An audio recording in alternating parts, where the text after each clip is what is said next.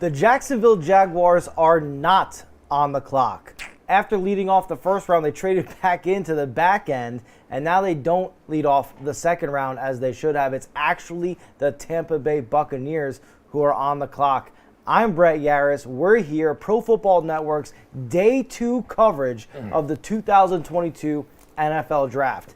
Thankfully, I'm not alone because it's going to be a long night. So with me is Pro Football Network's chief NFL draft analyst, Tony Pauline. Tony, yesterday was insane. We had kind of what we expected throughout the top 10, right? And then all of a sudden, flurry of trades, picks being exchanged, Hollywood Brown gets traded, then A.J. Brown's traded, and then all of a sudden pandemonium ensues. What was your reflection from day one of the NFL draft? Well, I don't remember a draft or a first round where you had so many veterans, so many talented veterans that were moved for draft picks. So it tells you that the teams don't want to pay the receivers, $100 million, which is what we saw A.J. Brown get last night on his way to moving to the Philadelphia Eagles. I think from a perspective of the players that were selected, the only real surprise was Cole Strange of University of Tennessee Chattanooga, who the New England Patriots took later on in the first round. I think everyone else who was supposed to go in round one, except for maybe Malik Willis, ended up in the first round. I had 27 of the 31 picks, for whatever that means. But then again, there was questions about Desmond Ridder. Boye Mafe was kind of questionable. He fell out. I guess the only guy that I think we are really surprised that fell out of the first round at this point in time was Malik Willis. Obviously, when you get guys like A.J. Brown traded, when you get Hollywood Brown traded, that's a surprise. I think the biggest surprise is coming into it, we thought Deebo Samuel was going to be the receiver that was going to be traded. And we thought that A.J. Brown was actually going to stay with the Titans because everything coming out of A.J. Brown's camp and the Tennessee Titans camp was the sides were working to get a mutual agreement and everything was good, where Deebo Samuel's like, I want out of San Francisco. Well, let's stay on Deebo Samuel because I do want to get to the quarterback situation in this draft.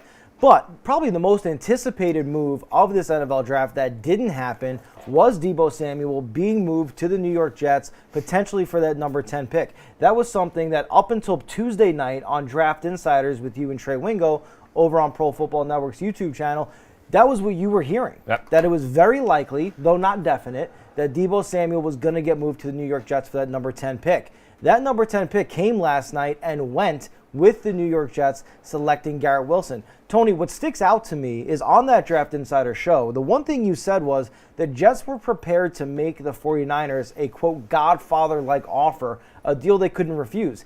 Ian Rappaport from the NFL Network today confirmed the Jets did indeed make that offer. Yep. What he said was, quote, the New York Jets made a Tyreek Hill or a Devontae Adams type offer to the 49ers, which the 49ers declined. Now, why do I say that's a Godfather-like offer? Deebo Samuel is not Tyreek Hill, and he is not Devontae Adams, and yet that was the offer the 49ers faced. Why didn't that deal get done? And it was for the 10th pick of the draft. Right. I mean, Tyreek Hill was later on. Devontae Adams was later on in the ground. This was the 10th pick of the draft, and there were extra selections. My information was one of those early second-round choices, which the Jets traded away to move up back into the first round, was also part of the package deal, and later picks. Last year, prior to the 2021 NFL draft, I wrote an article a week before the draft when everyone thought that Mac Jones was going to go to the San Francisco 49ers. And I said, it's going to be Trey Lance. And it's going to be Trey Lance because Kyle gets what Kyle wants in San Francisco. Kyle Shanahan rules the roost. Deebo Samuel is Kyle Shanahan's creation. There are only a few coaches that can do what Deebo Samuel that Kyle Shanahan has done. There may be none. So Kyle Shanahan does not want to get rid of Deebo Samuel. That's his guy. That's his creation. No one was going to get the production out of Deebo Samuel that Kyle Shanahan has. It's going to be interesting to see what happens. I mean, Deebo Samuel doesn't have a lot of options. He can't sit out a year because of the collective bargaining agreement. The 49ers don't want to pay him $23-24 million, which is the money he's going to want. They may want to pay him $19 to $20, maybe $21 million, and they're going to have to trade Jimmy Garoppolo to get that money under the cap. They may have a very disgruntled Deebo Samuel on their hands, which they don't want. I mean, this was a team that was one drive away from going to the Super Bowl. So I think it's Kyle Shanahan more than anything else saying, this is the guy I want. We're not trading him. I don't care. So I was almost right, even though I got destroyed on Twitter, understandably so. Let's see what happens here. Was it the right choice? Well, if they can sign Deebo Samuel to some sort of extension to make him happy and get him back to where he was, to the productivity he was, it works out. Yeah, look, John Lynch was asked about moving Deebo Samuel, and he was very clear. I don't envision a scenario in which Deebo is not a 49er, is exactly what he said. And like Tony said on the show on Tuesday, the Jets made an above-market offer for that wide receiver, and they didn't bite. So we'll see what happens. You know who also said, I can't envision moving on? John Schneider and Pete Carroll about Russell Wilson. That is very true. So, you got to take it with a grain of salt. But the Niners stuck to their guns. They had an offer, and they could have really reloaded. Maybe a Garrett Wilson. I thought it was a Jameson Williams, but they want Deebo Samuel. By the way, all of the reports that we're referencing here at ProFootballNetwork.com, that's exactly where they can be found, at the ProFootballNetwork.com website. We have a news and rumors tracker where you'll find all of Tony Pauline's reports, in addition to our other Pro Football Network insider, Aaron Wilson. By the way, you mentioned Jerry Garoppolo. Aaron Wilson reporting that he's hearing that if Jimmy Garoppolo is to be traded, the 49ers are looking for a second-round pick. So it looks like the 49ers are really intent on keeping their guys unless they're absolutely blown away by a trade offer. So we'll see what happens. You know who doesn't have a second-round pick? The Carolina Panthers, who are in desperate need of a quarterback. So again, talking about Jimmy Garoppolo, the Baker Mayfield watch is also on for the next 2 days. I was going to say, that was another report, Tony, that you had brought up on Draft Insiders, which was that if Baker Mayfield was going to be traded during the draft, it was not going to happen on night one. If it were to happen, it would be day 2 or day 3. Well, Tony, we're on the precipice of day 2. It's now officially Baker Mayfield watch. A lot of people saying this is a weak quarterback class in the draft, so by default, Baker Mayfield is the best available quarterback. It is day 2. This is potentially when we can start to see him be moved. We'll see. There's a lot of hurdles for the Cleveland Browns to overcome to pull that trade off. Yeah, and if he's traded today, it's not necessarily going to be for a second-round pick, Baker Mayfield. It could be for a 4th. It could be for a 5th. The Browns want to get rid of him. But as I said time and time again, whatever team trades for Baker Mayfield Cleveland's going to have to take on the largest portion of that salary. It's almost $19 million guaranteed. No one wants to do the Cleveland Browns a favor by taking Baker Mayfield off of their hands, as I reported Tuesday, because of that contract that they gave Deshaun Watson, which is the contract of the future for all those types of quarterbacks. Now you have a star quarterback. When he comes up for renegotiation, you're going to have to give him $230 million guaranteed. So none of the other NFL teams' owners are very happy about that. It may become a point where they just give Baker Mayfield away. We talked about this. If he's not traded over the next couple of days, it may be a while. He may not get traded until the summertime. It's certainly a situation we need to be keeping our eye on because, like we said, it's potential that Baker Mayfield is the best available quarterback over the course of this weekend. And how do I say that so confidently? Last night, one quarterback was taken in the first round of the draft, just one. We saw more linebackers go. We saw more defensive tackles go. Only one quarterback. That, of course, Tony, was Kenny Pickett of Pittsburgh University going to and staying home with the Pittsburgh Steelers. Tony, I believe you had Malik Willis as your 3rd best available quarterback. Number one. Kenny Right. Pickett was number 3. Right. Matt Corral was number 2. Correct. Matt Corral and Malik Willis, your top 2, Right. didn't go in the first round last night. Nope. It was a surprise to everybody that Kenny Pickett was the first one off the board. Yep. How long will we have to wait to hear those names begin to be called? Well, I don't think it's a surprise that Kenny Pickett was first because a lot of people, including myself, thought that the New Orleans Saints would take Kenny Pickett before the Pittsburgh Steelers were called to the clock. I think the bigger surprise was, based on everything everyone was hearing all the way through the process, that the Steelers passed up on Malik Willis and went with Kenny Pickett. But as I said yesterday, information is key when it comes to the NFL draft. And the Steelers knew everything about Kenny Pickett because he practices right there. They're right in the same facility. So they play in the same stadium. They knew everything about it. There were no questions. You got to imagine when you look at the first 12 picks of round 2, except for the New York Jets and the Chicago Bears, I mean, any team literally up to the Cleveland Browns that have the 12th pick of the second round can take a quarterback. Yeah. The Seattle Seahawks have 2 selections, number 40, number 41. I'm told, as I reported yesterday, as I had in my mock draft, the Seahawks were thought to wanted to trade up into the back end of round 1 and draft Desmond Ridder. Maybe they're looking at the situation right now and they're saying, hey, we'll have a choice of Desmond Ridder, Malik Willis, or possibly Matt Corral. I don't think the Houston Texans, with the 5th pick, round 2, the 37th pick, are going to take a quarterback. I think they are pretty happy with Davis Mills, and they want to see where it goes with that. Bottom line is this. I would be surprised if Malik Willis is still on the board at number 44. If there are some sort of red flags, and I know with Willis, it's not a character issue. Mm-hmm. Maybe teams are like, this guy is much further away from being NFL ready than anyone on the outside has projected. Really interesting. You mentioned the Houston Texans and Davis Mills. Davis Mills, by the way, if you go to Pro Football Network, we exclusively have something called the offensive value metric. And this is a behavioral science metric that aims to place value on an individual player's individual performance. Davis Mills rated very highly in that last season. Not a surprise to see the Texans believe in him going further. You can see that entire offensive value metric database over at ProFootballNetwork.com. With Malik Willis still potentially on the board, with Matt Corral still on the board going into the second round, we are expecting a ton of movement early and often in rounds 2 and 3. Now, for those of you at home who may be kind of relatively new to the NFL draft or may not really understand kind of how it all works, in the first round, each team gets 10 minutes to make their selection.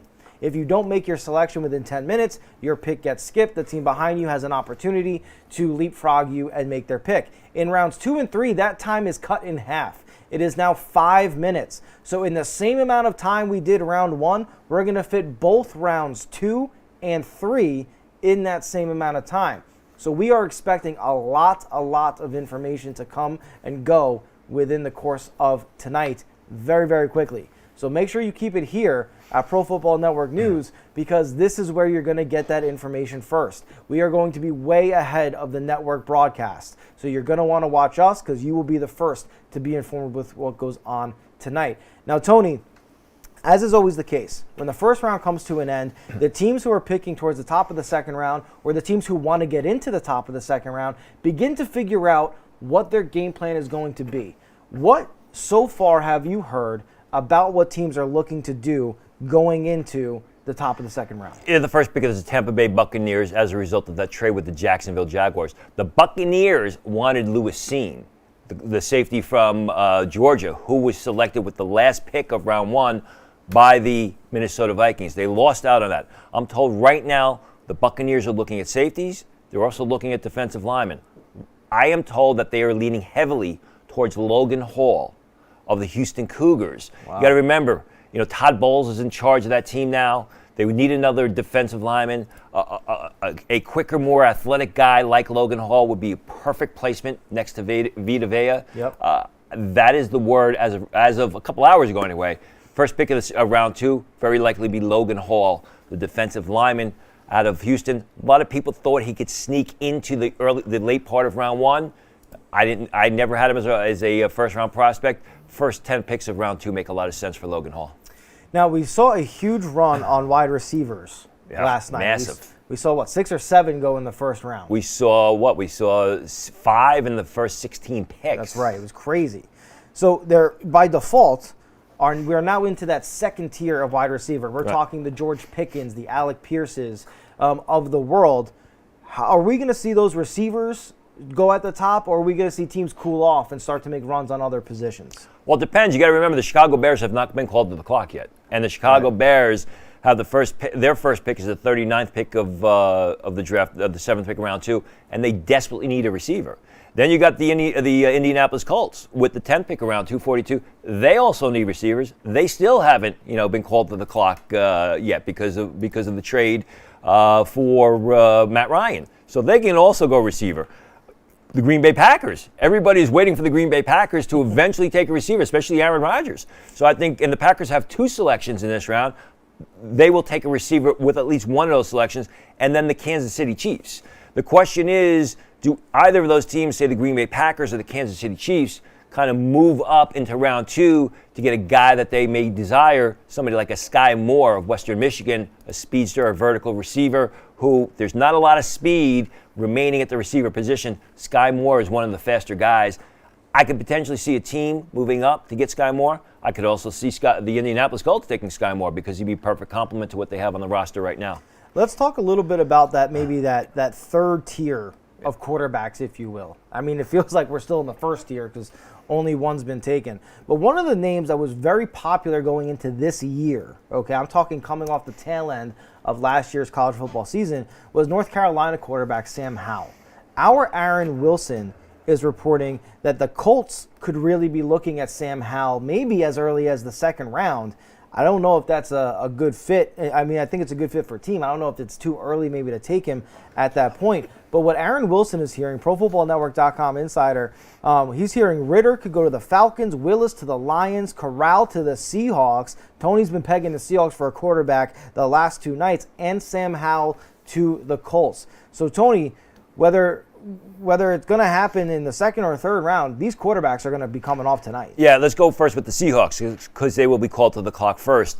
I keep hearing Desmond Ridder. There's been some late chatter about Matt Corral. It'll be interesting to see. The information I had last night was they were going to trade back into the tail end of round 1 for Desmond Ridder. The Indianapolis Colts, they got Matt Ryan. They got to start to get a guy in there to mold for the future. I'm not a big Sam Howell guy in the early part of round 2. He did not have the season that many had anticipated. Sam Howell, coming into the year, was projected by many as a potential top 15 pick. He was very disappointing throughout the 2021 season. He had a solid Senior Bowl. The problem with Sam Howell is he's not very big. He's kind of a smaller pocket passer, throws the ball downfield relatively well, but he's got some limitations. As far as the Falcons, signed Marcus Mariota after trading Matt Ryan. It also makes sense for them to draft their quarterback of the future. Yeah. And I think in every single case that we mentioned, except for maybe Seattle, these guys don't have to play come September. In Atlanta, in Indianapolis, obviously, who hopes to make a playoff run, even in Seattle, they can sit, they can learn, they can observe, they can basically be Patrick Mahomes, if you will, sit for their rookie season. Let's talk a little bit more about the Detroit Lions in this regard. The Detroit Lions, a lot of people leading up, and you got this question so often on Draft Insiders, right, which aired every Tuesday during draft season, was could the Lions take Malik Willis at 2? Right? They need a quarterback. Could they reach for him at number 2? Not only did they not reach for him at 2, they took Aiden Hutchinson. They traded back into the bottom of the first round and took another player whose name was not Malik Willis. But now here they are towards the top of the second round. Could Malik Willis be their pick and Detroit Lions fans go home happy? I'd be surprised if Malik Willis is still around in the middle of round 2 where the Detroit Lions select.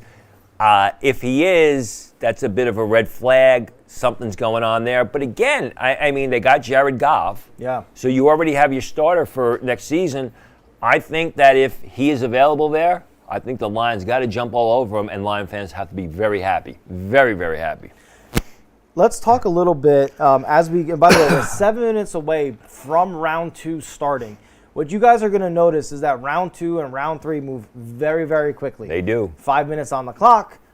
Teams already kind of have an idea of where they're going. All of the players that had a lot of mystery surrounding them, who's a first-round pick, who's a second-round pick, a lot of them have been taken.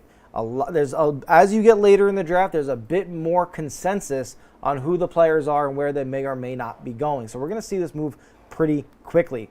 That's why we're anticipating lots of quarterbacks coming off the board. A position that was not taken in the first round was the tight end position. Yep. We thought that if a tight end went, it could be Trey McBride. The Cincinnati Bengals seemed like a likely landing spot. They did not go with him. They went with Daxton Hill, the safety out of Michigan. So now they're going to Trey McBride is now in that collection of tight ends. Are we going to see that position get moved? Yeah, well, he's not in a collection of tight ends. That's the thing with Trey McBride is he is far and away tight end number 1. And he is looked upon, as I said in the article today, really the only sure thing at the position. You got Jeremy Ruckert, the Ohio State tight end, who was highly rated coming into the season. He's got a foot issue. You've got Greg Dulcich, who's got some off-the-field questions. And Dulcich, when you watch the film, he's the legitimate downfield threat. He's the guy that gets downfield and makes big plays. It was surprising to see him fall. Again, you look at the top of round 2, Tampa Bay, the New York Giants, the New York Jets to a certain extent. I mean, these are teams that can draft tight ends, that need tight ends. Baltimore Ravens, possibly. Washington Commanders. I'm going to keep calling Redskins, sorry. Washington Commanders with the 15th pick round 2. I think what will happen is if Trey McBride gets past the Commanders at 15, you'll start to see some of those teams, maybe the Cardinals, maybe the Cowboys, try and trade up to grab them. Well, look, here's a position we're actually used to seeing not get taken in round 1, or far and few between getting taken in round 1, because this position has continued to be devalued around NFL draft time, and that is the running back position. We didn't see a running back taken in round 1. There's a very tight group of running backs that we could see some movement on in the second round. Do we see a run on something like running backs early in the second round? Run, I'd be shocked. Breece Hall is going to be the first running back that comes off the board. The information I had as a few hours ago is that the Houston Texans will take him with the 5th pick around to the 37th overall pick. It could be a while before the next running back is taken. The next team that you're looking to take a running back are the Buffalo Bills, who many thought could take Breece Hall in the first round, but they went with the big cornerback, Kier Elam. I think the Buffalo Bills will take a running back late in round 2. Whether or not that running back is Isaiah Spiller of Texas A&M or Kenneth Walker of Michigan State remains to be seen. Really, really fascinating, because the running back position in the NFL has continued to evolve, right? Not more than 10, maybe 12 years ago, the running back position was still, you wanted your ground and pounders, the guys who would be your bell cows, carry the ball 25, 30 times a game. I'm thinking even further than that, guys like Ricky Williams, your LaDainian Tomlinsons, getting all of these touches. Then you got these contracts that start to get given out to players like Christian McCaffrey, who's missed a ton of time due to injuries off of massive contracts. Derrick Henry gets a massive contract, carries, and has a ton of touches in 2020, faces injuries in 2021. Are we going to see the running back position continue to slide as a premier position, even maybe out of the second round? It all depends on the player. You know, Breece Hall is a tremendous all-around back from Iowa State. He's a terrific ball carrier that grinds it out on the inside. He's got the speed and agility necessary to turn the corner. He's a terrific pass catcher out of the backfield. He also did a sensational job blocking for Brock Purdy, who was your run-pass option type of quarterback. So I don't think it's so much the position versus the player. They keep saying, you know, you're not going to take a safety early. Well, you're not going to take a Kyle Hamilton safety early.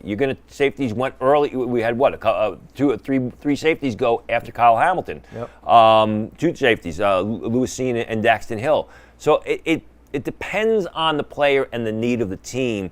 I don't think the position overall is going to be devalued. It's just a matter of, you know, what you want out of that position, and are those players available. Okay. We're 2 minutes, guys, from the Tampa Bay Buccaneers officially. I mean, they're technically on the clock the moment the first round ends, but they're officially on the clock in about 2 minutes at 7 o'clock Eastern time, 4 o'clock out in the Pacific. So we're going to see what they do here. As we start to get closer and closer to the top of this second round, Tony, a lot of offensive linemen went yesterday. Yep. Offensive linemen in the first round were the most drafted position next to wide receivers. We saw everything from 4 or 5 tackles, 2 or 3 guards. Aside from Cole Strange, who we know was it caught Sean McVay off guard. He was a little upset that he spent time scouting him, thinking he'd be there at pick 104 when the Patriots took him in the first round. So aside from that pick, Tony, what was the offensive lineman team pairing that you felt was maybe the best coming out of round 1? Obviously the Giants and Evan Neal, because the Giants wanted a right tackle, and as I said in my preview yesterday before the first round started, there were a lot of teams that had medical concerns about Evan Neal, but the Giants were fine with it. And I also spoken to one of my New York writer buddies, and I told him that earlier in the week, what I was hearing was everybody thought the Giants loved Charles Cross. And the Giants were happy with that because the player that they wanted was Evan Neal. And we saw last night that the Giants passed up on Charles Cross to take Evan Neal. Yep. They want that pure sort of plug-and-play right tackle. That's what Evan Neal is. So I thought that was a terrific fit. Carolina with Aquanu, I want to see where they're going to play him. I still don't feel that Aquanu is a natural left tackle. I think he's a potential right tackle. I think he's going to be, if you want him to be, he could be a tremendous guard. I think Seattle taking Charles Cross is a good fit. I think Seattle wanted to trade down. They couldn't trade down. They got a terrific left tackle. Trevor Penning at New Orleans. Again, they're going to put him at left tackle. I think Trevor Penning is more of a right tackle prospect. I think he's going to be a darn good right tackle prospect. I think he will struggle at left tackle. Let's see what happens this season. Very fascinating. And by the way, it is now official. The Tampa Bay Buccaneers, with pick 33 overall, pick 1 of round 2, are officially on the clock.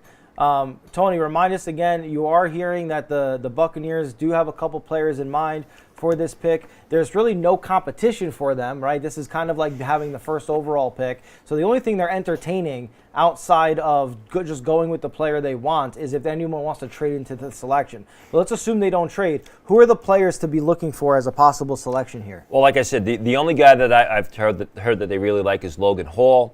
I mean, maybe a Travis Jones. They want a bigger defensive tackle, the kid from UConn. None of the safeties, maybe a Jalen Petrie of Baylor. I mean, that is a Todd Bowles type of safety. He's viewed as sort of a honey badger type of player. There's some questions about his cover skills in the game situations, even though he showed the ability to cover at the Senior Bowl during one-on-one coverage drills. But again, I'm hearing Logan Hall, and Logan Hall really fits the mold of what Tampa Bay has done and what Todd Bowles has done over the course of time. That smaller, more athletic type of defensive lineman, quick off the snap, a guy who can change direction, can play a 3-technique spot. Certain packages you can kick him out to end. I'm pretty sure it's going to be a defensive player or a player from the defensive side of the ball. I don't think they're going to take Trey McBride here, although they'd like a younger tight end. Well, Todd Bowles, of course, taking over as the head coach for Bruce Arians in Tampa Bay, following Tom Brady's announcement to come back to the Tampa Bay Buccaneers. Not that he really had a choice. Bruce Arians deciding to go into a front office position with Tampa Bay, allowing the succession for his good friend Todd Bowles to take over as head coach. And again, just quick, I know there's been a lot of rumors about Tom Brady, the Dolphins, the Brian Flores lawsuit. It's all BS. There's really one simple thing here.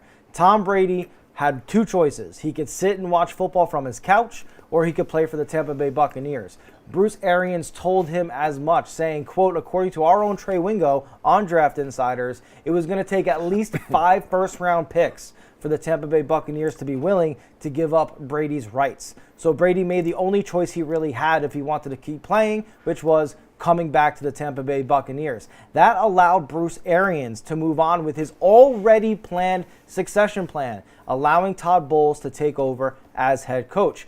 Todd Bowles, New York Jets fans remember him well. He was the head coach in New York, has a very rich history coaching the secondary. But he is a defensive guy. His defenses are constantly strong. Would love to see if he's going to make that move to strengthen that defense. If I was offered 5 first-round picks for Tom Brady, I'd take it in a heartbeat. I mean, there's sentimentality with the guy, but 5 first-round picks, if they could get it, God bless them. They got to take that deal. Absolutely. It's just, it's one of those situations where Tampa is now kind of sitting in this interesting window. One of the questions is, do they want to take a quarterback to start to groom as the heir apparent to a Tom Brady? Something that the Patriots didn't do the year after. Then they get Mac Jones and they go to the playoffs, and there's still some questions about him. Is Tampa Bay proactive? We've been talking about quarterbacks coming off the board early tonight. I don't know at pick 33, but it's not out of the realm of possibility. Like you said, aside from the Jets and the Bears, every team in this early part of the draft of the second round could look quarterback. They did take Kyle Trask last year at the end of round 2. Kyle Trask, the quarterback for Florida, which I thought was a great pick. Yeah. Because he could learn behind Tom Brady. He is basically that sort of pocket passer that they like with average mobility. He's a good downfield passer. If they take a quarterback here, which I don't think they're going to do, it says that they've given up on Kyle Trask, who I thought was a good pick a year ago. So look, again, remember, guys, just like at the top of the first round last night, Tampa likely already knows who they're going to pick. They're probably being asked by the league to delay this a little bit so that the networks can get their commercials in. But as soon as the pick is in, we will know, and we'll let you know who it is as soon as we find out. But continuing to look ahead here. Let's say the Tampa Bay Buccaneers do go defense.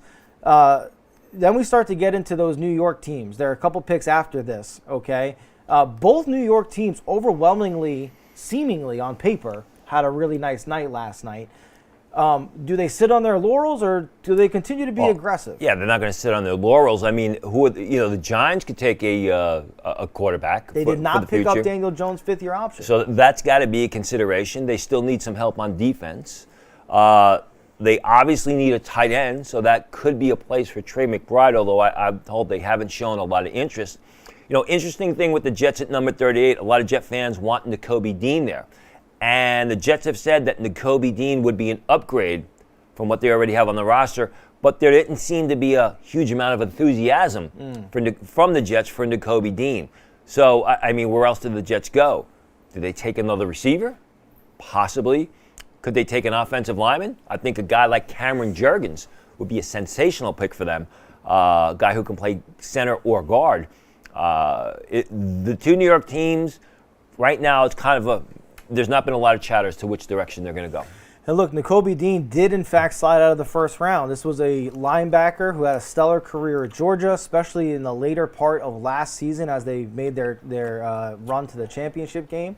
I think a lot of interesting talk about Nakobe Dean was that he was widely viewed as the top linebacker in the class. You were the first to say you were hearing he may be on his way out of the first round. Well, here we are, kicking off the top of the second round. Nakobe Dean was not selected last night in the first round. So let's have that conversation, Tony. Is he even a top of the second round type pick?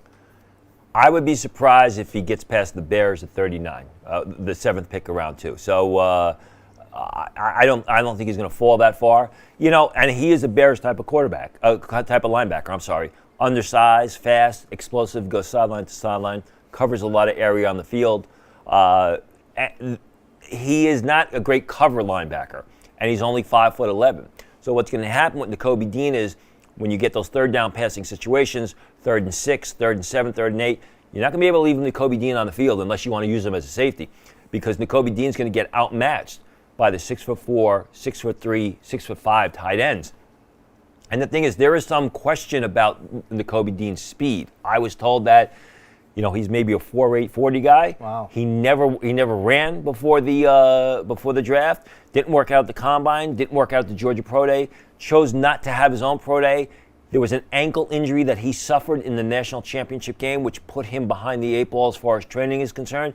So now you got a shorter linebacker who's under 230 pounds, who is perceived to be 40 slow, although he is football fast, and can only play 2 downs. That sort of player, as we talked about with Kyle Hamilton at a different position, there's a place for him at the next level. There's just not a place for him early in the draft. It's interesting to see how this all plays out. As you go through the draft process, the pundits and everyone start to kind of say like who their favorite players are, and believe it, you can always check. Everyone who loved Kyle Hamilton had some kind of Notre Dame ties back in their background. And what happened? Kyle Hamilton slid out of the top 10, ended up going pick 14. Nakobe, go ahead. I was going to say, probably the only thing more bizarre that as far as things that happened in the draft was what we just saw on the tube with Donny Osmond hugging and embracing Paul Stanley of Kiss. Go figure that one out. And again, they're finally on the clock, the Tampa Bay Buccaneers.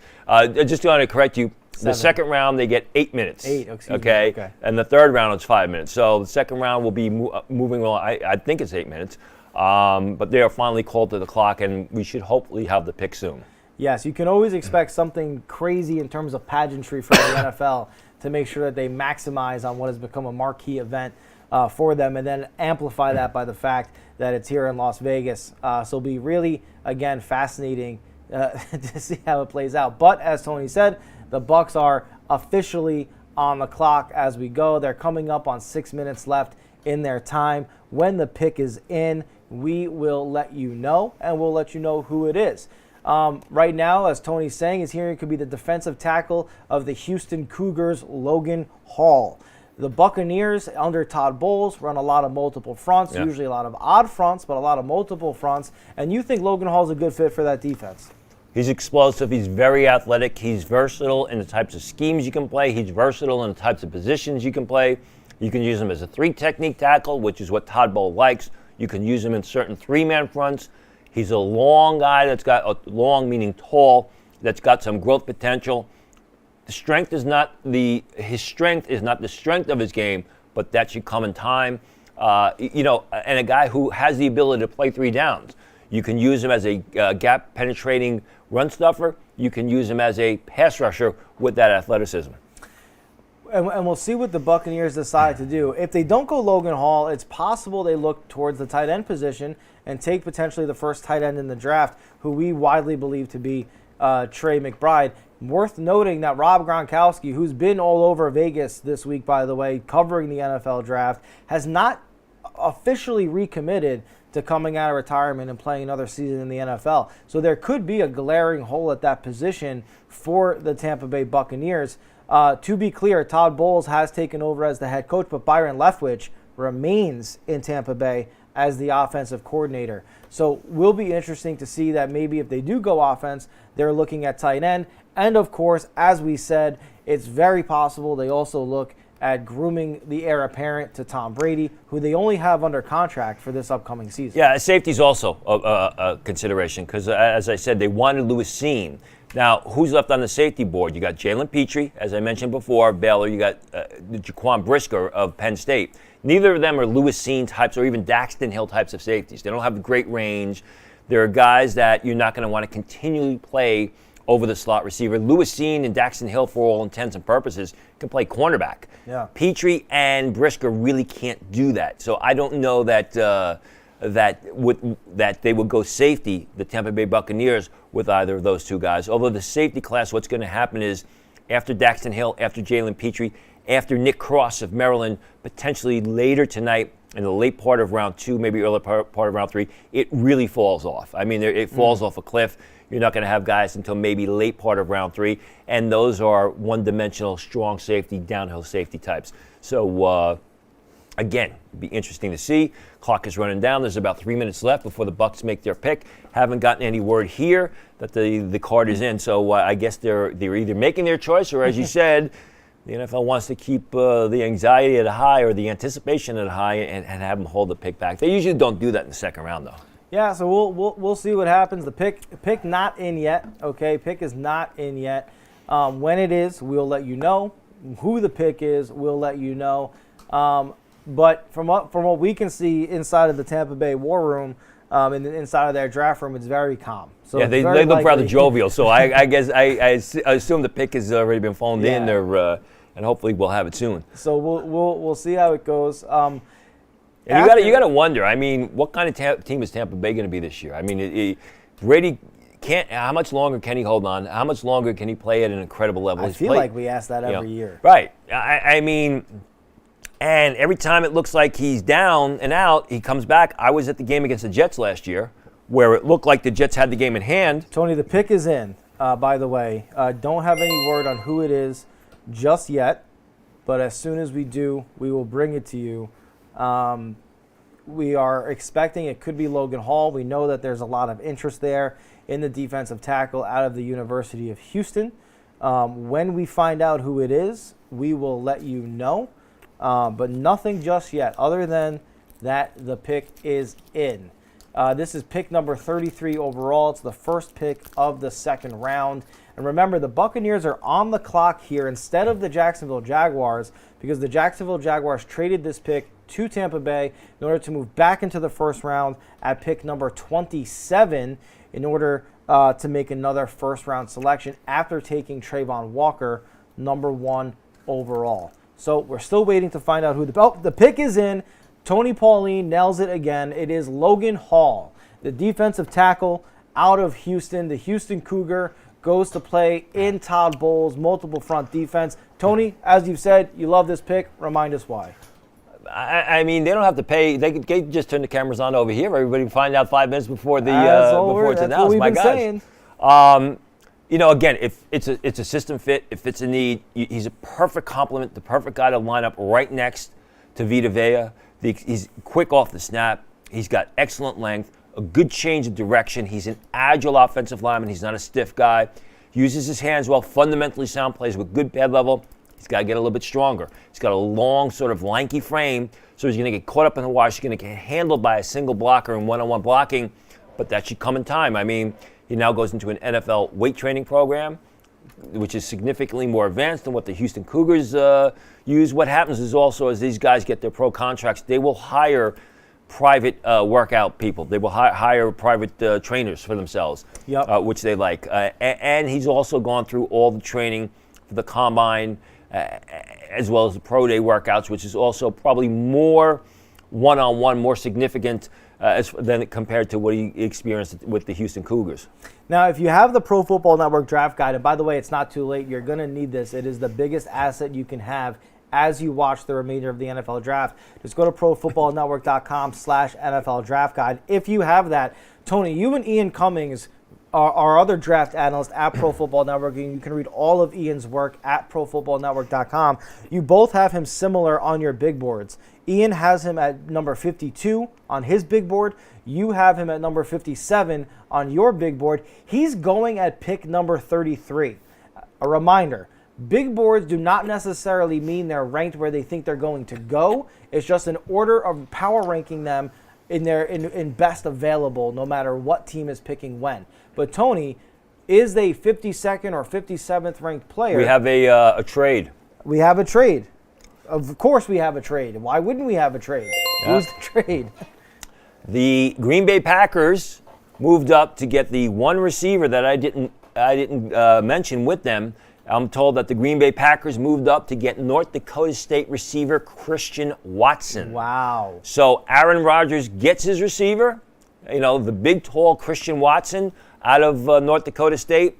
Watson was a guy who was a solid receiver on the 1AA level for North Dakota State, which has been one of the best programs in that division the past 5 years. Carson Wentz has come out of there. You've had a lot of players come out of there. Caught the ball well, I should say. I won't say reasonably. Caught the ball well at the Senior Bowl. In fact, he was the most consistent pass catcher at the Senior Bowl. Then goes on to the Combine, runs 4.34 in the 40, much faster than anyone ever thought. So things trended well, right, for Christian Watson. Some people thought he was a first-round pick. I had got no first-round grades on him. I thought second round all along. Aaron Rodgers gets his receiver. Wasn't a first-round receiver, but it was close to a first-round receiver. This is the second time the Minnesota Vikings have traded with a division rival in this year's draft. They helped out the Detroit Lions, allowing them to move back, and they are helping out the Green Bay Packers in getting the wide receiver. Green Bay has traded with the Minnesota Vikings. The Minnesota Vikings gave up the Minnesota Vikings gave pick number 34 to the Green Bay Packers, and in return, the Minnesota Vikings received picks number 53 and 59. Wow. Picks number 53 and 59, and the Green Bay Packers get their wide receiver, Christian Watson, out of North Dakota State. I saw something very funny earlier today, Tony. Had the Green Bay Packers not made this trade, they were slated to pick at number 53. Right. And what I was hearing was that means the Green Bay Packers had roughly an hour to figure out how to most piss off Aaron Rodgers and not take a player who would help him. They do the opposite. They are aggressive in ways they haven't been in the past, and they get a wide receiver. It's interesting because the player I heard that the Vikings were interested in at 34 or interested in this round is David Ajabu of Michigan, pass rusher. The guy who probably was a top 10 talent, tore his ACL in the pro day workout. His Achilles. His Achilles during the pro day workout, which is probably the worst time you could do it because it's so late in the process. He's probably not going to play this season. So, maybe the Vikings are thinking, look, we'll take our chances. We'll go to the bottom of round 2, and if Ajabo's there, we'll take him at the bottom of round 2. I don't think Ajabo's going to last that long, though. It is very interesting whenever you see two teams trade with one another from the same division, because ostensibly they're helping each other out. Will remain to be seen if the Vikings are helped out by this trade, but the Packers certainly have to be feeling good. They get Christian Watson, one of the faster wide receivers moving up the draft board, according to you on Draft Insiders with Trey Wingo on our Tuesday night show over on the Pro Football Network News YouTube channel. So the round just started. The Buccaneers made their pick. The second that pick was in, it was Logan Hall. The Green Bay Packers execute a trade. They come up, they get Christian Watson. We are now on pick number 35, the third overall pick of the second round. Stay tuned. As soon as that pick is in, we'll be bringing it to you the way we have. And by the way, that pick is in already. Pick number 35 is the Tennessee Titans. They are taking Roger McCreary, wow, good, the cornerback out of the University of Auburn. That is correct. The Tennessee Titans were on the clock at pick 35. That pick is in and has been made. It is Roger McCreary, the cornerback out of Auburn. Tony, you have, Ian Cummings, our draft analyst over at Pro Football Network. He has Roger McCreary as the 59th ranked player on his big board. But again, that means he's got somewhere second-round credentials. You like this pick at the top of the second round. Yeah, I mean, the cornerbacks are pretty much coming off the board as I thought. I had Ahmad Gardner and Derek Stingley, my top two. They went They went right after each other. I had Trent McDuffie and Carol Elam as 3 and 4. They went close. Then I had Roger McCreary. Andrew Booth is a guy that's falling that we can talk about. Listen, Roger McCreary, when you look at the guys that have the best ball skills, he's right up there with Derek Stingley as far as the most consistent ball skills, as concerned as a guy that consistently makes plays with his back to the ball, that knows how to get his head back around, locate the pass in the air, terrific back pedal, quick flipping his hips. Go back and watch the Alabama game, the Auburn-Alabama game, and look what McCreary did to John Mechie and Jamison Williams. Just shut them down. Yeah. Why did he fall this far, or why didn't he go in the first round? Comes into combine, he's under 6 foot tall. He's at the Senior Bowl, he's got 28-inch arms. At the combine, he runs in the low 4.5s. So he just doesn't have the measurables or the computer numbers. But he is a fantastic cover corner. This was an outstanding pick by the Tennessee Titans. And as such, Tony, you have him rated as the 27th player on your big board. So you absolutely feel that the Tennessee Titans got value with this pick, being able to get him at pick 35. That means the Giants would be on the clock, but there's been another trade. The New York Giants have traded with the New York Jets. So they flip-flopped each other. The Jets are on the clock here at pick number 36. This could be Breece Hall. This could be Breece Hall. There is talk that the Jets want another back to help with Michael Carter. To kind of, share the ball with Michael Carter. Yeah. Breece Hall, like I said, is that do everything back. Why are they trading up ahead of the Houston Texans? Because everybody believes that the Texans are taking Breece Hall. So that's probably, I wouldn't be surprised if the Jets take Breece Hall with this pick. All right, we'll see what happens. It is Breece Hall. Breece Hall is the 36th overall pick of the second round. He goes to the New York Jets. Tony, spot on again. You said in our preview show for this show tonight that Breece Hall would, in fact, be the first running back taken off the board. The running back of Iowa State is the first running back taken off the board. It looks like the Jets gave up a fifth-round pick to move up 2 slots. They got the Giants got the 38th selection and 146th selection, which I believe is probably early round 5. So in your estimation, the Jets continue to have, at least on paper, a really solid draft. They had their 3 first-round picks last night: Jermaine Johnson, Sauce Gardner, Garrett Wilson, and now they get the best running back in the draft in Breece Hall. It looks great on paper, but like I said, the Jets always win in April, so they got to transition all this great talent on paper into production on the football field. That's sometimes has been the Achilles heel for the New York Jets. One of the things that's always been a challenge for New York, one of the many things that's always been a challenge for the New York Jets, is their inability to build around their young quarterbacks. They failed to do it for Mark Sanchez. They failed to do it for Sam Darnold. It looks like they're finally doing it, Tony, for Zach Wilson. They get the best, or what we consider to be, and who knows, these careers will play out how they play out, but in our estimation, the best wide receiver in the class in Garrett Wilson. They now get the best running back in the class in Breece Hall. They also were able to shore up Robert Saleh's defense. They get Sauce Gardner, widely regarded as the best cornerback in the class, even though Derek Stingley went 1 pick before him. And then as they were following the slide of Jermaine Johnson, Tony, they make the trade to come back in and grab him. I am not a New York Jets apologist by any stretch of the imagination, but even I have to say I am impressed with the job that Joe Douglas is doing. You could tell he knew he had to make moves in this offseason. Now, it comes down to two things, coaching and the player development and Zach Wilson. I mean, Zach Wilson was not good last year. He had his moments, but for the most part, it was not good. Zach Wilson's got to take a monumental leap because even if all these other guys pan out and Zach Wilson just doesn't get it, doesn't click for Zach Wilson, it really doesn't matter. I mean, they're going to be a team that wins 6 games. If Zach Wilson's able to take that leap, the Jets will compete in, you got the Buffalo Bills there, you got the Miami Dolphins, who are probably a stronger team, although they have questions at the quarterback position. You don't know the New England Patriots. You expect them to be improved with Mac Jones, but still, it's the Buffalo Bills and everybody else in the AFC East. Now, this is another selection, Tony, where you, draft analyst over at PFN, Ian Cummings, and our other draft analyst at Pro Football Network, Ali Hodgkinson, continue to be in lockstep. Both of you have Breece Hall in the 30s. But by the way, I got to cut it there because the pick is in. At number 37, the Houston Texans have selected the safety out of Baylor, Jalen Petrie. Right. So that was a safety you said to look for in the top of the second round. And here he is coming off the board at number 37. A Honey Badger type of player, played at Baylor, is now going to be playing for the Houston Texans. At Baylor, he was sort of a hybrid safety linebacker. Basically played up the field. Wasn't bad in coverage, but the coverage issue or the coverage skills, the ball skills were the question with Petrie.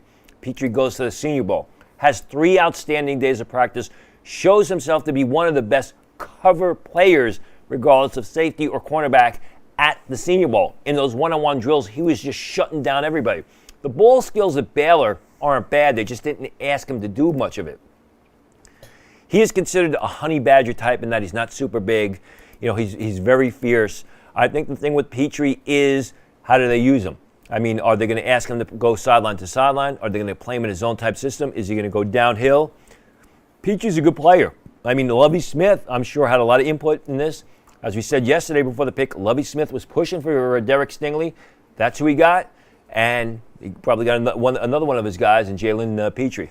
As we know, Lovie Smith runs the Tampa 2 defense. That's what he ran when he was in Chicago, bringing that to Houston. When you run that type of defense, you need 3 very crucial positions. You need a very, very good safety. You need a very good cover 2 corner who can play in the flats and the shallow. And you need a middle linebacker who can cover some ground. Lovie Smith, in his first year as the Houston Texans head coach, comes in and gets 2 immediate playmakers at those 2 crucial positions. So, quick recap because it's been flying here. Jalen Petrie is the pick just made by the Houston Texans at pick 37. Prior to that, Breece Hall was the selection by the New York Jets at number 36, following a trade from the New York Giants, who now move back to pick 38, who are now on the clock. Another trade. We have another, well, they were on the clock. Giants traded down. The Atlanta Falcons are now on the clock. The Atlanta Falcons are now on the clock. Now, Tony, we mentioned the Falcons as a team who could be making a move for a quarterback early in the second round. Right. Let's see what they do here. As soon as that pick comes in, we will let you know what it is. Remember, only one quarterback has been selected so far. That was number 20, Kenny Pickett, to the Pittsburgh Steelers. Tony, I want to go back to Breece Hall. Let's just, they make that pick to number 38. Number 39, the Bears, they're not going to take a quarterback, but you got the Seattle Seahawks sitting there at 40-41. They're going to take a quarterback with one of those 2 picks. You got the Colts at 42, who, as we talked about, could potentially take their quarterback. I think he said Aaron Wilson is talking about potentially Sam Howell of North Carolina going there. That's correct. So obviously Atlanta sees this. They moved up. I would be surprised if it's not a quarterback at this spot. And the compensation here is that the Giants are receiving picks number 43 and 114, while the Atlanta Falcons are moving up to 38. So the Falcons are on the clock at pick 38. We widely expect it to potentially be a quarterback here. If you're following along with Pro Football Network's analyst, that's Aaron Wilson, that's Tony Pauline. These guys have been dropping news and nuggets and breadcrumbs all draft season long. That is why we're able to get you this information before anyone else and as early as we are. And then additionally, we have our draft analysts in Ian Cummings and Ali Hodgkinson and Cam Mellor, who also have prepared you very well to understand who these players are and how they project at the pick is next in. level. It is not a quarterback. It is pass rusher Arnold Ebiketie of Penn State, who a lot of people thought could be a first-round pick. He's well-liked in the scouting community. He's a fierce guy, not the biggest guy in the world. I think we're probably both surprised that it's not a quarterback. I mean, did the Chicago Bears need a pass rusher that bad that they were going to take Ebiketie? Does the same thing with the Seattle Seahawks? You got to wonder what the Atlanta Falcons knew or were concerned about to make that move up. Now, when you talk to people in the scouting circle, they're going to say that this is good value. I'm not as high on him if you look at my board as others, but he is a tremendous pass rusher. They had the kid Owe. He's sort of in that mode. The kid that the Ravens drafted in the first round last year, undersized but explosive, fast up the field, very athletic. I am surprised. You mentioned that Aaron Wilson widely said that there could be the Falcons interested in a quarterback, someone like a Desmond Ridder. The Falcons may have believed they needed a pass rusher more, and that they weren't going to that Desmond Ridder may be there later for them when they pick again. But they are moving up for a pass rusher. Although, Tony, it's not the pass rusher I would have expected for them to come up and get. And I'm glad you announced who it was, because I absolutely would have unfortunately butchered the young man's name. So if you're glad I pronounce his name, so yeah, if you're happy about that, good luck to you. We'll see how this turns out now. With pick 39 is currently on the clock. Again, the Atlanta Falcons have selected the defensive end out of Penn State, Arnold Ebiketie. And that is who they traded up for. Remember, they're making this pick because they traded with the New York Giants. The New York Giants had this pick following a trade with the New York Jets. So all of a sudden, this pick has traded hands 3 times today. Looks like the Giants are trying to corner the market on the late 4th round and 5th round. It looks that way. We might be having an all-New York 4th and 5th round when this is said and done. But that being said, pick 38, after being in 3 different teams' hands, has finally been selected, and it is Arnold Ebiketie, the defensive end out of Penn State University. I am surprised, Tony. I think they need a quarterback. I think Arthur Smith went to be the head coach at the Atlanta Falcons with some expectations after seemingly reviving a dormant Tennessee offense. They fell below expectations. Matt Ryan, a franchise cornerstone, shipped to Indianapolis. Julio Jones gone the year before. Calvin Ridley suspended for a significant amount of time for gambling on NFL games. They're a franchise in disarray. I don't know that this was the pick I expected them to make early in the 2nd round. But as is the case in the NFL draft, and Tony knows better than anybody, different teams value different things, and all it takes is one guy, one person, one scout, one general manager to fall in love with you, and they will select you when they do. Hell, we saw Cole Strange get picked last night by the New England Patriots in the 1st round. That, too, was a shocker. I don't know that this is as much of a shocker. I think there was... Well, no, I think everyone was assuming they were going to take a quarterback. But, again, Arthur Smith is going to have some sort of say. And I'm sure if Arthur Smith at this point in time was, slamming his fist on the table, saying he wants a quarterback, he probably would have got it. Now, they take the pass rusher. They take Drake London with that first pick in round 1, the 8th pick of the draft. And I talked to a lot of people this morning who were just shocked. They're, like, Drake London's not fast. He's coming off a very serious ankle injury. He wasn't a good route runner. There's a lot of questions as to why Atlanta took Drake London with the 8th selection of the draft, made him the first receiver. So, obviously, like we said with the Jets, it looks great on paper right now. With the Atlanta Falcons, it doesn't look as great. We'll see how it plays out. We have a pick in. The Chicago Bears have made the pick at number 39. The Chicago Bears are selecting Kyler Gordon.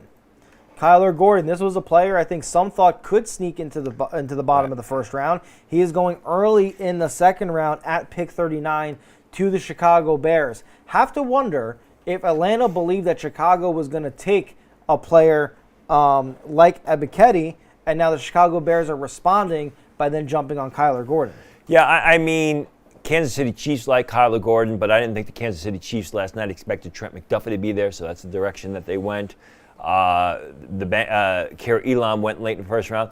Kyler Gordon, in my opinion, he's slower than McDuffie. He also doesn't have the same ability to make plays with his back to the ball.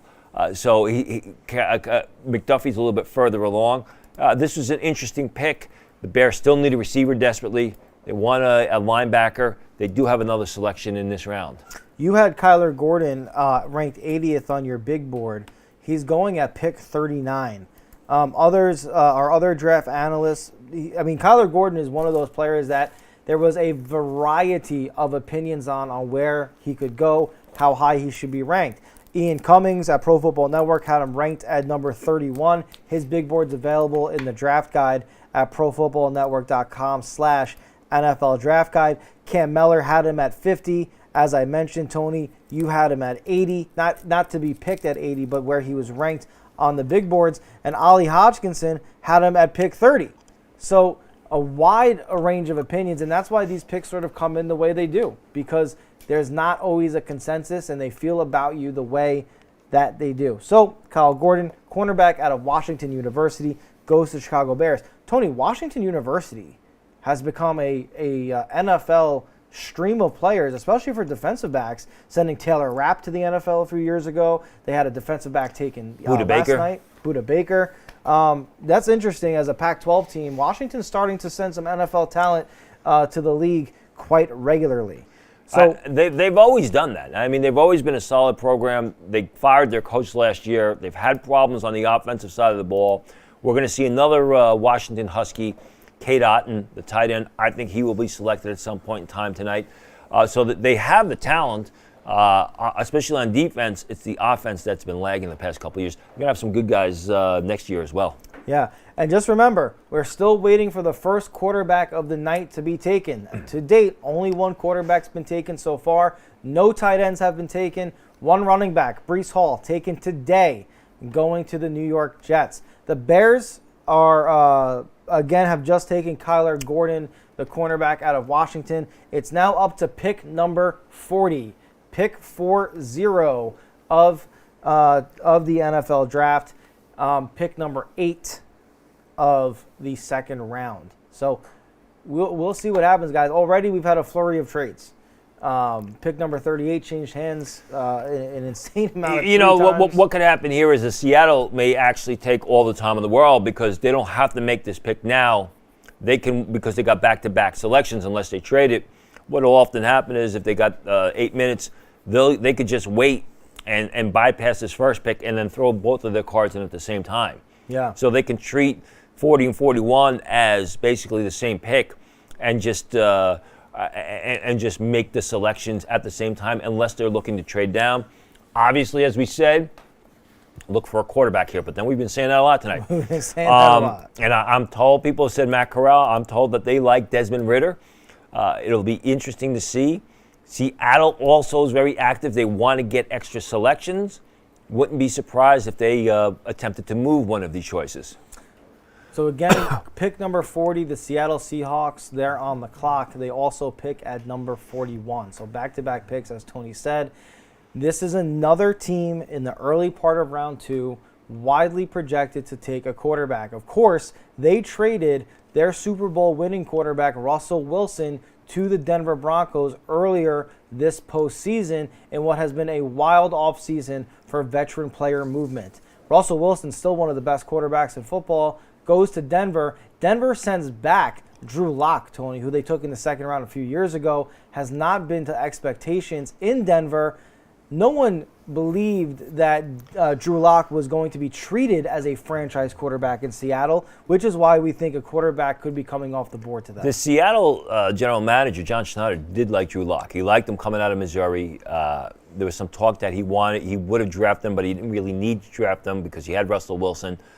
So that's why they had him come back in the packages, because Seattle likes him. Now, can he resurrect his career? Because Drew Lock has been nothing but disappointing. As I reported more than a year ago, before the 2021 season started, what happened with Drew Lock was Denver had to basically scale down the playbook. Yeah. Some people said they had to dummy down the playbook because he was unable to grasp all the concepts. I reported that from the 2021 Senior Bowl. That kind of caught fire, and that turned out to be the situation because Drew Lock's career was short-lived with the Denver Broncos. Yeah, last year splitting time between him and Teddy Bridgewater, and that's never good if you're a young, high draft pick. Second round's a high draft pick, and you're splitting time with a journeyman veteran who Teddy Bridgewater is. Teddy Bridgewater, of course, also not in Denver anymore. He's with the Miami Dolphins as a backup. So the Denver Broncos choose to go with Russell Wilson. The Seattle Seahawks take back Drew Lock. They're on the clock here with the next two picks, pick 40, pick 41. They are still on the clock. So as Tony said, don't be surprised if the time of pick 40 runs down as the Seattle Seahawks potentially treat these next two picks as one pick and turn in both cards simultaneously. When we get those picks and find out that the pick is in, we will let you know. You got to wonder. I mean, have they even started the clock yet for the Seattle Seahawks? Because if you look at the television, it's showing, and I'm sure this is DirecTV or something like that. So we're even behind here as far as the television is concerned. They still haven't announced the Chicago Bears pick yet. So I would assume that the Seattle Seahawks are on the clock. They should be deep into the clock because we got that Bears pick a couple of minutes ago. Yeah, as we've told you guys, if you're watching our stream, you know that we're going to give you the picks before anybody else. We have them. We don't have the commercial breaks. We don't have to wait for anything. If you're watching us because you know these picks are going to be coming fast and early. We got to wait for some people to get us the picks. That's what we got to wait for. That's what we're waiting on. But as soon as we get them, we're going to bring it to you. Kyler Gordon, again, has gone pick number 39 to the Bears. The Seahawks have been on the clock, and that is pick 40. And then they also pick again at pick 41. So we're still waiting for that to come in. I got nothing yet. As far as I know, the pick isn't even in yet. So you got to wonder, too, Tony, as you said, with the two selections, the Seahawks could easily be entertaining trade offers right now, either for pick 40 or pick 41, as they hold both picks. So that's another factor here. They could easily part with one of them. Let's talk about that because the quarterbacks are still on the board. I mean, you would think that by the 43rd pick, Malik Willis will be off. Obviously, the Falcons don't hold the 43rd pick. You look after that, 44 is the Cleveland Browns, 45 is the Baltimore Ravens. They're not going to take a quarterback. Then you got the Detroit Lions there, sitting there at 46. So Detroit, as we talked about, before the second round even started, they may have played their cards right. Washington at 47. Washington needs a young quarterback as well. We saw a number of examples last night where the GMs who were patient and allowed the board to come to them really flourished with getting players that we thought maybe had been or would be gone by then. So that could absolutely be happening. Or we could see a lot of teams really getting what they consider to be best case scenarios with the way the board is falling. Still, nothing yet. The pick is not in as we can tell. It is pick 40. It is the Seattle Seahawks on the clock right now. At 40 and then 41. And then so it could be a while. I'm sure they're going to look at all the options. They're going to decide what they do. And if they do make the picks, hopefully in the spirit of efficiency, they'll make both picks at the same time. For our sake, I hope that's true. But hey, let's talk about Seattle as a team for a second. Are they a team that's in a full rebuild, or do they think they can be competitive in what is a very competitive NFC West? If they were in a full rebuild, you would have thought that they would have traded DK Metcalf. Yeah. Because before we broke the news about the Jets making a huge offer to Deebo Samuel, that Sunday I wrote the report that Joe Douglas was just as happy to use that 10th pick to trade for DK Metcalf as he would have for Deebo Samuel. They held on to DK Metcalf. As I said, they want to extend DK Metcalf, just like the 49ers want to hold on to Deebo Samuel. So obviously, when you trade Russell Wilson, they haven't done well in the draft recently. I mean, the Seahawks are a team, when you think they're going to go right, they go left. When you think they're going to go left, they go right. You never can tell what the Seahawks are going to do, much to their own dismay. What happens is they take players that fit their system. Jordan Brooks. No one thought Jordan Brooks was going to be a first-round pick except for his agent. His agent was right. They took the kid, Ben Benagu. They took the other kid from TCU early in the first round. LJ Collier. Okay, and those guys really haven't panned out. So when you get your player, Seahawks made the pick. It's who you thought the Kansas City Chiefs could take if they didn't get Trent McDuffie, and it's Boye Mafe, the defensive end. So the Seattle Seahawks They don't go quarterback. The quarterbacks continue to slide down the board. Well, they still That's have another correct. Pick. There is pick 41. They still have another pick. And it's funny, we're talking about Ben Bernabeu, a player that really hasn't panned out for him. And what they take Boye Mafe, the pass rusher. So, and Boye Mafe, I think at this point in time is good value because a lot of people thought, I believe just about everybody mocked him to the Kansas City Chiefs at the end of round 1. I don't think Kansas City thought that George Karlaftis was going to be there last night, and it was just as good a fit. Mafe survives the first 9 picks of round 2. Here he is. The Seattle Seahawks swipe him up. And you gotta wonder if they've got to be talking about quarterback at this point in time because they're still on the clock and they're still debating what they're going to do. That's right. Pick 41 is now on the clock, and that is also owned by the Seattle Seahawks. And the player that we're referring to from Seattle who hasn't worked out a first-round pick was L.J. Collier. Right. He's the player out of TCU. They took as a defensive end. He was a TCU pass rusher. That a lot of people felt they reached for. Seattle reaching for first-round picks is nothing new. I remember them taking the running back Penny. Rashard Penny, sure. When no one was expecting that. Those picks haven't panned out for them. At pick 2 of round 2, pick 40, they do get a player that isn't a reach, a player they thought that maybe they didn't think would be there who could have gone in the first round in Boye Mafe, who is now going to play defensive end for them. Again, like you said, if the Seahawks believed they were truly in a rebuild, Tony, maybe this isn't the pick because this seems like a pick where they're fortifying a defense that's always been relatively solid. They've been able to get away with poor draft results and poor player selection because they had Russell Wilson. Now without Russell Wilson, their talent evaluation is really going to come to the forefront because he's not there. Obviously, we know about DK Metcalf. As far as the rest of the team, that remains to be seen. Boye Mafe is looked upon as, primarily a 3-4 outside linebacker. That's what they played. They got Darrell Taylor, who they took in the second round, the kid from Tennessee, who was probably overdrafted, had some serious injuries since he's entered the league. He's never really panned out, though no fault of his own. Again, I mean, you look on the defensive line, guys that they traded for, Shelby Harris, college free agents, Poona Ford, unrestricted free agents. I mean, it's a mismatch of people. Not a lot of draft picks that are starting on this defense. A few of them, Jordan Brooks is starting, and then of course you got Jamal Adams there, who they traded away a ton of draft capital and gave a ton of money to. And I think they've gotten a fraction of that back in return for him. Pick 41 is in. The Seattle Seahawks don't go quarterback, but they do go offense. They go running back, Kenneth Walker. Kenneth Walker is the Seattle Seahawks selection at pick 41. So, Tony, not only do they keep both picks, they don't use either of them on a quarterback. Kenneth Walker is the 41st selection of the 2022 NFL Draft. He is the second running back taken today, the second running back taken in this draft. And, Tony, I know I'm beating a dead horse here, but the quarterbacks continue to slide. We are almost we're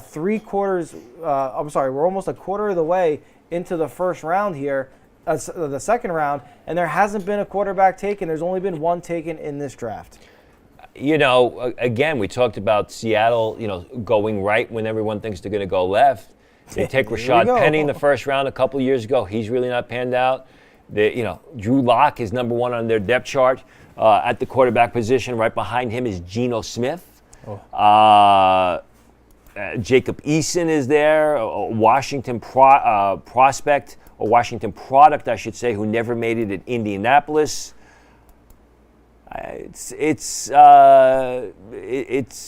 We'll see. Like I said, there's no Russell Wilson there to pull him out. There's no Russell Wilson there to throw game-changing passes down the field to DK Metcalf. It's now Drew Lock, and they seem happy with Drew Lock. I feel like we get into these situations with the Seattle Seahawks where we're kind of left going, what the heck is going on here?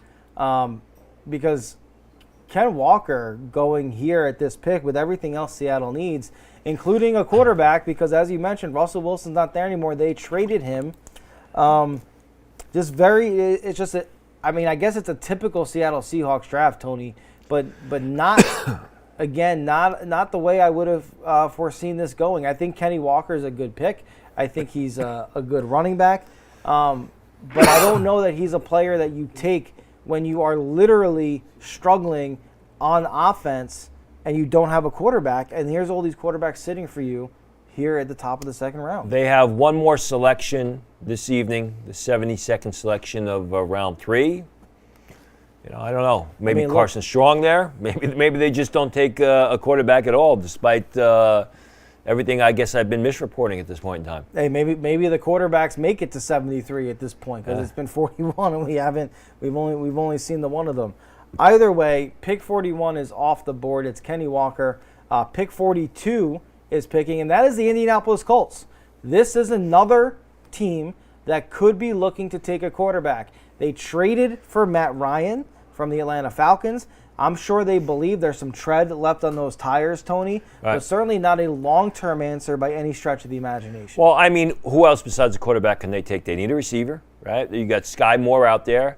You still got George Pickens, a guy who can stretch the defense. And when you look at the Colts depth chart, they've got the kid from USC that they selected in the second round, Michael Pittman. They got Paris Campbell. Those are bigger sort of possession type guys.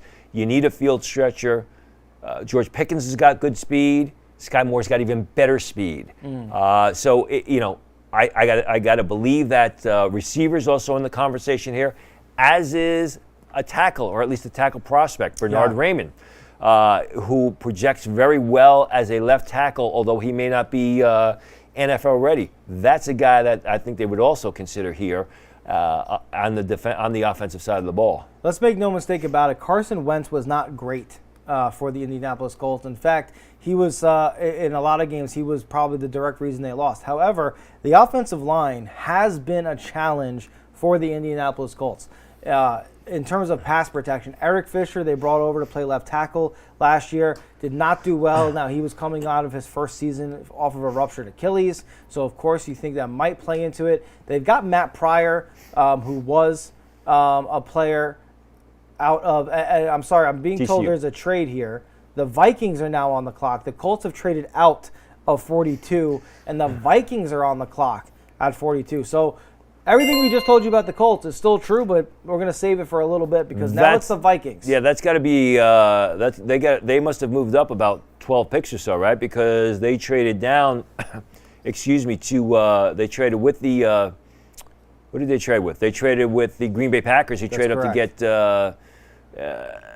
Christian Watson. Yes. They own the Vikings were back at 53. 53, so they moved up 12 picks. Well, they moved up 13 picks.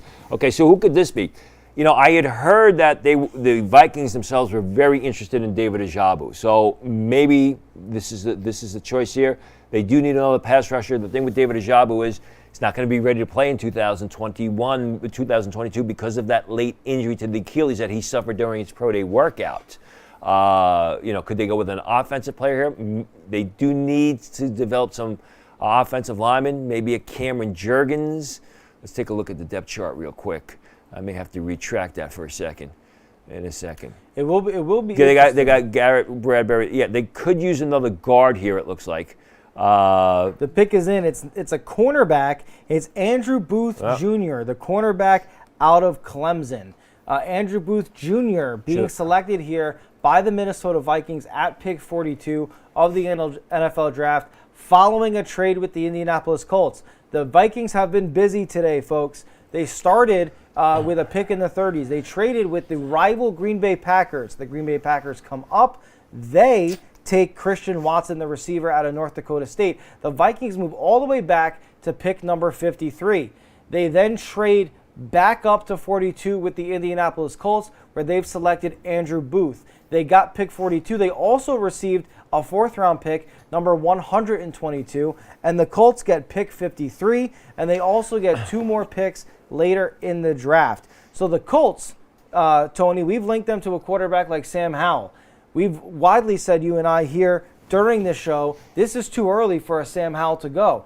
The Indianapolis Colts give themselves some more time. They move back into the 50s to see now how the board may fall. The Vikings, cornerback Andrew Booth out of Clemson. Seems like teams are starting to realize after, as you said, after a certain point, the defensive back class is going to drop off a cliff. Yeah, and it was my bad because I should have mentioned Andrew Booth. Remember, everyone thought that the Vikings were going to take Trent McDuffie yesterday. They passed on Trent McDuffie. They traded down. They took the safety, Daxton Hill. Andrew Booth, let's get into Andrew Booth for a little bit. Terrific cornerback, excellent ball skills, decent size, 6 foot 1/2 inch, which is much taller than people thought. Never ran for scouts before the draft.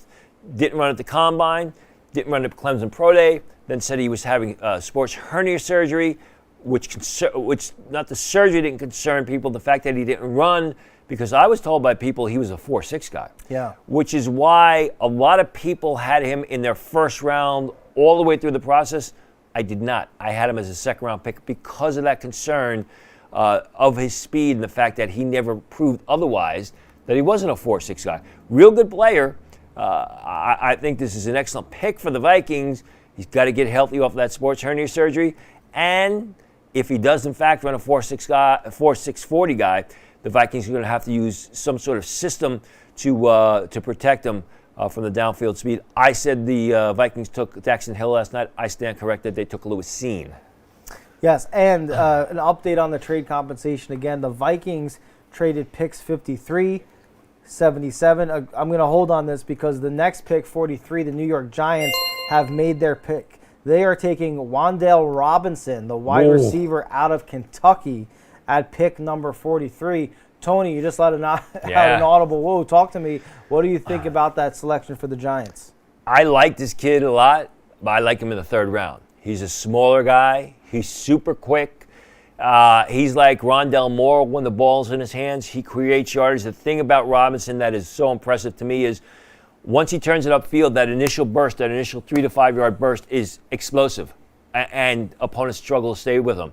And he's a tough guy too. I mean, he's a smaller guy, but he also keeps the play in bounds. He plays big football. He catches the ball very well. I guess the problem for Robinson is, when I look at my board here, Robinson is 5'8", 178 pounds. So, sometimes it's tough to find a receiver that's that small. But you can use him as a receiver. You line him up in the slot. You can use him to run reverses, and he'll be your return specialist. I like the player. I would have rather seen, I think there are better receivers on the board that we've already spoken about. I think he's more third-round value, but still, I could understand with Brian Dable there. He will pen and write in plays just for Robinson. Now, Brian Dable coming over from the Buffalo Bills, where he had a similar-sized player in a Cole Beasley, who was really their third-down conversion and go-to guy when they needed to gain some extra yards beyond the sticks. You got to figure Wan'Dale Robinson maybe fits into that role for them. Tony, what, if anything, does this say about Kadarius Toney in New York? We know that Toney reportedly was put on the trade block. Not you, Tony. You're never on the trade block. You're here for life. But Kadarius Toney being placed on the trade block by the New York Giants. Does this mean anything? Is this Brian Dable looking to just add to the arsenal? Or is this a sign where maybe there's some more veteran wide receiver movement to come? Well, I mean, Kadarius Toney was their first round choice last year, so I don't know. We want to call him a veteran. I think if the Giants are giving an offer for Kadarius Toney, they will move him. I mean, Kadarius Toney, and Kadarius Toney and Wan'Dale Robinson are basically the same players. They're almost gadget-type players. Yep. You got to create ways to get the ball in their hands, or you got to get the ball in their hands early and let them create. So you basically, Kadarius Toney's a little bit bigger, a little bit taller, I should say, but they're the same sorts of players, Wan'Dale Robinson and Kadarius Toney. I think if the Giants are given a good package or given a decent pick for Kadarius Toney, my buddy Pat Leonard of the New York Daily News was the one who broke that story. I think they would move on from him. In fact, I will text Pat and see what he says. And when we get that answer, yeah, we'll let you know. Absolutely. Wan'Dale Robinson, by the way, number 85 on your big board, Tony, found in the Pro Football Network 2022 Draft Guide. He is number 74 on Pro Football Network Draft Director Cam Meller's Draft Guide. He is number 103 on Draft Analyst Ian Cummings' big board over at Pro Football Network. And then on Ollie Hodgkinson's big board, he's number 86. What did I have him at? Number what? 70? You had him at number 85. Okay. And here he is being taken at pick number 43. With receivers, we all had ranked higher, still available on the board. So we will continue to kind of see how this plays out. As we mentioned, this is an interesting selection, not just because it's a player we widely believe to be available later in the draft, but also because it's a player that does something very similar to their first-round pick of last year, Kadarius Toney, who is reportedly on the trade block. Yeah, and I'm told that they could definitely move Toney now. Yeah. You are hearing it here first. I'm assuming that's from Pat? Yep. From Pat. Here at Pro Football Network, that Kadarius Toney could be moved. Not saying he will be moved. Remember, will and could mean two very different things. But he could be moved, and it's the first thing I thought of when we saw this pick, Tony. We'll see what happens. Pick 44 is on the clock. That is the selection we're waiting for. I told you guys this draft was going to move fast. It is moving very, very quickly. Remember, though, we got 2 rounds tonight. Yeah, we still have the 3rd round. Yeah, the Browns are up, and the Browns wanted an extra pass rusher. You got David Ajabu, who's still out there. I believe I mocked David Ajabu in my 3-round mock to the Cleveland Browns. They need a receiver. You got a host of receivers still out there. Pickens is still on the board. Alec Pierce is still on the board. Sky Moore is still on the board. Obviously, they don't need a tight end, so maybe an offensive lineman just to fortify that offensive line, protect Deshaun Watson. The Browns are in a good spot. The Browns can get a good player, to fill a position of need right here. And we'll see what they do. Obviously, the Browns made massive headlines this offseason, securing a trade for Deshaun Watson. Deshaun Watson's pending legal issues, and some of them are still pending in civil court, are well known. We're not going to get into them here. This is strictly a football show.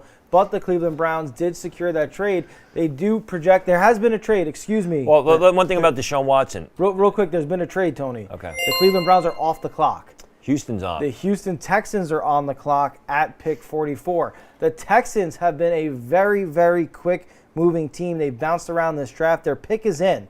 As soon as we know what it is, we are going to let you know. But the Houston Texans have just traded with the Cleveland Browns to pick number 44, and their pick is in. So we're going to see what they end up doing.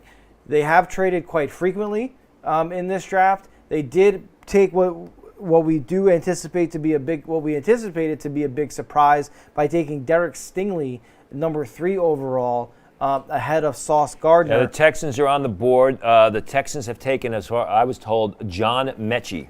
John Mechie. The receiver from Alabama. And he is the pick for the Houston Texans. Again, hearing it here first. Pick number 44. John Mechie is the pick, receiver out of Alabama.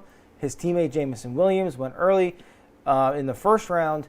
Tony, Alabama is now, maybe not now officially they've been, but they're wide receiver university. They are sending high-quality wide receivers to the NFL. We're talking from the days of Julio Jones, Calvin Ridley, Jerry Jeudy, Jalen Waddle last year with the Miami Dolphins, among others who I'm forgetting because there's so many of them. Kid that the Eagles drafted? That's right. Who's Devontae Smith, who was the Heisman winner. So now they send Jameson Williams to the NFL last night. They send a second receiver, John Mechie, to the Houston Texans. What do you think about this pick with Davis Mills over at the quarterback position? I mean, he's a different type of receiver. He's a smaller guy. He's fast, but he's not super fast. He's not a downfield threat. I mean, there was a thought process that even before he injured his knee in the SEC title game, that John Mechie could be a late first-round pick. I'm told that it was a clean tear. The rehab is going well. Everyone's talked about or saw videos of Jameson Williams' rehab. We haven't seen too much from John Mechie, but I heard it's going very well. Now, you look at the Houston Texans. You mentioned Davis Mills. The other receivers, didn't they just re-sign Brandon Cooks? They got Nico Collins there, Chris Moore. I mean, this is a guy who could be their third receiver as well as a return specialist for him. We'll add some speed to Nico Collins. Brandon Cooks, solid receiver, getting a little bit up there in age. There was some question as to whether or not the Texans were going to re-sign him. They did. I mean, this is, if he gets back to his prior playing form and shows what he showed in 2020, 2021, you can conceivably say that the Texans got first-round talent in the middle part of round 2. Now, you, Ian Cummings, and Ollie Hodgkinson both have John Mechie ranked in the 60s on your big boards over in the Pro Football Network NFL Draft Guide. He goes at pick number 44.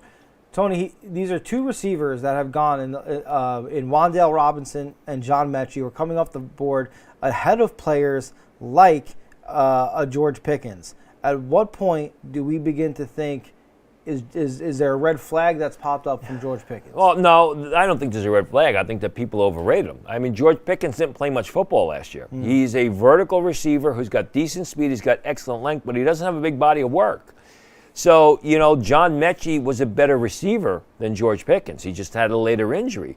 You look at some of the other receivers that were taken, they're better receivers than George Pickens. George Pickens could be a good receiver 2 or 3 years down the road, but I think, like Kyle Hamilton, like some of the people, some of the other players, people were just overrating them coming into the process. Well, we know the Texans received pick number 44 in their trade with the Cleveland Browns. The question is, what did the Cleveland Browns receive? And we have that for you. The Cleveland Browns received pick number 68, number 108, and number 124. The Texans only receiving pick 44. So the Browns get 3 picks in exchange. They're going to no longer pick in the second round. Their next pick is going to happen at 68 in the 3rd round. So a pretty big trade. They moved more than 20 spots away, Tony. They do get those extra 2 picks, 108 and 124. The Houston Texans taking John Mechie, the wide receiver out of Alabama. Again, we told you guys the second round and the 3rd round were going to move rather quickly, and they are moving quickly indeed. The Baltimore Ravens are on the clock with pick number 45.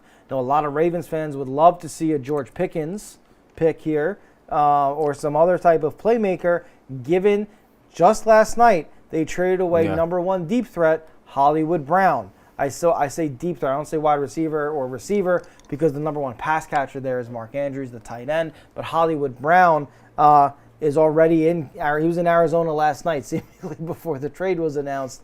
And so here we are. They have about a minute and a half left in the clock. The pick is in, actually.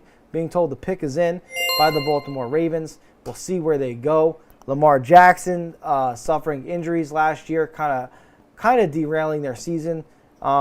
They need some help. They need some playmakers. They have really struggled in Baltimore to construct that offense to be sustainable, Tony, late into the postseason. It hasn't happened for them. We'll see if this is a pick that they make that can maybe go and help them towards that. I mean, if you're looking to replace that speed, Sky Moore's still out there, and Sky Moore is a similar type of receiver, a little bit shorter, but explosive. Will have opponents playing back on the heels. Probably a little bit sturdier than Holly Brown. Plus, he's probably a little bit more advanced in his game. It's just that, coming out of Oklahoma, Brown was just so explosive and so fast. And again, just a reminder, we haven't had a tight end yet taken in the NFL draft. It's pick 45. Presumably, the Ravens are not going to be taking a tight end here. As I mentioned, they have Mark Andrews, who's a top flight tight end in the entire NFL. So it looks like we're going to go 45 picks without seeing a tight end selected. And again, because it seems like I haven't brought it up yet today, we haven't seen a quarterback taken today. There's only been one, Kenny Pickett, last night, number 20, Pittsburgh Steelers. Malik Willis still on the board. Desmond Ridder still on the board. Matt Corral still on the board. And again, no tight ends taken.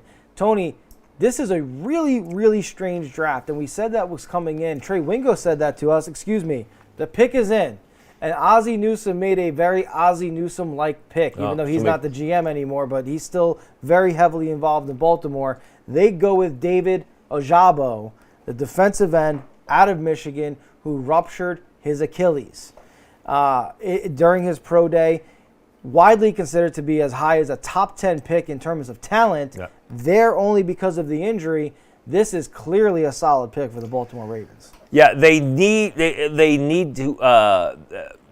defensive pass rusher. They lost.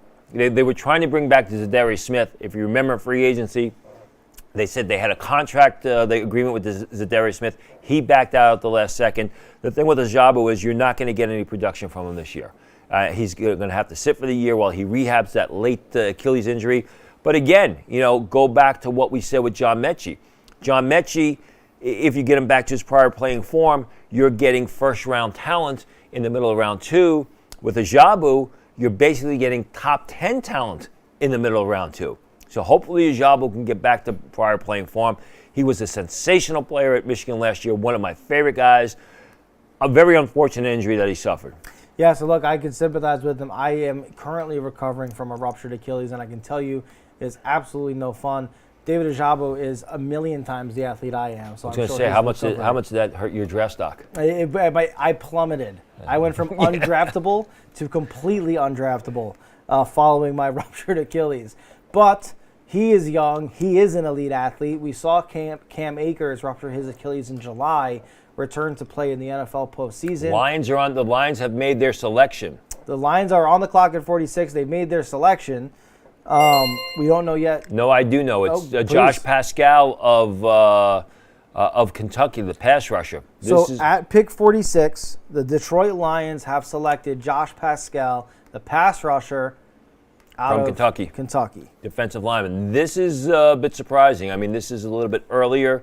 I had Pascal as a day 3 selection. He's taken here at pick number 46. We'll see what I mean. Didn't they take Aiden Hutchinson, and now they're taking Josh Pascal? They did have Charles Harris last year, the Miami Dolphins cast-off, who did then go and turn around and have a pretty decent season last year as their main pass rusher. But like you said, they took Aiden Hutchinson. They are now taking Josh Pascal. And the Detroit Lions up till now have had a pretty solid draft. Got to wonder what it is about Pascal that they really liked that caused them to take him now. I mean, early, probably about 2 rounds earlier than anyone thought. And some people have him as a 3rd rounder. They take him in the middle of the 2nd round after they take Aiden Hutchinson. And again, another team that needs a quarterback of the future passes on the quarterback. You got Washington at 47. You got New Orleans at 49. You got Pittsburgh at 52. How hysterical would it? Well, Pittsburgh's not going to take it because they took Kenny Pickett. I was going to say, how hysterical would it be if the Steelers took Willis at 52? But they don't need another quarterback, obviously. My bad. No, and this is continuing to be a very interesting situation. The consensus big board for Josh Pascal has him ranked as the 148th best player available in this draft. I'm not going to lie to you. I just really struggled to find him in our BFN draft guide because he's that far down our consensus big board, and the Lions are taking him here at pick 46.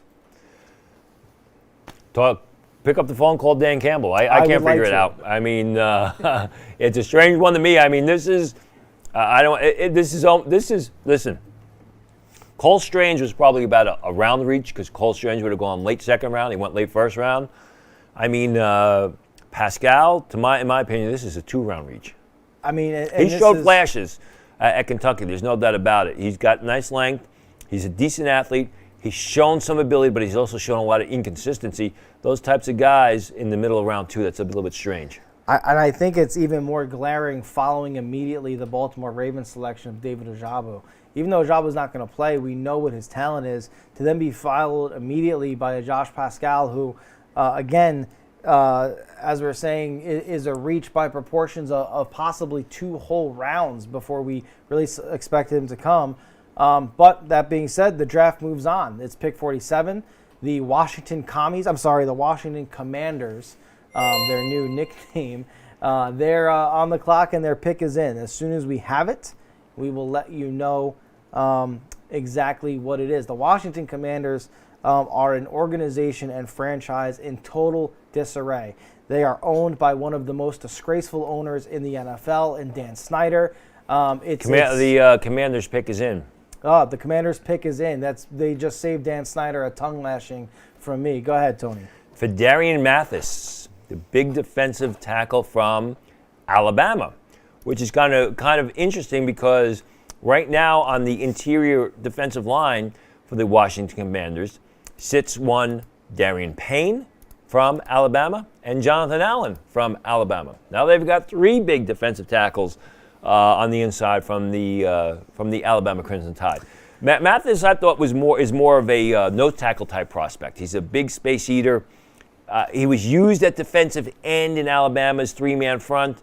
He shows some athleticism, but he's more of a gap occupier rather than the playmaker. This is a bit surprising to me as well. A little bit earlier than I had Mathis. I had Mathis as a potential late 3rd-round pick, and I just don't know that the need is there when you got Darren Payne and Jonathan Allen in the middle of that defensive line. Both were 1st-round picks. You look at the Washington defense. Montez Sweat, defensive end, 1st-round pick. Darren Payne, defensive tackle, 1st-round pick. Jonathan Allen, defensive tackle, 1st-round pick. Chase Young, defensive end, 1st-round pick. Jamin Jarvis, the wide linebacker, 1st-round pick from a year ago. A lot of 1st-round picks. I mean, this should be a dominant defense, and now they add Mathis. It's the offense that's actually been a bit of a struggle. They do have Terry McLaurin at wide receiver, another wide receiver who many people thought could get moved this offseason. One of those wide receivers who's coming up on that year of free agency, who is in need of an extension. They do make the trade for Carson Wentz from the Indianapolis Colts. He is the quarterback there. Certainly not a sure thing, and certainly can't be seen there as a franchise quarterback, but yet again, a pick has come and gone, and it's not a quarterback. The Washington Commanders are going with Phidarian Mathis. Interesting that Mathis is taken earlier than Travis Jones, who I think we're going to start to say soon that Travis Jones is falling because a lot of teams thought that he could go early 2nd round. Really the only other defensive tackle that's been taken to date has been Logan Hall at the top of round 2. I mean, if you wanted a defensive tackle, I probably would have gone with Logan Hall before I went with Phidarian Mathis.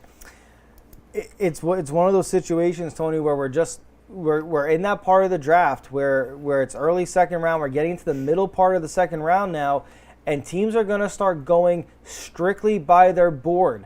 This is where teams are going to start to see where you see the divergence of different team strategies, where one team's personnel group, their scouts, their GM, have their set of grades, and another team may have those players completely graded differently or even off their board entirely.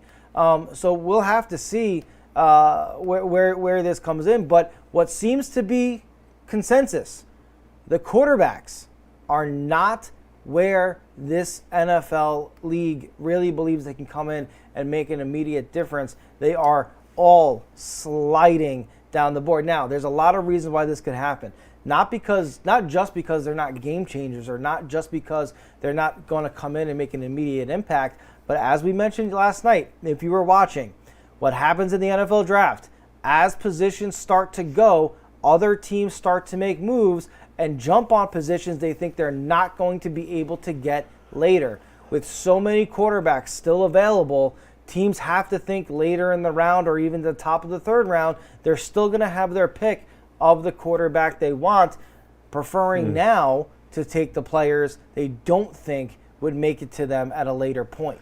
You know, the irony is some of the teams that we thought could go quarterback in the 1st round or early part of the 2nd round are coming back around. The New Orleans Saints, the Indianapolis Colts, the Atlanta Falcons will be up soon, the Tampa Bay Bucks.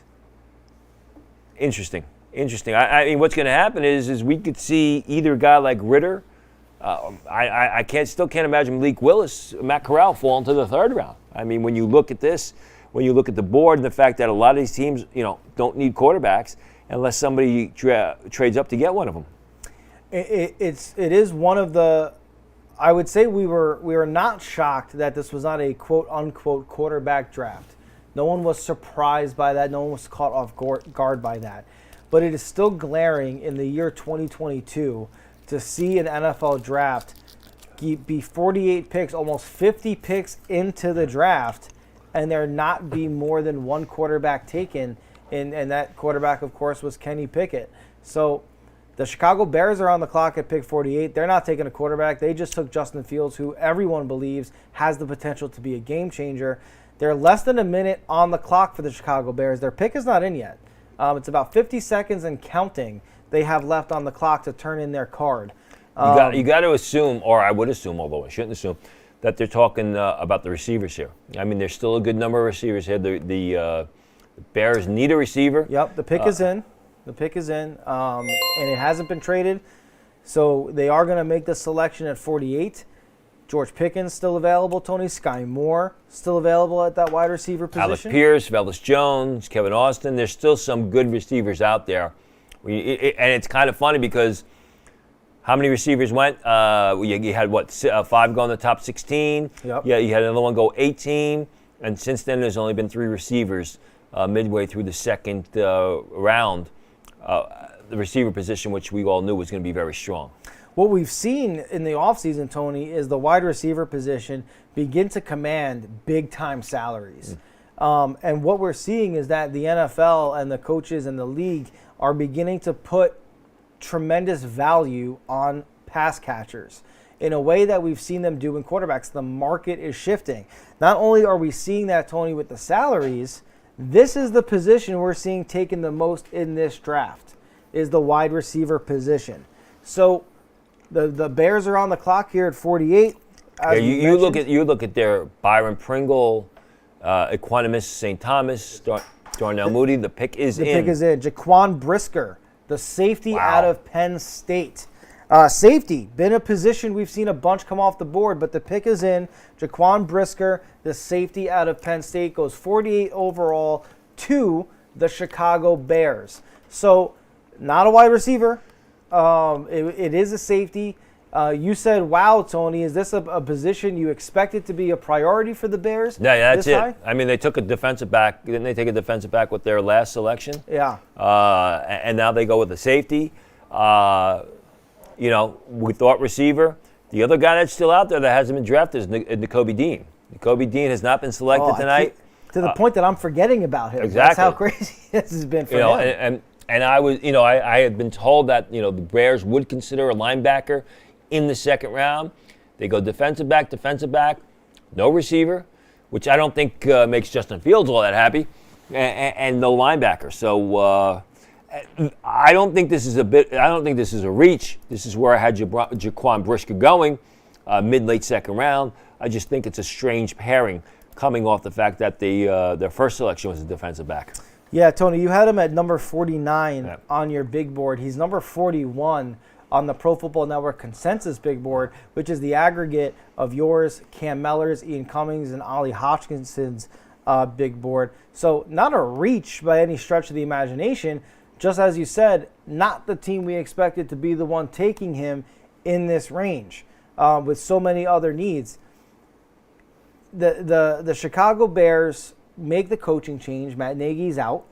Okay. Matt Eberflus is in. Matt Eberflus, the former defensive coordinator of the Indianapolis Colts. Remember, he is in Chicago. A lot of Indianapolis Colts defenders are actually pretty pleased about that because they thought that his system was suffocating and holding some of their athleticism back. He's a defensive guy. He goes to Chicago. He also runs the Tampa 2. When he drafts defensive players, he has them study from his days with the Cowboys when he ran that system over there. So he's in Chicago. What does he do? Same thing we talked about Lovie Smith, another Tampa 2 guy doing with the Houston Texans. Defensive back, defensive back. If you want to run that Tampa 2, you need a guy who can lock down the flat and a guy who can cover a half of the field and come down and play and run support in the middle of the field. They believe Jaquan Brisker is that guy.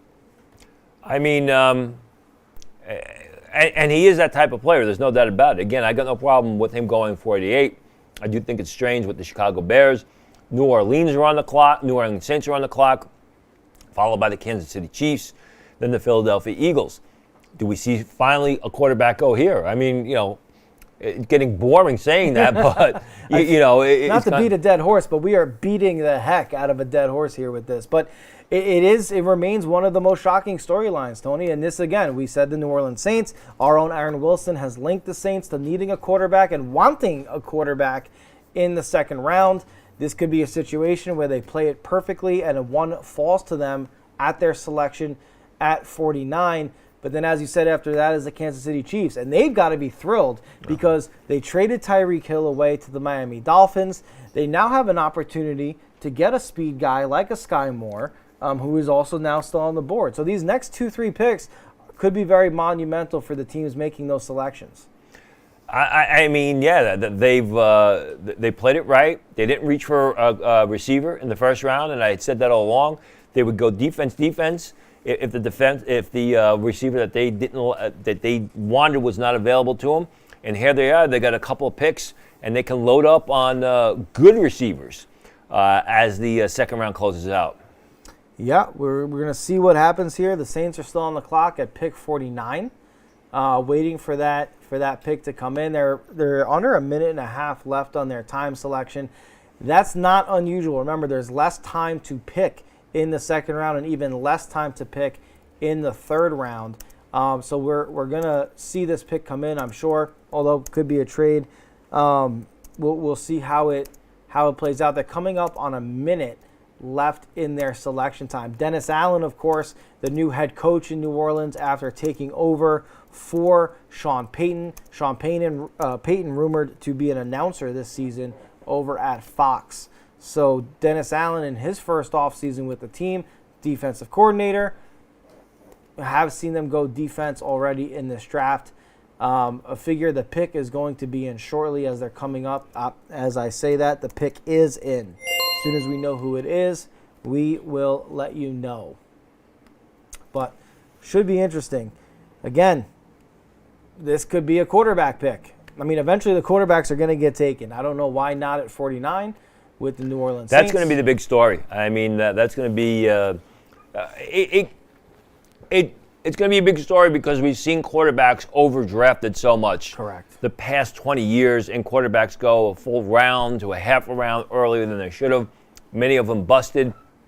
I mean, but this is a long cry from Malik Willis being the second pick of the draft. This is a long cry from people after the week when Kenny Pickett and Malik Willis both had their pro days, and people were saying, well, it looks like Malik Willis and Kenny Pickett will both be top 10 picks, which was kind of asinine. And you know, everyone thought, or a good portion of people thought, that Carolina would take a quarterback at number 6. The pick is in. It's not a quarterback. Boy.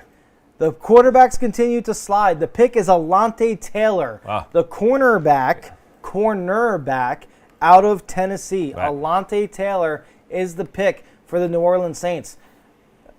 As we're talking, I mean, might as well keep going with the conversation. We are going to be 50 picks into this draft, and still only one quarterback has been taken, and that was all the way back at pick 20 when it was Kenny Pickett. At what point, Tony, we talk about quarterbacks historically being overvalued in the NFL drafts. At what point do we start to say that these particular quarterbacks are being undervalued? Well, I think for some of them anyway, at least Malik Willis, I think now Malik Willis is a bargain. Malik Willis is good value. You may be able to say the same thing for Desmond Ridder. As far as Sam Howell is concerned, I had him all along as a third-round pick. I never thought he was going to go in the second round, never mind the early part of the second round. Yep. In our first episode of Draft Insiders, every episode of Draft Insiders, we look at the top 5 of a certain position according I forgot Matt Corral. I'm sorry. I think Matt Corral is also good value at this point. Yeah, so, and you mentioned Sam Howell being a quarterback who wasn't in your top 5, I don't believe, because we saw him more as a third-round pick. So not a shock he's not off the board yet. But again, 50 picks in. We are more than a round and a half into this draft, and we've only had one quarterback taken. The New Orleans Saints, a team that we continue to believe would be in the running for a quarterback. Can't believe that Jameis Winston is going to be a guy that they feel confident in as a franchise guy.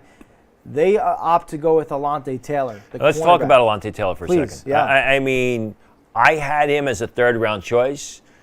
He's a second-round pick. I could understand it. I mean, Alontae Taylor, 6 foot tall, 199 pounds, ran 4.36 at the combine, plays big, fast football. He's a guy that people think can play corner or safety. He was getting some looks at safety. He's one of those guys, when we talked about some of the other cornerbacks, Roger McCreary, as well as, early on, Derek Stingley, struggles making plays with his back to the ball. So with Alontae Taylor, you may want to play him backed off the line of scrimmage. You may want to play him in zone. You may want to use him as a nickel back in zone. But he's a big physical guy. Would also add some value on special teams. I had him as a third-round choice. Big, fast, explosive, physical corners usually go earlier because they're in such demand. And when you look at the corner board, Kyler Gordon under 6 foot tall. Cam Taylor-Britt, who should be off the board tonight, under 6 foot tall. Roger McCreary under 6 foot tall. Trent McDuffie under 6 foot tall. So Taylor's got that 6 foot even height, which is desired by NFL teams and is also a priority in the NFL draft. And that means that another cornerback is off the board. We've seen wide receivers, and now cornerbacks, also a very highly drafted position so far in the 2022 draft. Seems like teams are all on the same page. Get guys who can catch the ball and get guys who can try to stop those guys from catching the ball. As such, the Kansas City Chiefs are on the board. Oh, excuse me, they're not on the board. The New Orleans Saints are on the clock. The New Orleans Saints have just traded with the Kansas City Chiefs. So the New Orleans Saints, who just picked at 49, are now back on the clock at 50. So that means that the Chiefs... Oh, excuse me. It's the Patriots. There you go. Thank you. I was going to say the Saints don't have another pick in this round, which meant that they would have... and they don't have a lot of picks considering all the moves that they made. So the Patriots go from 54 up to number 50. The Patriots do need a receiver. Obviously, they don't need a quarterback. The Patriots need a linebacker. Could this be Nakobe Dean? Nakobe Dean is absolutely the type of linebacker that Bill Belichick likes. Nakobe Dean is good value at this point. We'll talk about Nakobe Dean once he is eventually selected. And the Patriots pick is in. So to be clear, the Patriots have traded with the Chiefs for the 50th pick in the second round. And the Patriots are making the selection. The pick is in. As soon as we know who it is, we will let you know. And I don't feel so bad, by the way, because Albert Breer also said the Saints were trading with the Chiefs. So not just us who got that false alarm, but it is the Patriots. The Patriots are making the selection. As soon as we know who it is, we will let you know. Not often that we see Bill Belichick trade up in a draft. We are very used to seeing him trade down in the draft. Here he is trading up. Will be interesting to see who they take. Mac Jones could certainly use the help if they believe that a wide receiver is there. Otherwise, could be, as you said, Nakobe Dean. So we'll see, as you said, the second the trade was made. Well, they did take a receiver. They took Tyquan Thornton out of Baylor, the big, tall speedster from Baylor, who ran, what did he run? He ran 4.26 Very fast. At the combine. The only guy that was faster was his teammate, the cornerback, Kalon Barnes, who ran 4.23. Interesting that they would take him. This is a little bit... And that they would trade up to take him. Yeah. They gave up value. Again, at the 50th overall pick, the New England Patriots selecting Tyquan Thornton, the wide receiver out of Baylor. To be very clear, the Patriots traded with the Kansas City Chiefs. The Kansas City Chiefs moved back to pick 53. They also received a fifth-round selection from the New England Patriots. The New England Patriots used that 50th overall pick to take Tyquan Thornton, the very fast wide receiver out of the University of Baylor, Trey Wingo's alma mater, actually. Didn't know that. So we will see how the Baylor Bear fits in. But we were just talking, Tony, about them looking for weapons for Mac Jones. Mac Jones, not known as a big-armed deep ball thrower. Thornton, more of a shifty, very fast, speedy guy with the ball in his hands. Is that what they're looking for? Yeah, I don't know how shifty he is. Now, the thing about the Patriots is they never do a good job developing receivers. N'Keal Harry, true. These guys that they draft, they never do a good job developing. What they do a good job of is grabbing receivers off the scrap heap and basically resurrecting their career and getting sort of a second life out of the receivers. As far as Tyquan Thornton, I had him as a fourth-round pick. Yeah, he's super fast, and he plays to that speed, but he has a very undeveloped route tree. He doesn't run many disciplined routes because they never asked him to at Baylor. He's a tall, thin guy, 6'2.5", 181 pounds. You got to keep him off of press coverage because he's going to get hammered at the line of scrimmage with that tall, thin frame. He's basically a vertical threat. So you drafted a vertical receiver for a quarterback who can't throw the vertical pass. It is kind of strange. I mean, with Devontae Parker and with some of the other things they do, maybe they freed up for Tyquan Thornton. But again, Mac Jones, throughout the process, his deep passes were hanging, and the receivers on the long throws were waiting for the ball to get to him. So what do? Well, you give him a guy that runs in the 4.2s. It's interesting. I mean, I would have thought that, maybe a Velus Jones, George Pickens probably would have been a better choice. All in all, if I'm the Patriots, considering their history, I stay away from drafting receivers. But that's another thing altogether. According to the consensus big board in the PFN draft guide, this is, again, a massive reach by the New England Patriots. They took Cole Strange way earlier than anyone would have selected him. And according to the consensus big board, Tyquan Thornton is ranked 116th. And by the way, the Eagles have made their selection at 51 while we're talking, and it's Cam Jurgens. Wow. Cam Jurgens is the selection for the Philadelphia Eagles. Howie Roseman takes him at pick 51. So, again, draft moving fast. Tyquan Thornton rated in the low 100s on our big board. He goes 50. Eagles immediately make the pick at 51. They go Cam Jurgens. Yeah. You seem to like the Cam Jurgens pick. Love it. Jason Kelsey's getting a little bit long in the tooth. He's been around for a while. Cam Jurgens is one of the players who I wrote about, I believe it was Tuesday, when I said that Zion Johnson, Cole Strange, and Cam Jurgens were interior offensive linemen that were quickly moving up draft boards. I thought Jurgens could have been drafted a little bit earlier. I've always said that I like Cam Jurgens in day 2 better than I like Tyler Linderbaum in day 1. Yep. Jurgens is bigger. He's about 10 pounds heavier. He's got arms that are 2 inches longer. He did more in the bench press than Tyler Linderbaum. He ran faster than Tyler Linderbaum in the 40. I believe that the only testing events that Tyler Linderbaum was better at than Cam Jurgens when he had his pro day was the short shuttle, and I think he was slightly faster in the 3-cone. And when you watch Cam Jurgens play the last 3 years, since his freshman season at Nebraska, he plays to those times. Yep. He plays to those measurements. He is a fast, explosive, nasty lineman who gets out to the second level. You want to pull him across the line of scrimmage, get him out front, block in motion. He does a terrific job on the second, even the third level. Wasn't the biggest guy in college. Like Tyler Linderbaum, was not a guy that really moved defensive tackles off the line, but he's gotten bigger, he's gotten stronger, and he's got position versatility. He's a guy who can play, who's a center who can also play guard, where I think Linderbaum is just going to be pigeonholed as a center.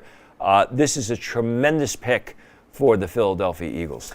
And look, you and Ian Cummings both had Cam Jurgens rated much higher than our other two analysts in Cam Miller and Ali Hodgkinson, and he goes at pick 51 to the Philadelphia Eagles. So, offensive lineman, another position we've seen a ton of guys drafted from. This has been an offensive lineman draft, this has been a wide receiver draft, and this has been a defensive back draft. And here we go at pick 51, another wide receiver. So, again, it's very possible that we see the quarterbacks continue to slide. Still has not been a tight end selected in this draft. Yeah. Still has not been. Look, the Tampa Bay Buccaneers are picking again at 60. Okay, that's a team that could take a tight end in this round. The Cardinals are 55 as well. The Cardinals are 55, but guess what? Pick 52 is in. It's the Pittsburgh Steelers. They take a quarterback in round 1. They nab a wide receiver here at 52. They end up with George Pickens. I mean, unlike the Patriots, the Steelers have always done a great job developing their wide receivers. Absolutely. I mean, you look at some of the talent that they have developed, and that's what George Pickens needs. He needs to be developed.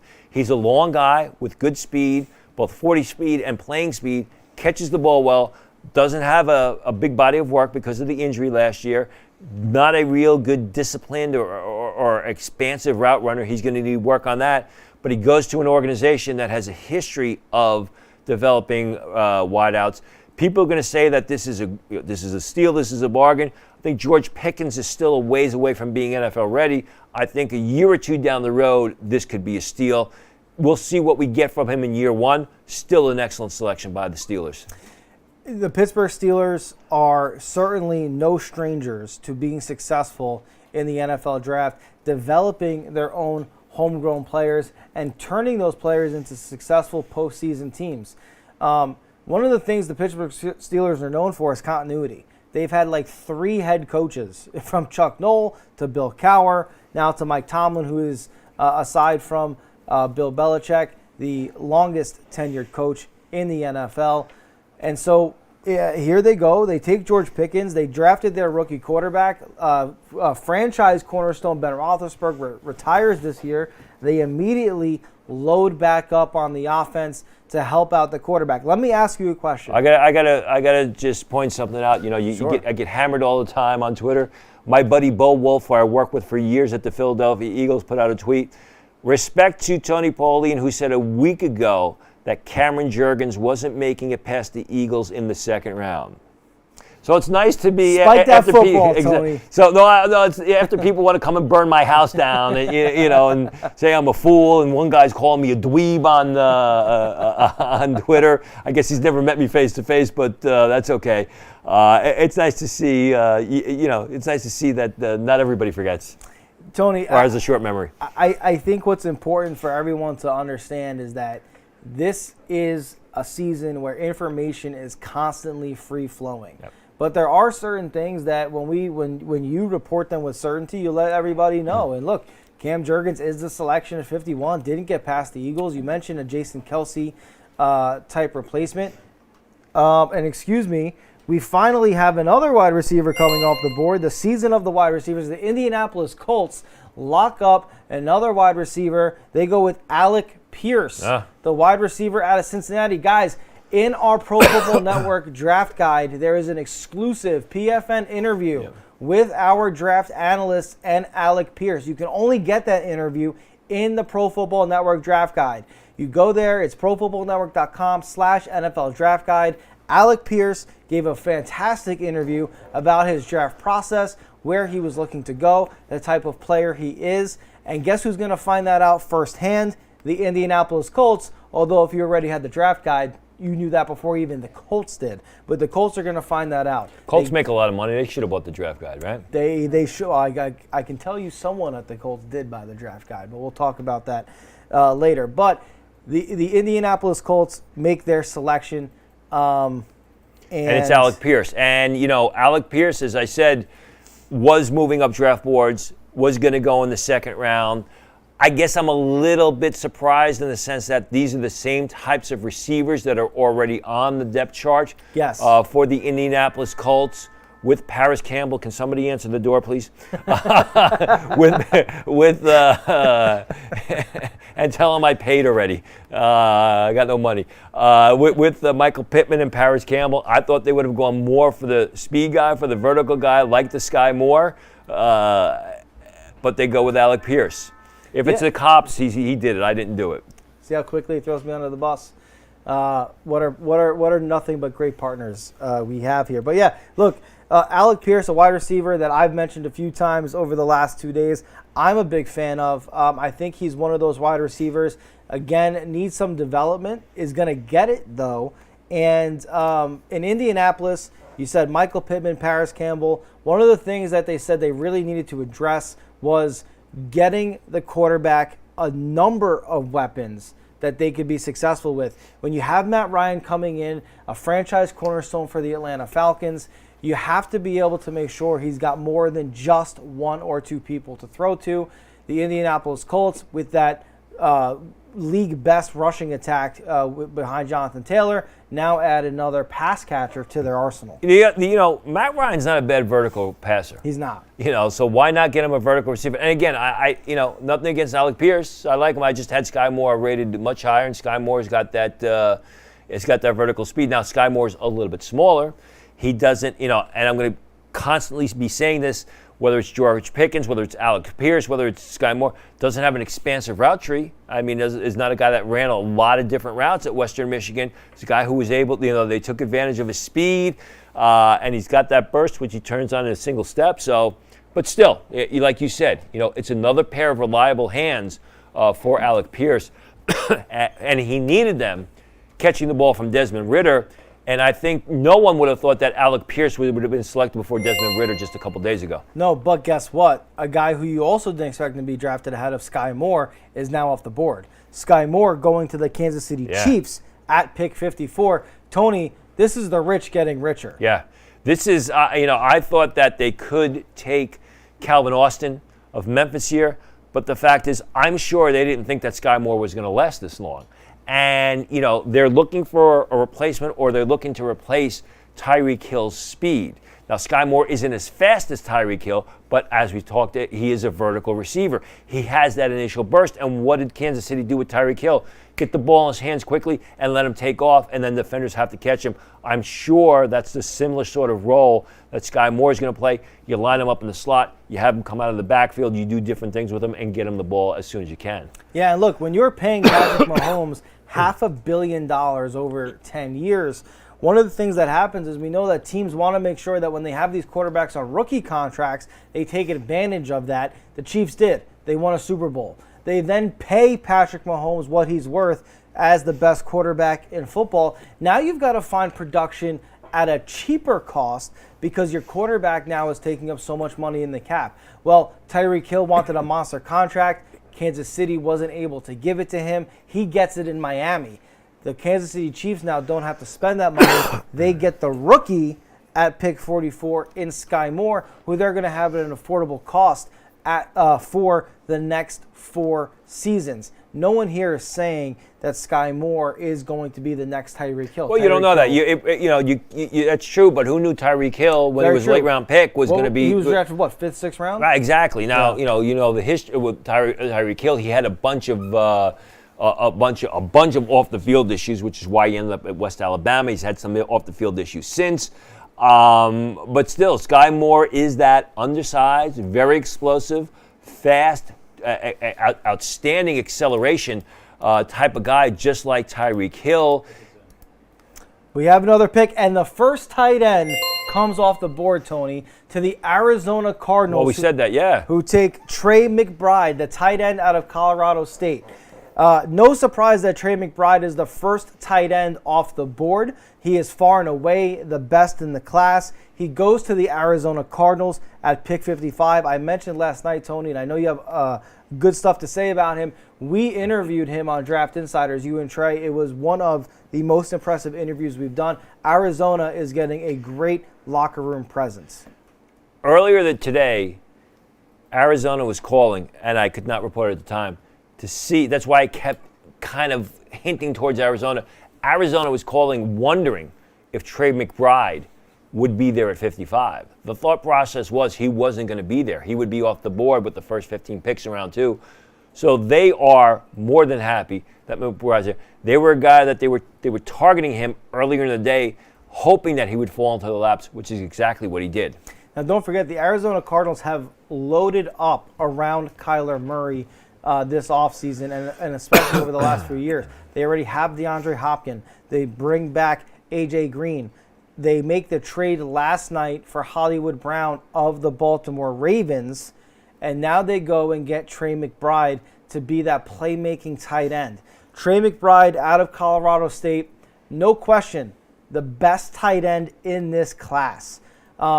He's a very interesting story. He's the first NFL player ever drafted with same-sex parents. He has 2 mothers, and when we talked to him about it, Tony, he said, it's only weird to you guys. To him, it's completely normal. For him and his siblings, it's just the way of life. And guess what? He's making it to the NFL like thousands of players before him. And he is the cream of the crop at this position. Finally, a tight end comes off the board. We have seen a tight end come off the board before a second quarterback in this draft. And having had the opportunity to talk with Trey, Just, again, a phenomenal young man. Not every day we get to talk with all of these guys. The Arizona Cardinals are getting an absolute stud on the field and a future leader in that line. I want to go back to Sky Moore for a second because we were talking about the comparison between him and Tyreek Hill, and I said how he's so explosive once he gets the ball in his hands. His combined 10-yard splits, the hand times, between 138 and 144. The official electronic 10-yard split was 146. Most of the other receivers are in the 1.5s or high 1.4s. So that goes back to what I said with Sky Moore. I'm looking here. Calvin Austin, that looks like a mistake, had a decent 10-yard split. I mean, no one was under 1.4 in their 10-yard split, and Sky Moore has one 10-yard split recorded as 1.38. So again, it's not just the fact that he's got the deep speed, it's the fact that he can turn on that speed so quickly, within that first 10 yards, whether it's getting off the line of scrimmage, whether it's catching the ball, turning upfield, and turning on that burst, which is what Tyreek Hill does so much. Yep. Sky Moore's got that ability. And again, 2 wide receivers taken back-to-back. Alec Pierce was taken just before Sky Moore. And again, he interviewed with our draft analyst at Pro Football Network, Ali Hodgkinson. That is in the Pro Football Network draft guide.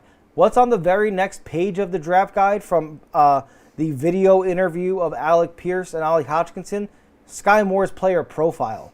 And in that profile, I am stunned to learn that at 5'10", he's got 10.25-inch hands. Why is that important? We talked about hand size for quarterbacks and Kenny Pickett having below 9-inch hands at his size. But for Sky Moore, one of the things you want to see in a shorter receiver, does he have the big enough hands, though, to make those tough catches and hang on to the football? In addition to the speed, Sky Moore has the hand size, too, to be an effective hand catcher. And when you talk about Alex Pierce is 6'3". He only has 9-inch hands. Right. And while being that deep threat, okay, this just shows you it's all about how you think a player's size and traits are going to fit in to what you're trying to do on offense. Yeah. And as you mentioned, Sky Moore fits perfectly into what Kansas City is trying to accomplish. So again, Sky Moore to the Chiefs and Trey McBride to the Arizona Cardinals. That is the latest at number 55. Trey McBride to the Arizona Cardinals. Finally, a tight end comes off the board. And it is the tight end we all expected. Far and away the best tight end in this class. Yeah, we got to talk about some of the guys. We keep talking about the quarterback, some of the other highly rated players that are still available. I do have a question for you that was personally asked for me to ask you. It comes from our very own Trey Wingo. Trey Wingo wants to know what you think of Calvin Austin. Love him. I thought that Calvin Austin would have been a great fit for Kansas City in the Tyreek Hill mold. Because he has the same sort of style, but I don't think they believe that Sky Moore would have been available. He's small, he's explosive, he plays big football, he's fast, tremendous route runner, was probably the best route runner in the Senior Bowl, and catches everything. If Calvin Austin was 4 inches taller, he would have been, if not a first-round pick, a top 40 pick. I'm going to literally type that word for word back to him and see what we get. But tell him that Calvin Austin is definitely not a long-limbed loper. Again, long-limbed loper. That's what we used for Kyle Hamilton. And now while he's typing out, let's go over some of the higher-rated players that are still available. Obviously, 2 of the quarterbacks, Malik Willis and Matt Corral, are still on the board. Nakobe Dean is still on the board. I was told that there were questions or concerns. I mentioned the speed about some injuries with Nakobe Dean. Someone had said to me they thought he was going to fall into the 3rd round. I kind of poo-pooed it, and sure enough, here it is. We're coming in on the 3rd round, and Nakobe Dean could be there. The pick is in by the Dallas Cowboys. We got it. We talked about the Dallas Cowboys potentially taking a pass rusher in the 1st round. They didn't. They took the offensive lineman Tyler Smith of Tulsa. They coming back around in round 2. They get their pass rusher, Sam Williams of Ole Miss. Terrific athlete, a guy who, He's like Randy Gregory in a lot of ways, both good and not good. I mean, he's a guy that gets a lot of upfield pressure. He's a guy who's a tremendous athlete, can not only rush the passer, but get out in space and make plays. He's also a guy that reportedly has some character issues, so that's something to keep an eye on with Sam Williams.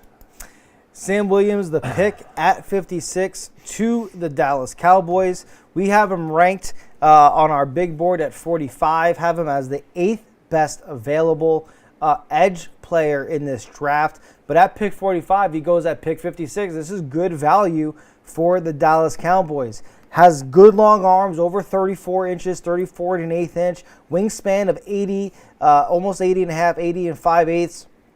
Runs the 40 in a 4.46 at the combine. Just a very interesting pass rusher. Has the athletic ability. He has a RAS score, relative athletic score, our very own Kent Platt, of 9.53. So an athletic player at this position for the Dallas Cowboys. So that's who they're taking at 56, Sam Williams. Yeah, ran 4.46 at the combine, 10'3" broad jump. Vertical jump was 32 and a half inches at 261 pounds. Didn't run the 20 or the 20-yard short shuttle or the 3-cone until his pro day. Another guy with a damn good 10-yard split, 147. 147 is exceptional. You know, I mentioned Sky Moore at 138 before. Most of the receivers were in the low 1.4s. Here's a guy with Sam Williams at 6'3" and a half, 261 pounds, 10-yard split of 147. Tells you something about his first step off the snap. Yeah, and it'll be really interesting to see how he fits alongside Lawrence. Randy Gregory, of course, not there. Thought there was a contract agreement with the Dallas Cowboys. That was taken off the board.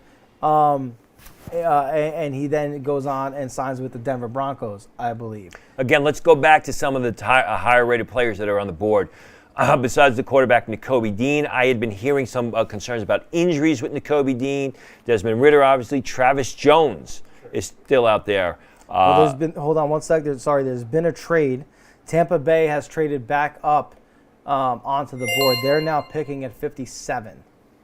So that's who's on the clock right now at 57, the Tampa Bay Buccaneers. Just thinking out loud here, Tampa Bay wanted Lewis Seen in the first round. They lost out on him after trading out of the first round. We're talking about Tampa Bay taking potentially a safety at the top of round 2. Maybe is this where Nick Cross of Maryland goes?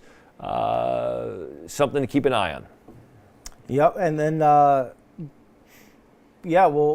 I'm still waiting on the trade compensation. I haven't gotten it yet. When I do, I'm going to bring it to you. Trey, obviously. Oh, the pick is in.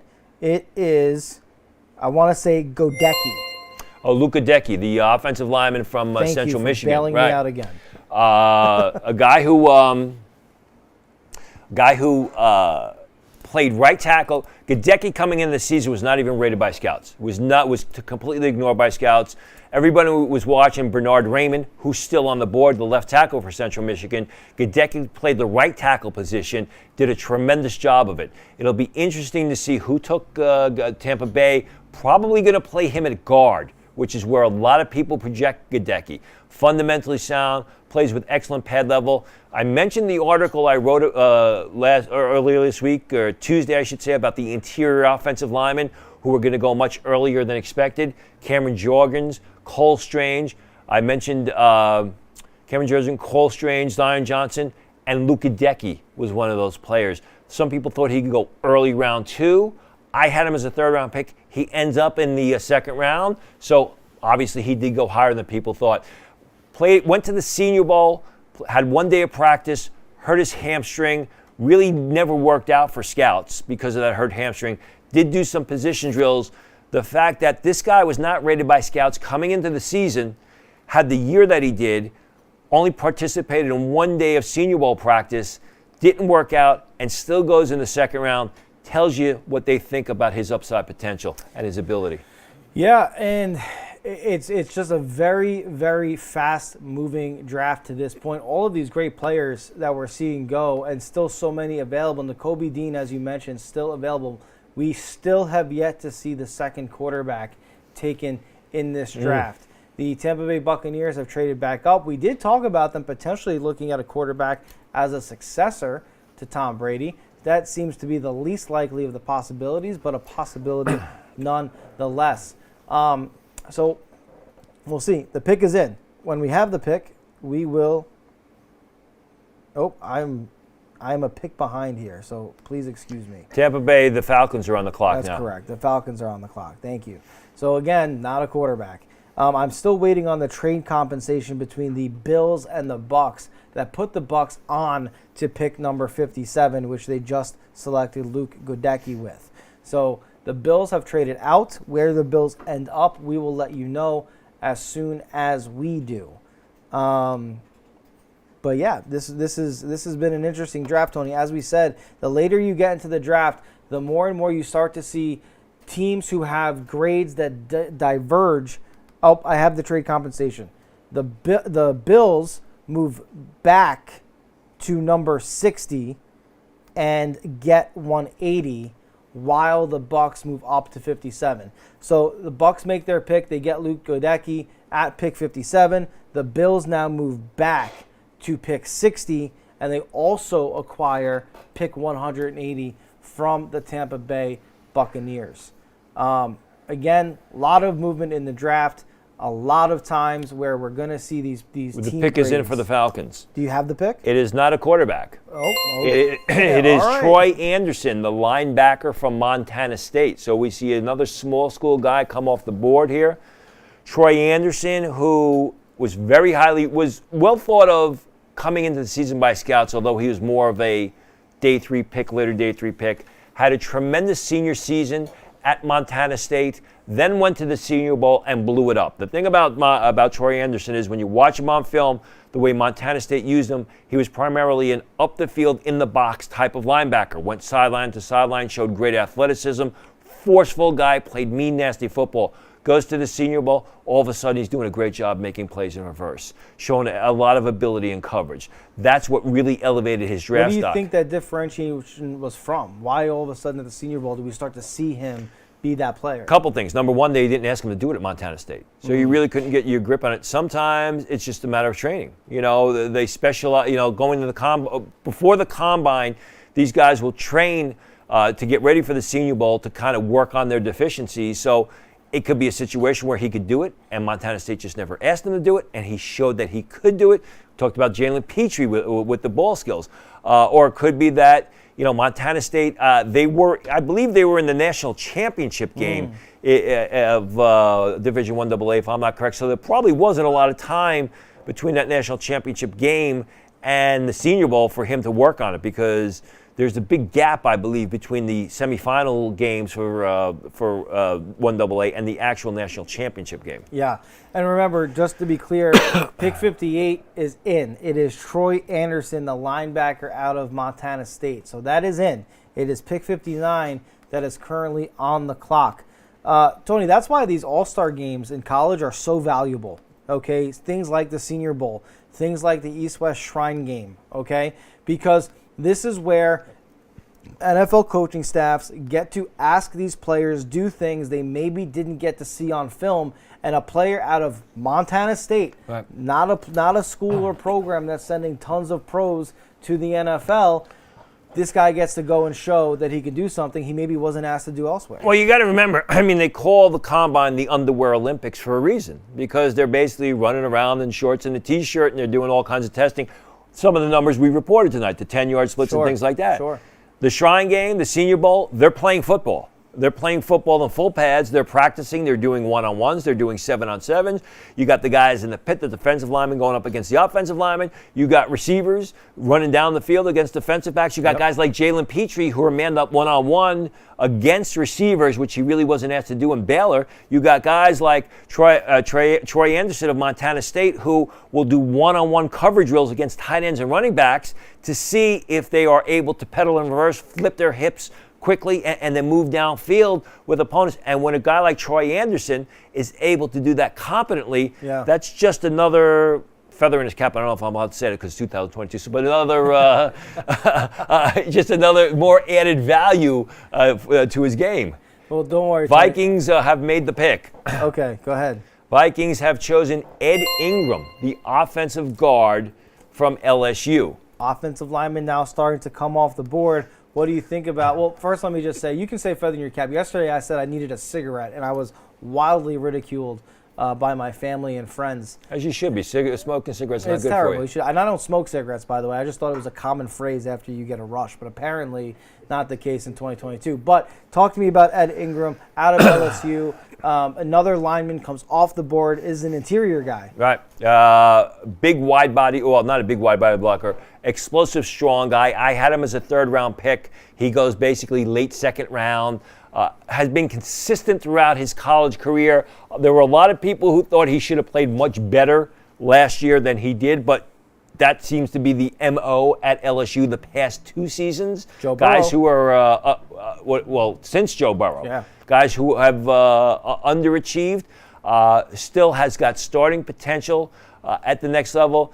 I thought the Vikings, they got Ezra Cleveland on the inside. Who else do they have? Let me take a quick look at their We depth chart. were high on Ezra Cleveland last year as a player. 2 years ago. 2 years ago. COVID has completely wiped, as well as just hosting now for what feels like my 7th straight hour of the NFL draft. But so go ahead, Ed Ingram. They got Bradbury center, Ezra Cleveland at left guard. They signed Jesse Davis from Miami. Yep. So there's room there. They got Wyatt Davis there last year. Wyatt Davis, they took him in the 3rd round with one of the selections that they received from the New York Jets after they traded down the 1st round. And Wyatt Davis, interesting, just some revisionist history here or looking back. Wyatt Davis was a guy who was very highly rated. People thought he was a potential 1st-round pick in the 2021 draft. Had an awful knee injury in the national championship game against Alabama, which is a horrendous knee injury. I guess that they don't think that Wyatt Davis is coming back to 100% anytime soon, sadly. One of the things you noted in your scouting report on Ed Ingram is that he lacks quick and fluid footwork, sliding in space. Right. As I said, he's a power lineman. Yeah, with the Minnesota Vikings, where they are sort of going in this situation with Kirk Cousins as their quarterback for how much longer, who knows. You said he could come in and start. Right. That not having that footwork, being able to slide, could be something that if he doesn't pick up quickly in training camp, could delay his ability to get on the field. Right, you're talking about a 2nd-round guard here. I don't know that they're going to look for him to start early on. I'm looking at my the board here just to see, pull up his combine numbers. 6'3.5", 307, ran the 40 as fast as 502. 20.5-inch vertical jump, that's not real good. 8.5 broad jump, that's not real good. Did run the 3-cone in the 7/8, which isn't bad. Yeah, I mean, it could be also just a matter of coaching. You know, I believe, if you want to look back, he was a starter for Joe Burrow. I believe he started 3 years ago when they won the national championship. Well, the Buffalo Bills are on the clock with pick 60. They are the pick is not in yet. When it is, of course, as we've been doing, we'll let you know. We are almost through the end of the 2nd round, but don't forget, we're also doing the 3rd round tonight, and the 3rd round pick time goes from 7 minutes down to 5 minutes during the 3rd round. So teams will only have 5 minutes to make their selections in the 3rd round. Also, at the transition from the 2nd to the 3rd round, we will be playing for you a clip from Tony and Trey's exclusive interview with Trey McBride, who was just selected by the Arizona Cardinals. There's been a trade, by the way, as I say that. The Bengals are now on the clock at pick 60. And so this is interesting. The Cincinnati Bengals have seen a few offensive linemen go. They've seen a few wide receivers go. Typically when a team trades up, when a few positions have gone consecutively like this, they are trying to capitalize on a run before they miss out. What do you think the Bengals could be looking to do here with this trade? I mean, you've got maybe defensive tackle. I mean, they could, a guy like Travis Jones is still on the board. That would be very enticing for them. Maybe a tight end. Maybe we see our 2nd tight end come off the board. The pick is in. Maybe an offensive lineman. Remember, the Bengals were interested in Trey McBride, and depending on how the board fell, I'm told they were interested in him as early as pick 31. Right. They lose out on him because the Cardinals took him at pick 55. Maybe they see that there could be tight ends beginning to go with the picks in front of them, so they make the move up. Could be a tight end here.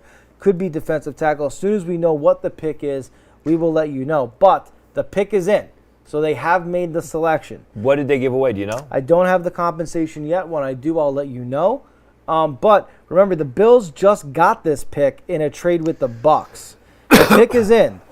The pick is in. The Bengals are selecting Taylor Britt. Cam Taylor-Britt, the defensive back from Nebraska, one of my favorite guys. I mean, Why is that? I had him as a early third-round pick. The film on him, on Cam Taylor-Britt, is outstanding. He is a physical, nasty guy, cornerback who has got excellent ball skills. I tweeted out, when I watched the film, I tweeted out about how much I liked him, and I rarely tweet out about players while I'm doing the film, but this guy just grabbed me. Was a little bit disappointing at the Senior Bowl. I don't think he had the Senior Bowl that he wanted to have, or many people thought he was capable of. Obviously, this is the second defensive back that the Cincinnati Bengals took. Yep. Obviously, they want an upgrade from Eli Apple, which in some cases really shouldn't be that hard. Taylor Britt's a guy who I could see getting a lot of playing time as a rookie and eventually developing a starter. This was a sensational pick. A lot of people are going to question this pick, but I think in the end, the Bengals and the Bengal fans are going to be very happy with this selection. The Bengals, again, play in the AFC. They made it to the Super Bowl. They were the runners-up for the championship this year. But the AFC is an arms race, way more so than the NFC. In fact, some of the best quarterbacks in the NFC have made their way over to the AFC, amplifying, again, the need for solid pass defense. No shock to see them doubling down on the defensive back position. I do have the compensation on this trade, by the way. Again, the Bengals trading with the Bills into pick 60. They are selecting Cam Taylor-Britt. However, just a few moments ago, pick number 60 belonged to the Buffalo Bills. That pick they got because it originally belonged to the Tampa Bay Buccaneers. Tampa Bay Buccaneers took pick 60. They traded to the Bills for 57. The Bills slide back to 60. Instead of making the pick at 60, they trade the pick to the Bengals. Now, the Bills are picking at 63, and they receive, additionally, pick 209. With pick 60, the Bengals select Cam Taylor-Britt, the cornerback out of Nebraska. This is the second time tonight, Tony, where a pick has been held by 3 different teams during the course of the. Part of the challenge is what do they do with their quarterback situation? Jimmy Garoppolo, for the second time in his San Francisco 49ers career, takes them deep into the postseason. However, no one would argue that Jimmy Garoppolo was the catalyst for that trade. I'm sorry, for that postseason run. They have Trey Lance. They took number 3 overall. They're picking for the first time in this draft. And at pick 61, Tony, they are taking Drake Jackson. They are taking Drake Jackson. I believe that's the pass rusher. Out of USC. Sort of hybrid defensive end, outside linebacker. Reminds me of a Devin Kennard type, if you know who Devin Kennard is, former USC Trojan. Was drafted by the New York Giants in the 5th round, has been a solid utility player for them in the league for a number of years. Drake Jackson, I had him as a 3rd-round pick for the longest time. I think, I dropped him into the 4th round late. I dropped him into the 4th round primarily because he's a good player on film, and he primarily came out of a 3-point stance at USC. Did show the ability to make plays in space in pursuit, but when you look at the combine numbers, they were really nothing great. I'll pull them up here in a second as I'm rambling on here. Came into the combine. He's at a page split there. Of course, I believe he ran 4.8 during his pro day. Did not run at the combine by his own choice. Didn't have a great pro day. Did jump 36.5 inches. Probably a situational pass rusher, in my opinion. And this was at least a round too early to be taking Drake Jackson. Drake Jackson, they had 2 Drakes there. Drake Jackson of USC. Yeah, it's going to be real interesting to see how this plays out. San Francisco, they have Nick Bosa. They obviously picked up his 5th-year extension because that was a no-brainer. But Nick Bosa has missed a lot of time since he was drafted number 2 overall to the San Francisco 49ers. When they went to the Super Bowl, he was a massive part of that. He has then spent considerable time injured. Maybe Drake Jackson is sort of an insurance policy, and if not a contributor, while Nick Bosa is healthy. He is their first selection of the draft. They do have D Ford as well, who is getting up there, and they've tried to move him. I don't know what the contract situation is. Yes. What I'd be interested to see is if San Francisco announces Drake Jackson as a outside linebacker or a defensive end, because I have him on my outside linebacker chart because of the size. The size was 6'2.5", 254 pounds, so he's kind of sort of in that in-between area as to whether or not he is a outside linebacker or a defensive end. And by the way, we are coming up to the end of round 2, and we have pick 62 is on the clock because the 49ers have taken Drake Jackson at 61. 64 is the last pick of the second round. The mock draft simulator over at ProFootballNetwork.com is being updated in real time. So if you want to run simulations because your team is coming up in the 3rd round, they're coming up in the 4th round on Saturday, every single pick of the 1st round and through the 2nd round has already been selected in the mock draft simulator. So you are going to be able to take control of your favorite NFL team and be the GM starting in the 3rd round. We updated it last night immediately following the 1st round, so everyone using it today was able to mock the 2nd round and take players who they'd want based on who was best available. Now you'll be able to do that for the 3rd round because we will update the mock draft simulator over at ProFootballNetwork.com to reflect the results so far of the 2nd round. This way, when you take control of your favorite team in the 3rd round, you'll be able to select from the players, the only players who are available. So just another way at Pro Football Network, we give you the opportunity to level up your fandom, and you can do that with the ProFootballNetwork.com mock draft simulator. Again, it's pick 62 on the clock. Drake Jackson, the edge out of USC, is off the board to the San Francisco 49ers. Kansas City Chiefs are back up. Let's see if they double up at the receiver position. There was talk about them doing that. I mentioned Calvin Austin. I think that's a perfect fit. They did get Sky Moore. You're going to need some young blood there. I mean, Kansas City doesn't have a lot of holes. So, how many they filled a lot of their defensive needs. And Drake Jackson was announced as an edge rusher. Okay, fine, edge. I like to call them defensive ends. I'm a traditionalist, but now we know how they plan to use them. Yes, and again, we'll see what happens. He gets to stay relatively local. San Francisco is not Southern California, which is where he went to college. But he will be staying in that state, and he'll be going to the San Francisco 49ers, as we mentioned well before the broadcast. But the Kansas City Chiefs pick is in at pick 62. They're taking Tony, another safety. Brian Cook out of Cincinnati comes off the board here at pick 62 to the Kansas City Chiefs. We know the Kansas City Chiefs desperately needed to upgrade their secondary.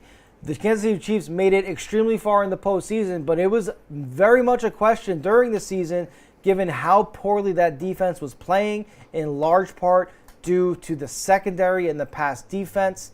They get Trent McDuffie in the 1st round, who they probably were surprised was still there. They then are able to come back and grab a Brian Cook out of Cincinnati. As you know, Tyrann Mathieu no longer in Kansas City. And they also got George Karlaftis. So, I mean, it's primarily been a defensive draft for the Kansas City Chiefs, but despite the fact that they shipped off their most exciting offensive player. Yes, and they've made 3 selections so far in this draft.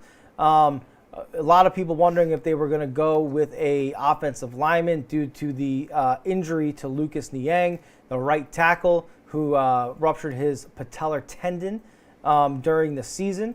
But I'm told that no secret that I would know, but I'm told that his rehab is ahead of schedule, and the Kansas City Chiefs are excited about where he is in the rehab process. They've had 3 selections in this draft. They have gone defense every single one.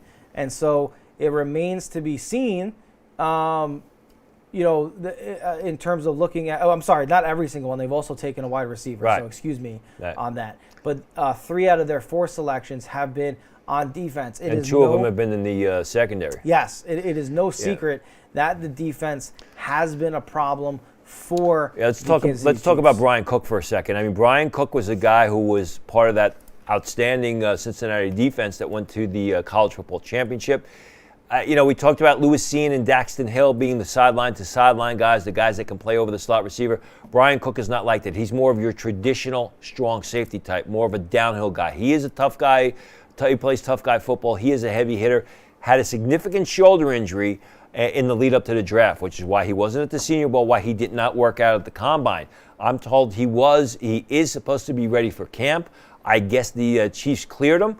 But that is what you're looking at. I mean, they've got Justin Reed, who they signed in the offseason, Zane Anderson, who was a undrafted free agent a year ago out of BYU. So I'm sure that this is a guy that's going to compete and probably win the job against Zane Anderson. Are you surprised he went this early in the draft? And by the way, the Bills are on the clock at 63. Their pick is in. As soon as we know who it is, we'll let you know. Brian Cook, right. Tony, are you surprised he went this early? I had him as a late third rounder, so, I mean, he maybe went a round earlier than I had him projected. Okay. We'll see what happens here. The Bills are on the clock at 63. They've traded twice now back. This is the results of their second trade in picking at 63. They were originally supposed to be at 57. They traded back to 60. Instead of making the pick at 60, they traded back to 63. They are making that selection. There will not be a third trade. They are making the selection. The pick is in. As soon as we know who it is, we will let you know. And then there will only be one more pick in the second round. And then we immediately go to the third round. In the third round, which will also be tonight, but the picks will be a bit shorter. The pick is in. Buffalo Bills at pick 63 are selecting James Cook. Not Brian Cook. Wow. He went at 62. It's James Cook. Tony, please illuminate us on the meaning of that you just let out. Listen, James Cook is one of my favorite running backs. I don't know that he's a feature. Now, the Bills need a running back. I said at the start of the show they were going to take a running back in the spot. You did? I mocked Isaiah Spiller to them. I like James Cook. I think that James Cook is more of a rotational back rather than a feature back, more of the premier back that I think the Bills really want. He's an outstanding ball player, though. I mean, he's going to be a good fit for them there. He can run on the inside. He picks and chooses his spots. He's got great running vision. He can turn the corner. He's an exceptional pass catcher. Not just a good pass catcher out of the backfield. He's a guy that you can line up on the flanks and have him go 25, 30 yards down the field, and he will catch the ball like a receiver. He's a do-everything back. I thought it would have actually been a good pick for the New York Jets, who took Breece Hall earlier to work with Michael Carter. I like this pick. Yeah. I just think that he's more of a rotational guy who needs to share the ball with somebody rather than, be the guy that's going to be the primary ball carrier to take the load off of Josh Allen. Does Buffalo think that Singletary can be a complement to a James Cook? One of the things that James Cook, as you note in your scouting report, struggles with is running with power. Right. And by the way, the last pick of the second round is in. Pick 64, the Denver Broncos have taken Nick Bonito. Oof. Bonito is the last and final pick of the second round. Ladies and gentlemen, remember, with the final pick of the second round, you need to head over immediately to ProFootballNetwork.com and start running the mock draft simulator. We have updated it in real time. If you take over as the GM of your favorite team, every player who's been selected has been accounted for. Every trade that has been made has been accounted for. You will now be able to begin the mock drafts in the third round, selecting only from the players who are currently available in real time. Mock draft simulation is a very popular thing. It is best in class over at ProFootballNetwork.com. Just one of the many ways in which we help you level up your fandom. So you're going to do that. Head over there. But by the way, don't close this out because we're still bringing you the full third round. And before the third round fully gets underway, in addition to our mock draft simulator, the other ways we help you level up your fandom is by bringing you exclusive interviews. Right now, we are going to play a clip of an exclusive interview of tight end Trey McBride with Tony Pauline and our very own Trey Wingo from their show just this past Tuesday on Draft Insiders. Trey McBride, the first tight end taken earlier tonight to the Arizona Cardinals. Hear directly from him who the Arizona Cardinals are going to get. All right, Trey, we won't keep you much longer. I just got two more questions for you. In a dream scenario, like in your wildest dreams, this team calls your name. Do you have that team in mind? Yeah, I think, one team sticks out to me. I think, playing with Tom Brady would be just something, something that would be very cool. Playing with someone who's really done it, been the best to ever do it, has such a great career, twice my age, things like that. It'd be kind of cool to play with a guy like that and, catch a touchdown from him, would be very special, so that would be really cool in my opinion. But just need an opportunity somewhere. Well, listen, Gronk hasn't officially said he's coming back for this year, so no doubt. It might work out. It'd be cool to play with a guy like They need a young tight end, and you know what? They draft at the end of the first round, so it may be a win-win for you. Yeah, who knows? I guess we'll find out in a couple days.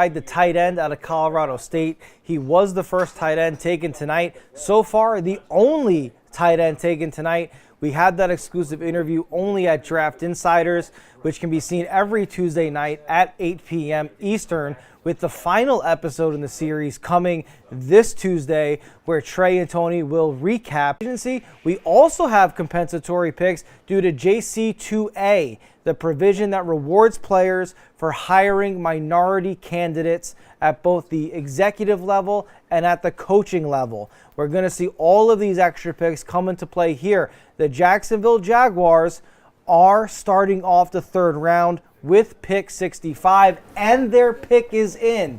So the third round will start in earnest. I've got the pick if you don't have it. The pick at 65 of the Jacksonville Jaguars to lead off the third round is Luke Fortner, the center of out of Kentucky. What do you think about that pick? Fortner had been moving upwards. I'm surprised he went before Dylan Parham, but the Jaguars need a center, and they got their guy in Luke Fortner. Now, Fortner is a guy who's played guard and center.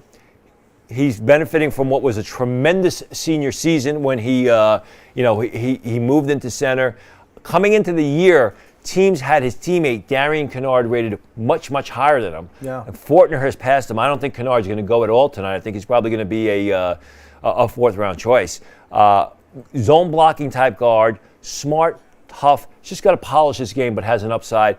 If Fortner's not starting by the beginning of the season, I could absolutely see him starting by the end of his rookie campaign. One of the things you mentioned in your scouting report on him in the Pro Football Network draft guide, which, by the way, guys, we still got 4 rounds of this draft left. Go get it at profootballnetwork.com/NFL draft guide. You mentioned that he lacks overall strength, right, but that's something he could improve on at the next level. That's the easiest thing to improve on. That's one of the easier things to improve on. It's just a matter of getting your rear end in the weight room and lifting weights and doing whatever new fad they have now. I mean, with my day was bench press and squats, which they still do. But that's one of the easier things too. And I think part of that was because he was, for a lot of times, he was playing next to Darian Kennard, who was an absolute masher. We have another pick. The pick at 66 has been made by the Minnesota Vikings. They are taking Brian Asamoah, another Oklahoma pick, linebacker out of Oklahoma. He is going to the Minnesota Vikings. Tony, we actually also had an interview with Brian Asamoah. Yep. That can be found in the Pro Football Network Draft Guide. It's exclusive. The video interview is in the draft guide. All you have to do is get it. It's only $6. One of the cheapest ones on the market, but by far the most comprehensive. ProFootballNetwork.com/NFL Draft Guide. If you're a Minnesota Vikings fan and you want to know about who your team just picked, the linebacker out of Oklahoma, go there now and get your draft guide. ProFootballNetwork.com/NFL Draft Guide. Tony, talk to us about Brian Asamoah. What can the Minnesota Vikings fans expect to be getting? Yeah, I had him as a second-round pick, late second-round pick. He goes in the third round. He is an explosive run-and-chase linebacker. He is a guy who flies around the field, covers a lot of area on the field, great sideline-to-sideline range, gets good depth on his pass drops. You know, not the tallest guy in the world, only 6 foot a half inch, 226 pounds, ran 4.56 at the combine. Really, your run and chase type of linebacker. Pulling up the Vikings depth chart here, they play a 3-4. You're going to plug them on the inside of that 3-4 system, and you're going to let them run to the ball. Again, it's interesting. Brian Asamoah goes before Nakobe Dean, who is still on the board. Still on the board. Not only did he slide out of the first round, Tony, he has completely slid into the second round. But hang on a second. We also did not have a single quarterback taken in the second round. So we start the third round off. We're already 2 picks in. We did not have a single quarterback taken in the second round. We also have not seen Nakobe Dean's name called. Now, I mentioned in the Pro Football Network Draft Guide, we have an interview with Brian Asamoah. We also have interviews with Alec Pierce, who was taken in the second round, Boye Mafe, who was taken in the second round, Jalen Petre, who was taken in the second round. And there's a pick in, because why wouldn't there be? While I'm giving you guys some information, the New York Giants at pick 67 select Josh Ezeudu. Yeah. The offensive guard. lineman, right? Yeah. From North Carolina. Again, I hate to say this. I go back to that article I wrote about the interior offensive lineman. Ezeudu from North Carolina was listed. I put all of his official 30 visits list.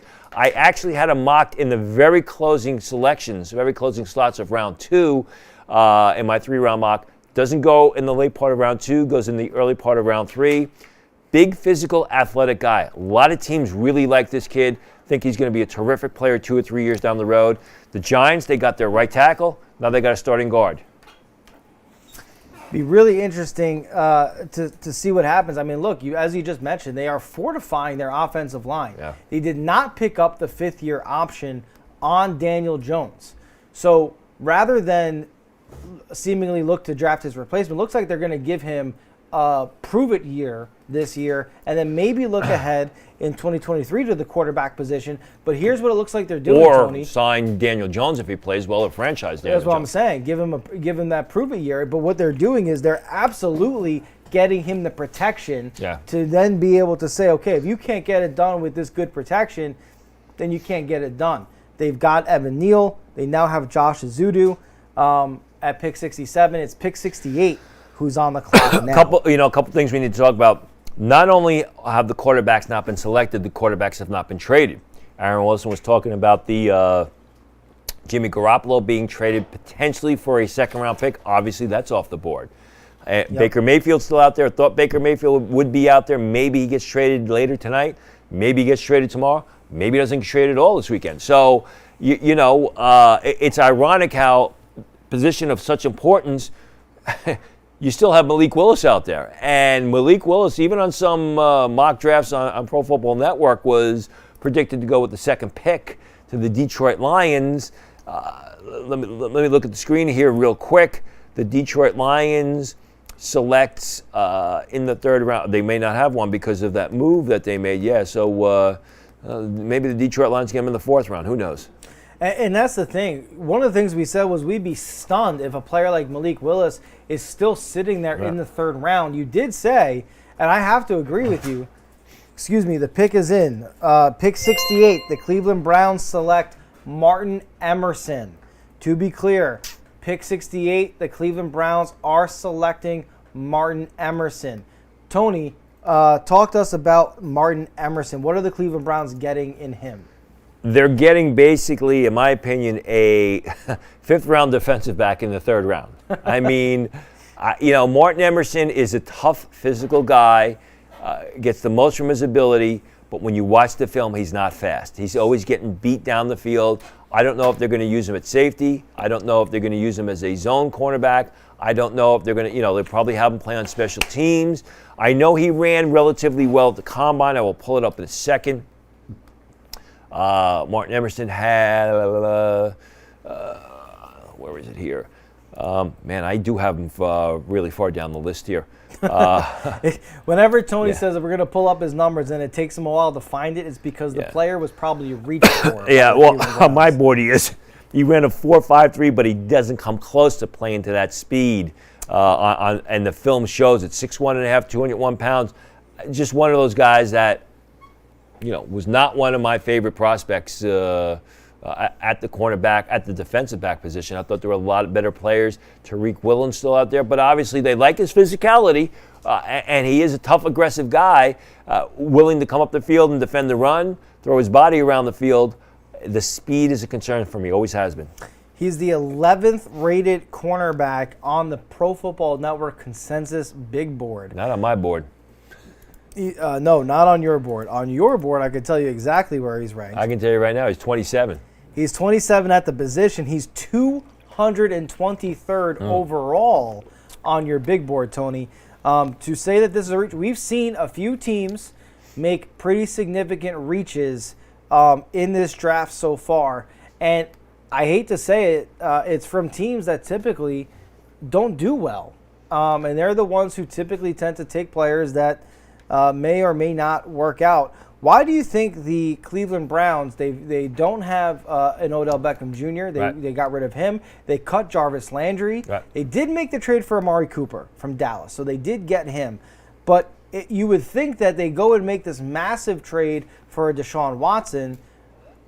It doesn't feel like they're surrounding him with the necessary picks. Was the defense really that much of a problem in Cleveland? And isn't George Pickens still available? George Pickens is not available. He's off the clock. Oh, excuse me. There's a trade. The Jets were on the clock at 69. They are off the clock. The Tennessee Titans are on the clock at pick 69. So it'll be really interesting to see what the Titans do.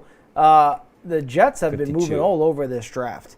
So we'll have to see what the compensation is. Getting back to the receivers, I would agree with you. I mean, there's still some good receivers. We talked about Calvin Austin. I thought late second, early third. Velus Jones Jr. of Tennessee. Kevin Austin of Notre Dame, still available. Khalil Shakir, who should go in the third round. Terrific route runner. A guy who's got solid but not great deep speed. I am surprised that you would take Martin Emerson over any of the available receivers. It's certainly not what we would recommend, but the Cleveland Browns don't always do what you would recommend. Also, by the way, later this summer, Pro Football Network has a docuseries coming out that highlights the fan psychology and behavior of the Cleveland Browns fan base. Before I get to that, and it's a good one, and it'll be interesting how this goes, the Titans pick is in. They are taking Petit Frere. Wow. Offensive tackle from Ohio State. Right. So the offensive tackle out of Ohio State, he is going to the Tennessee Titans. Nicholas Petit Frere. Nicholas Petit Frere played left tackle for Ohio State the past 2 seasons. Coming into the year, he was highly rated. He was okay last season. He was not great. Against Michigan, he got destroyed by Aiden Hutchinson. Aiden Hutchinson ate him alive in the Ohio State-Michigan game. He then went on and performed poorly or did not play up to meet expectations during the combine. There were some concerns as to whether or not he's going to be able to stay at left tackle. I think he came off the board exactly where he probably should have in the third round. At one point in time, I had a mock to the Jets in the third round. It is surprising that Nicholas Petit-Frere was drafted ahead of Bernard Raymond. There may be some sort of medical red flags at this point in time on Raymond, which is why he's starting to slip. Just remember, guys, we're about 5 or 6 minutes ahead of the national broadcast. So you're getting the picks here first before anywhere else. Nakobe Dean, still on the board. Malik Willis, still on the board. Matt Corral, still on the board. Desmond Ridder, still on the board.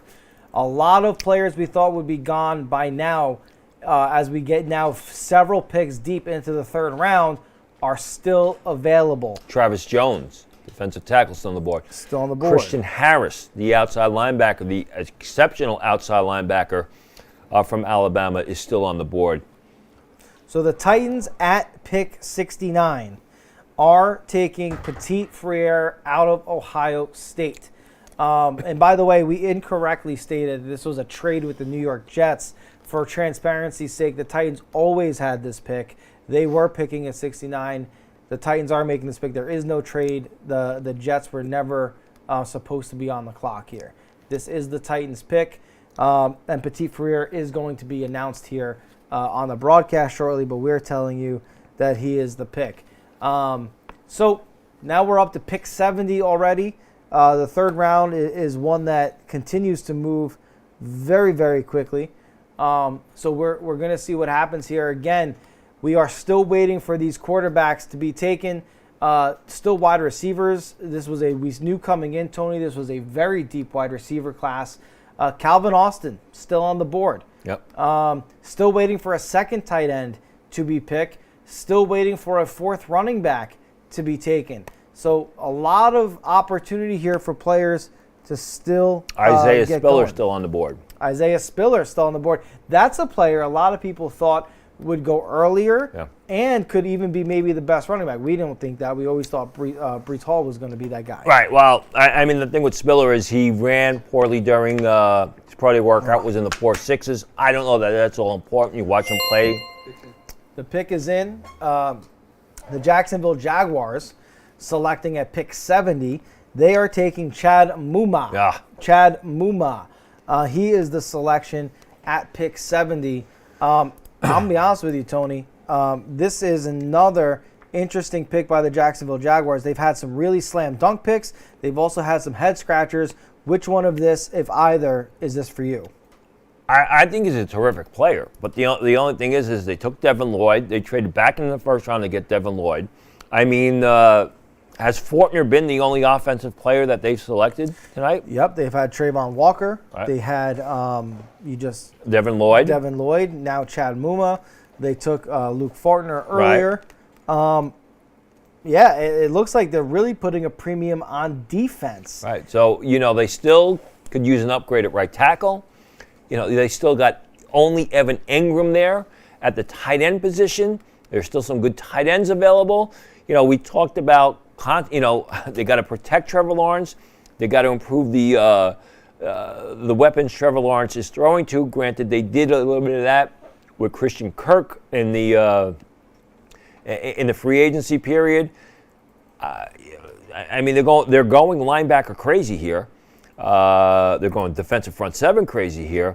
I just think it's you got to address the offensive side of the ball, or Trevor Lawrence is eventually going to be as cheesed off as Aaron Rodgers is. And this is part of the challenge here is that Trevor Lawrence was coming into the league as one of the most highly rated quarterbacks probably since Andrew Luck.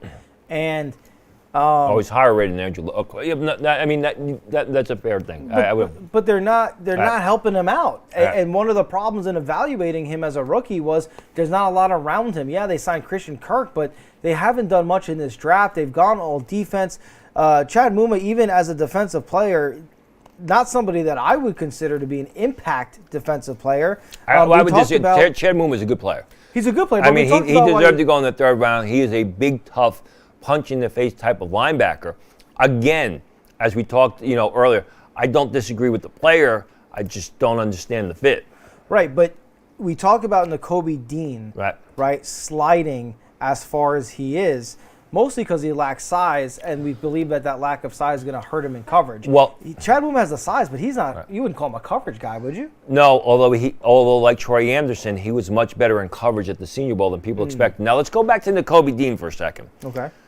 Yeah, he's 5'11 and a half, 229. As I said, he didn't run, and there were questions about his speed. There were also some concerns about some potential medical issues. I was told he only has an ankle issue, which he suffered during the national title game. I had heard and I inquired about a potential knee issue that I was hearing about with Nakobe Dean. I was told, no, that's not the situation. But the person who keyed me off or told me about the knee issue said Dean is going to fall in the third round, and I thought that was crazy. Here we are, the third round, Dean's still available, and he's got all these other linebackers going ahead of him. So it's possible that Nakobe Dean is dealing with a knee issue that has not yet been reported. There's got to be something going on because he's sitting here in the third round. The Chicago Bears are on the clock at 71. Their pick is in. So it remains to be seen who they're going to pick. Again, we know they're not going to take one of the quarterbacks, so yet another pick will pass before we see a quarterback taken. Really, really fascinating about Nakobe Dean. If it is in fact a knee injury that is helping this slide, you'll have heard about it here first, I think, because other than the ankle, I too was not aware of any type of injury, and I certainly did not expect him to be available in the third round. Tony, when you reported on Draft Insiders that Nakobe Dean was likely to slide out of the first round, another situation where people called you crazy. Here he is sliding well into the third round. So we'll see how that goes. Once we get the Chicago Bears pick here at 71, we will tell you who it is. I remain stunned at how this draft's quarterbacks are being viewed. I gotta ask Tony. Okay, this is the one thing in all the quarterback conversation we've had tonight, we haven't discussed this aspect of it, which is Kenny Pickett 2 rounds better than the rest of these quarterbacks? Because he went. I would say no, but listen. We all knew, and this was described as what was going to be one of the craziest drafts of all time. The Bears have made their selection. I'm sorry to cut you off. It's Velus Jones Jr. Yeah, Velus Jones Jr. The wide receiver out of Tennessee. Yeah. They needed a receiver.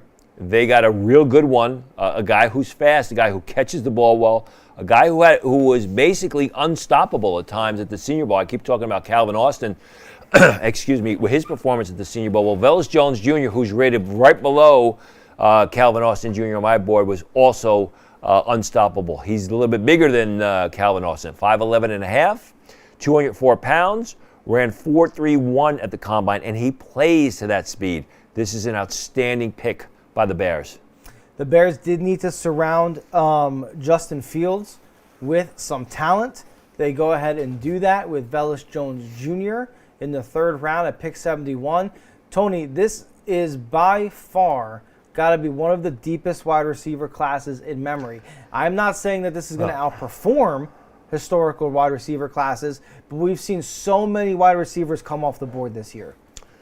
Well, you have the past couple of years, so I'm not going to go that far, say it's one of the best ever. I mean, the past 2 drafts have been incredibly deep at the receiver position, where you've had good receivers come out of come through the first, second, third, fourth, and even the 5th round. Now, what up to the college game, where the college game is now a situation where you're lining up 3 and 4 receivers, everything is spread wide, and you're putting your best athletes at the receiver position. So that turns itself over. That will result in a plethora of receivers at the available in the NFL draft and in the NFL.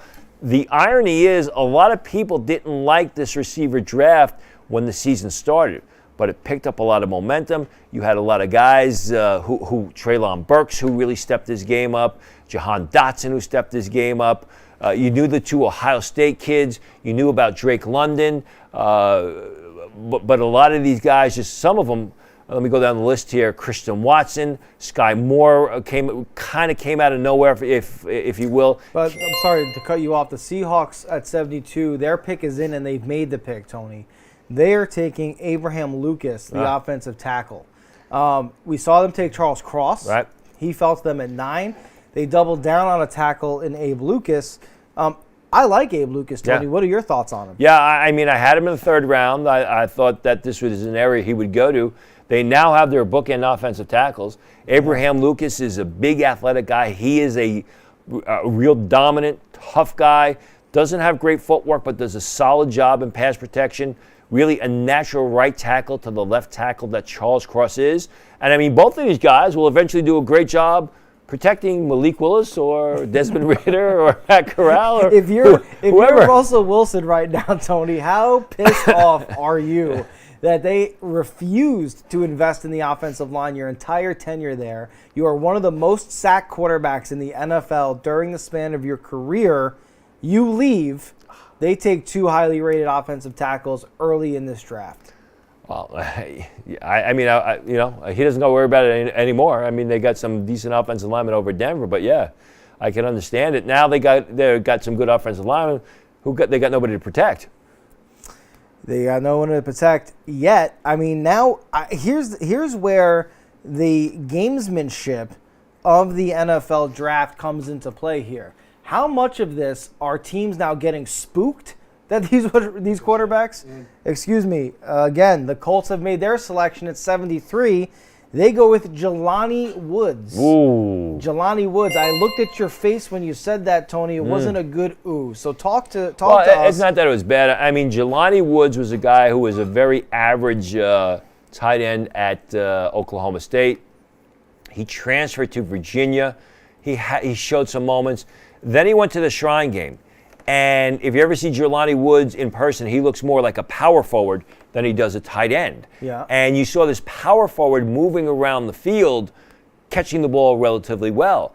Then he went to the combine and he blew it up. I'm pulling up the entire combine numbers right now. I'll tell you what, you'll understand what I mean when I say power forward. While you look for that, I got it here. Okay. 6'7", 253 pounds, 34.5-inch arms. Did 24 reps on the bench, ran the 40 in 4.61 with a 1.44 10-yard split.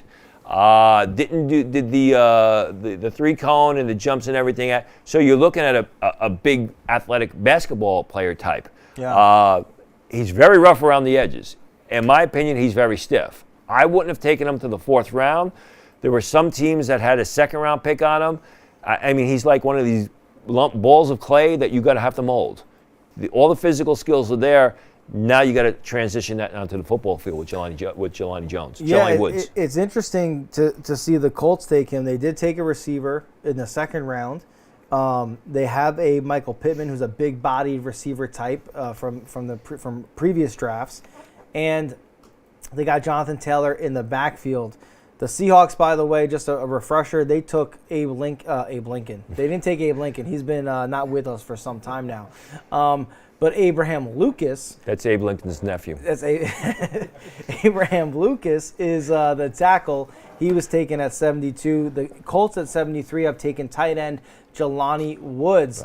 Right. Tony, one of the things you note about Jelani Woods is he has a decent 40 time. He's an athletic guy, but he doesn't play to the 40 time. And that's the big thing that's being talked about now is 40 times versus the way they play in the games. And you don't see that matching with Jelani Woods. If you ever see Jelani Woods, you're not looking at his 40 time. You're looking at this towering guy that you think should be on the basketball court. Again, you look at the depth chart for the Colts. Hold on, I'm sorry, Tony. I don't mean to cut you up. We do have breaking news.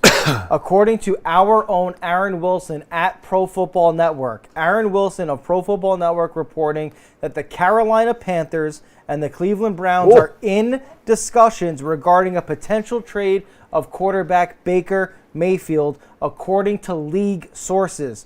The sources confirmed multiple reports and emphasized on condition of anonymity, citing the sensitive nature of the talks, that no deal is imminent and that the entire deal hinges on whether a financial compromise can be reached.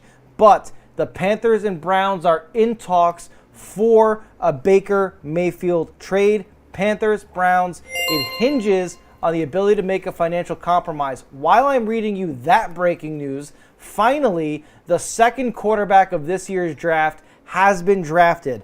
the Falcons have taken Desmond Ridder. So before we get to that, though, I believe that the Baker Mayfield news requires just more conversation, Tony. I want to repeat the report just one more time because a lot of things happened here. From our very own Aaron Wilson, we are breaking this news at Pro Football Network. The Carolina Panthers and the Cleveland Browns are in discussions regarding a potential trade of quarterback Baker Mayfield, and this is according to league sources. These sources have confirmed multiple reports and emphasize on condition of remaining anonymous, citing the sensitive nature of these talks. This deal is not imminent because it hinges on a financial compromise being reached. Again, this is a report from Aaron Wilson, and it follows a report from Tony yourself, where you said that if Baker Mayfield was traded, it would be following day one, as early as day 2 of the NFL draft. We're in round 3, but it is in fact day 2. I also said that Carolina was interested, and I also said the financial arrangements. What does the financial arrangements mean? It means that Carolina is only going to take Baker Mayfield off the Cleveland Browns' hands if the Cleveland Browns pick up the majority of that contract. Is there a story? Is there a story to that? There is a story you can read. For more details, you go to ProFootballNetwork.com or follow us on Twitter. One more time, according to league sources, Panthers, Browns in discussions on a trade for Baker Mayfield. The deal is not imminent because it hinges on reaching a financial comp. Need to be very clear because pick 74 came in. It was Desmond Ridder. So one quarterback news being discussed to the Carolina, for the Carolina Panthers and the Browns. That is happening and ongoing. But what is final is finally the second quarterback of this draft was taken. It wasn't Malik Willis. No, you got to wonder about that. What are the red flags? What are the concerns? I'm sure we'll eventually find out. You can't imagine it's character concerns because everything about Malik Willis seemed to be squeaky clean. I could understand the concerns about the fact that he's not NFL ready. I am surprised that Desmond Ridder goes ahead of Malik Willis. Desmond Ridder is a terrific college quarterback. He was a winner at Cincinnati. He had great interviews. He's got the arm strength and the size to play in the NFL. The accuracy always concerned me with Desmond Ridder. When you watch the film, we talked about Alex Pierce, getting vertical to catch his errant throws, reaching backwards. Really has to improve that pass placement. And the Broncos are supposed to be on the clock at pick 75, but they're trading down. So there will be a new team picking at 75. We don't yet know who that is. When we do, we'll let you know, but it will not be the Denver Broncos. Of course, during the NFL draft, Tony, when things happen quickly. In the course of 2 minutes, we found out this bombshell from Pro Football Network's own Aaron Wilson that the Panthers and the Browns are in trade discussions for veteran quarterback Baker Mayfield. No deal is imminent as it hinges on a financial compromise being made. Because, Tony, you reported, we have the pick. The Broncos traded with the Texans. The Texans are taking Christian Harris. So the Broncos were supposed to pick at 75. They trade the pick to the Texans. The Texans take Christian Harris. Time for a very well thought out recap. Let's talk about Christian Harris first. Go ahead. To me, this is great value. I mean, Christian Harris is a guy who off the 2020 film looked like a first-round pick. Did not meet expectations last season at Alabama, but he's a true conventional off-the-ball linebacker. Whether you want to call him a 4-3 weak side linebacker or whatever. Excellent instincts, goes sideline to sideline, gets depth on his pass drops. You're not going to use him to blitz up the field. That's not his forte, but his forte is defending the run and covering the pass. I watched Christian Harris. He was inconsistent in 2021. He was outstanding in 2020. I think this is great value for the Texans. And this follows the Atlanta Falcons taking the second quarterback of this draft. So let's just give you the last 3 events that have taken place because they've happened in very, very quick order here, so lots to get through. While the Atlanta Falcons were on the clock with pick 74, Pro Football Network's Aaron Wilson breaks the story that the Cleveland Browns and the Carolina Panthers are currently in trade talks revolving around quarterback Baker Mayfield. He stresses that league sources state a deal is not imminent, as it is hinging on a financial compromise being reached between the two teams. We are going to continue to monitor that story as we get through the night. That was while the Falcons were on the clock with pick 74. What did the Falcons do with that pick? They took the second quarterback in this draft, Cincinnati quarterback Desmond Ridder. He comes off the board. He's the first quarterback taken in this draft since all the way back in the first round when the Pittsburgh Steelers took Kenny Pickett at number 20. Then there was a trade. The Broncos were supposed to pick next at pick 75. They trade that pick to the Houston Texans. The Houston Texans used that selection on Christian Yarris. That is where we stand now. Holy crap, did I get that right? I won't say I need a cigarette, but I do need a drink. And now the Baltimore Ravens are on the clock. You forgot that piece of the yes. The Baltimore Ravens, who could use a tight end. Obviously, they don't need a quarterback. And the clock is ticking down on the Baltimore Ravens. We should have the pick is in. Is that what you said? The pick's not in, but what I do have is the trade compensation between the Texans and the Broncos. The Broncos traded pick 75. They moved down to 80. The Texans move up to 75. In addition to acquiring pick 80, the Denver Broncos also will be receiving pick 162. Baltimore Ravens are still on the clock.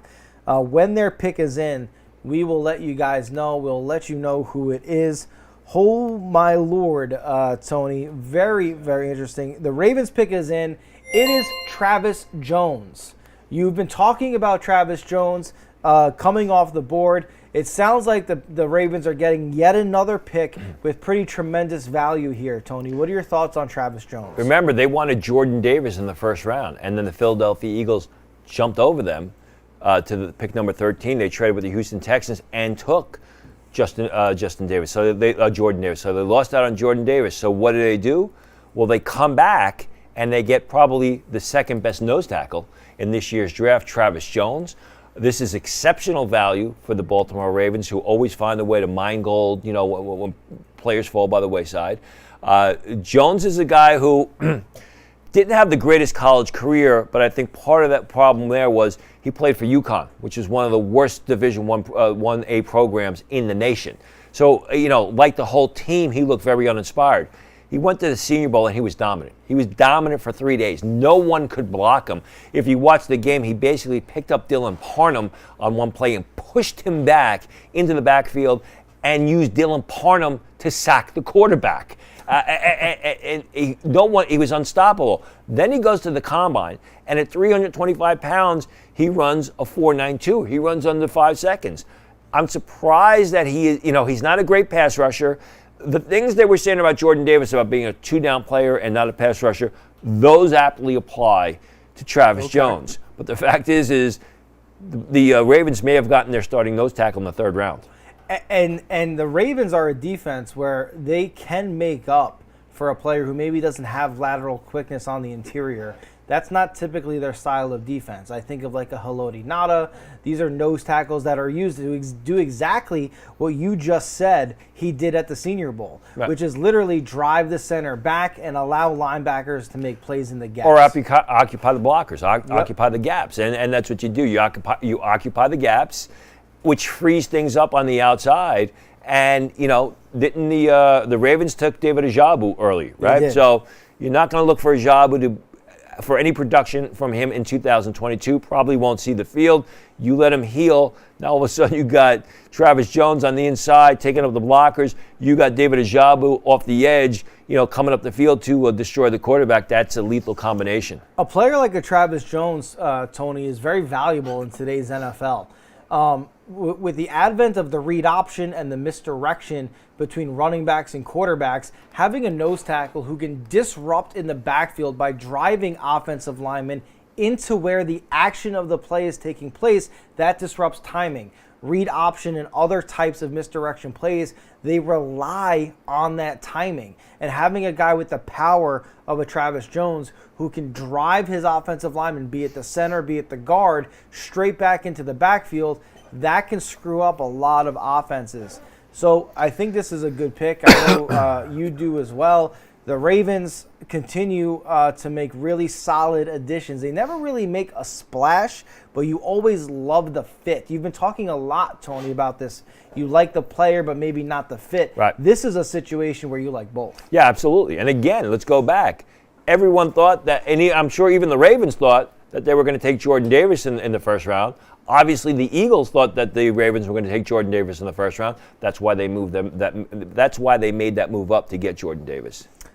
So we'll see what takes place here. We are on pick 77 in the third round. Remember, this draft is going to have more than the 96 picks you would typically think the third round would have. And by the way, as I speak, the Vikings make the pick at 77. They take Bernhard Raymond. Oof, he's off the board finally.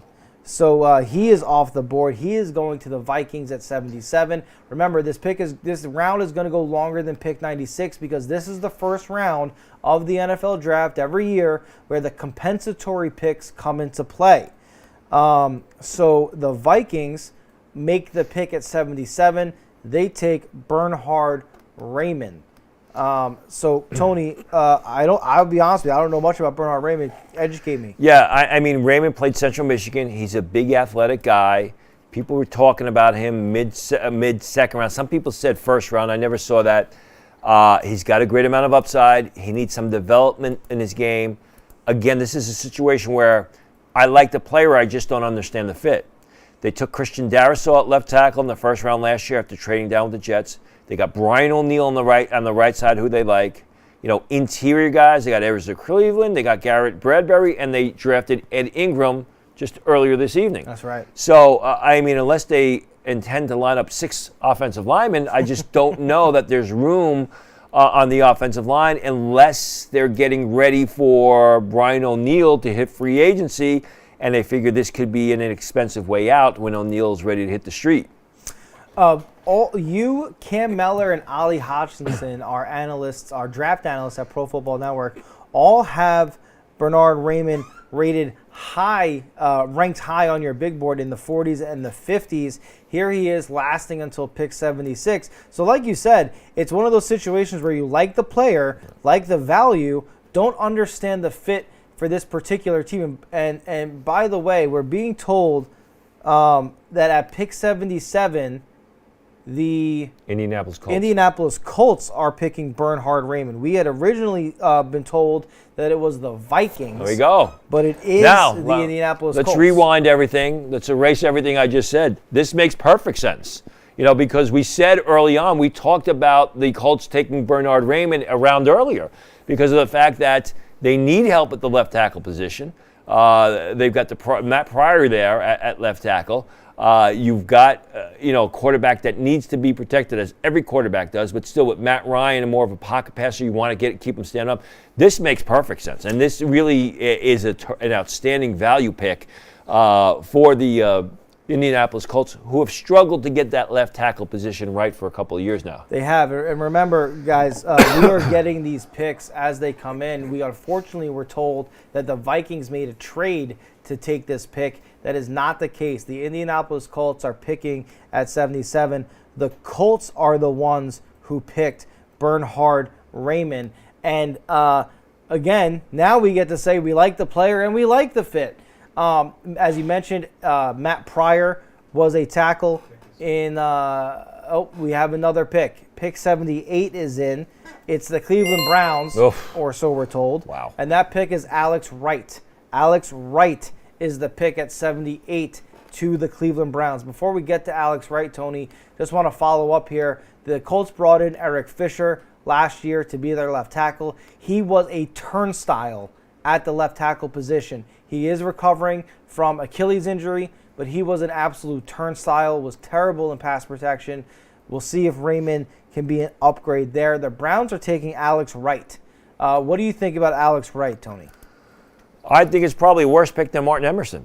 Wow. And I wasn't very high on Martin Emerson. You were not big on that pick. I mean, there was a point in time where Alex Wright was considered a third-round pick, and then he had his pro day. And he, from what I'm told, he was barely able to run under 5 seconds at his pro day. Alex Wright, 6'5", 271 pounds. I have him at 4.85, so it's a little bit slow. I mean, a guy who looks just like he makes plays on occasion. The stats are out of sight, but all too often he just looks like a big guy running around the field and getting by because he's a big guy who plays in Conference USA. He is out of the University of Alabama, Birmingham. Right. Alex Wright is ranked on your big board. Way down there. 249. Yep. And he is being selected at pick 78. Now, we'll have to wait and see. I mean, maybe I'm way off, and maybe the Browns are on the money. So, I mean, that could be the case. I heard all the hype about Alex Wright. He was one of those guys that I had to go back and watch the film on. And when I did, I was just not overly impressed. Yep. It appears that this is a player that you're banking on his upside. You're banking on your ability to develop and coach him. And for a lot of pass rushers, that is the key. Remember, we talked about this last night when we saw a lot of edge and corner and offensive tackles come off the board. They are always typically able to rely on their raw athleticism coming out of high school and college where they're playing lesser talent. But when you get to the pro level, you have got to develop a technique plan and a technical strategy. And that is what it appears is going to have to happen with these guys. Let's move on, Tony, because pick 79 is in. The Los Angeles Chargers have selected J.T. Woods. Interesting pick. The safety out of Baylor ran relatively well at the combine, as all the Baylor players did. He's an explosive downhill safety. He's a smart guy. He flies around the field. Doesn't show great range, but if you keep him between the numbers, I think you got a good player there. I had him as a fourth-round pick. He goes in the third round. Okay, I like the player a lot. You got Derwin James with the Chargers. And he's a similar player to Derwin James, similar type of safety. And while Derwin James is an elite talent when he's on the field, being on the field has been a challenge early in his career. Not that J.T. Woods is a replacement by any stretch of the imagination, but again, we saw this with an earlier player in team. One of those players where you might be looking for a player who can contribute, but also serve as insurance for an injury-prone player. And play special teams, which J.T. Woods should be able to do, because that's what you're doing with a lot of these defensive backs. Yep. And we talked about this with the Drake Jackson pick to the San Francisco 49ers. Nick Bosa, an elite talent on the field, hurt a lot. When he's not there, Drake Jackson can contribute right away. J.T. Woods combine numbers, 6'2", 195 pounds. Ran as fast as 4.34 hand time in the 40, 4.36 electric time, 39.5-inch vertical jump, 10'8" broad jump. So the athletic numbers are there. He's got to play. He's very good in a straight line, J.T. Woods, when you watch him. And he's smart, he's instinctive, and he's tough. He doesn't show that great sideline-to-sideline range, though. Yep, has a relative athletic score from our very own Kent Platt, MathBomb on Twitter, @MathBomb. He has a relative athletic score of 9.87 out of 10. So confirming what Tony sees with his own eyes, he is a very athletic player at the position. One of the more athletic safeties who have been tested throughout NFL testing. But the pick is in. The Broncos continue the stream of picks. Their pick is Greg Dulcich. Greg Dulcich, this is a player you've mentioned a few times throughout the course of the draft. He finally is taken to the Denver Broncos. Because the Broncos need another tight end, right? Don't they have a zillion tight ends already on the roster? Although they traded one of them as part of the... That's correct. Noah Fant, who was their starting tight end and a highly regarded tight end, went to Seattle as part... He was actually probably the premier player in the Seattle trade that sent Russell Wilson to the Broncos. So he goes over to the Seattle Seahawks. Noah Fant. They do have now a relative opening at tight end, and it's Greg Dulcich. Right, they get the kid from Missouri a couple of years ago, Albert Ekwanibu. I'm not even going to try and say his name, although I interviewed him a couple of years ago. He's a good guy. He's a pre-med major. Listen, There was a time where people thought that maybe Trey McBride and Dulcich were neck and neck for that number 1 spot. Dulcich fell. He's fallen almost a full round after Trey McBride. Yeah. I'm told that there were some character issues that don't sit well with Dulcich. If you put that aside, he is the best downfield threat, maybe along with Isaiah Likely of Coastal Carolina at the tight end position. He's the guy that gets downfield, splits the seam, creates mismatches in the secondary on a regular basis, plays the tight end position like a big receiver would. Ran relatively well. I mean, ran in the 4.6s. Wasn't Evan Ingram 4.4 fast, but if I pull it up here, I believe he was in the 4.6s during the combine. Had a decent workout, and he plays to that speed. Soft hands, fundamentally sound catching the ball, extending to catch the pass away from his frame. Those are still the receivers. Now, let me see here. Where is Dulcich? While you look for that, I got it right here. 6'4", 243 pounds. Ran as fast as 4.65. Hand-timed. 34-inch vertical jump, which is a decent mark at 243 pounds. 10.2 vertical jump. 7.05 3-cone, which is a good mark for for a tight end of that size. It is a good mark, but overall speaking, not the most athletic tight end we've seen at the position come through, but certainly well enough. The concern with Dulcich, too, though, is you get worried about those one-year wonders, right, Tony? Those guys who have played a few years, but they only have that 1 year of top production. Hard to build a historical context for. Is that a concern here with the Dulcich? I mean, maybe, but if you ever watched that UCLA offense, it's a run-pass option offense where it's here and there, and it never really got its feet. It was always very inconsistent under Brian Kelly, and there's always talk that Brian Kelly could be on his way out. So overall, yes, but I'm going to give it a pass for Dulcich. Okay. So we'll see what happens. He goes to the Denver Broncos. He's going to play with Russell Wilson. Russell Wilson never really had a top-flight tight end in Seattle. They did have Jimmy Graham there for a little bit. It was one of those situations where Jimmy Graham was this prolific receiving tight end, left the Saints, goes to Seattle, and then everyone forgot who Jimmy Graham was, and then he ended up with the Packers and so on and so forth. So the Giants, though, they were on the clock next with pick 81, and their pick is in.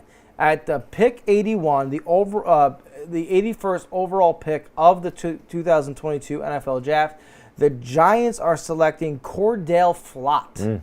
Cordell Flott. He is the pick for the Giants. I am interested in your take on this, Tony. The Giants had a really great draft on paper in the first round, had some selections in the second round, made some trades. Here they are in the third round at pick 81. Taking Cordell Flott. What are your thoughts on him? Yeah, I like Flott. I mean, I had him as a fourth rounder. He's a playmaker, doesn't have a big body of work. You talk about those one-year wonders. A guy who can play corner or safety, shows a lot of good ball skills, as a lot of the defensive backs coming out of LSU do.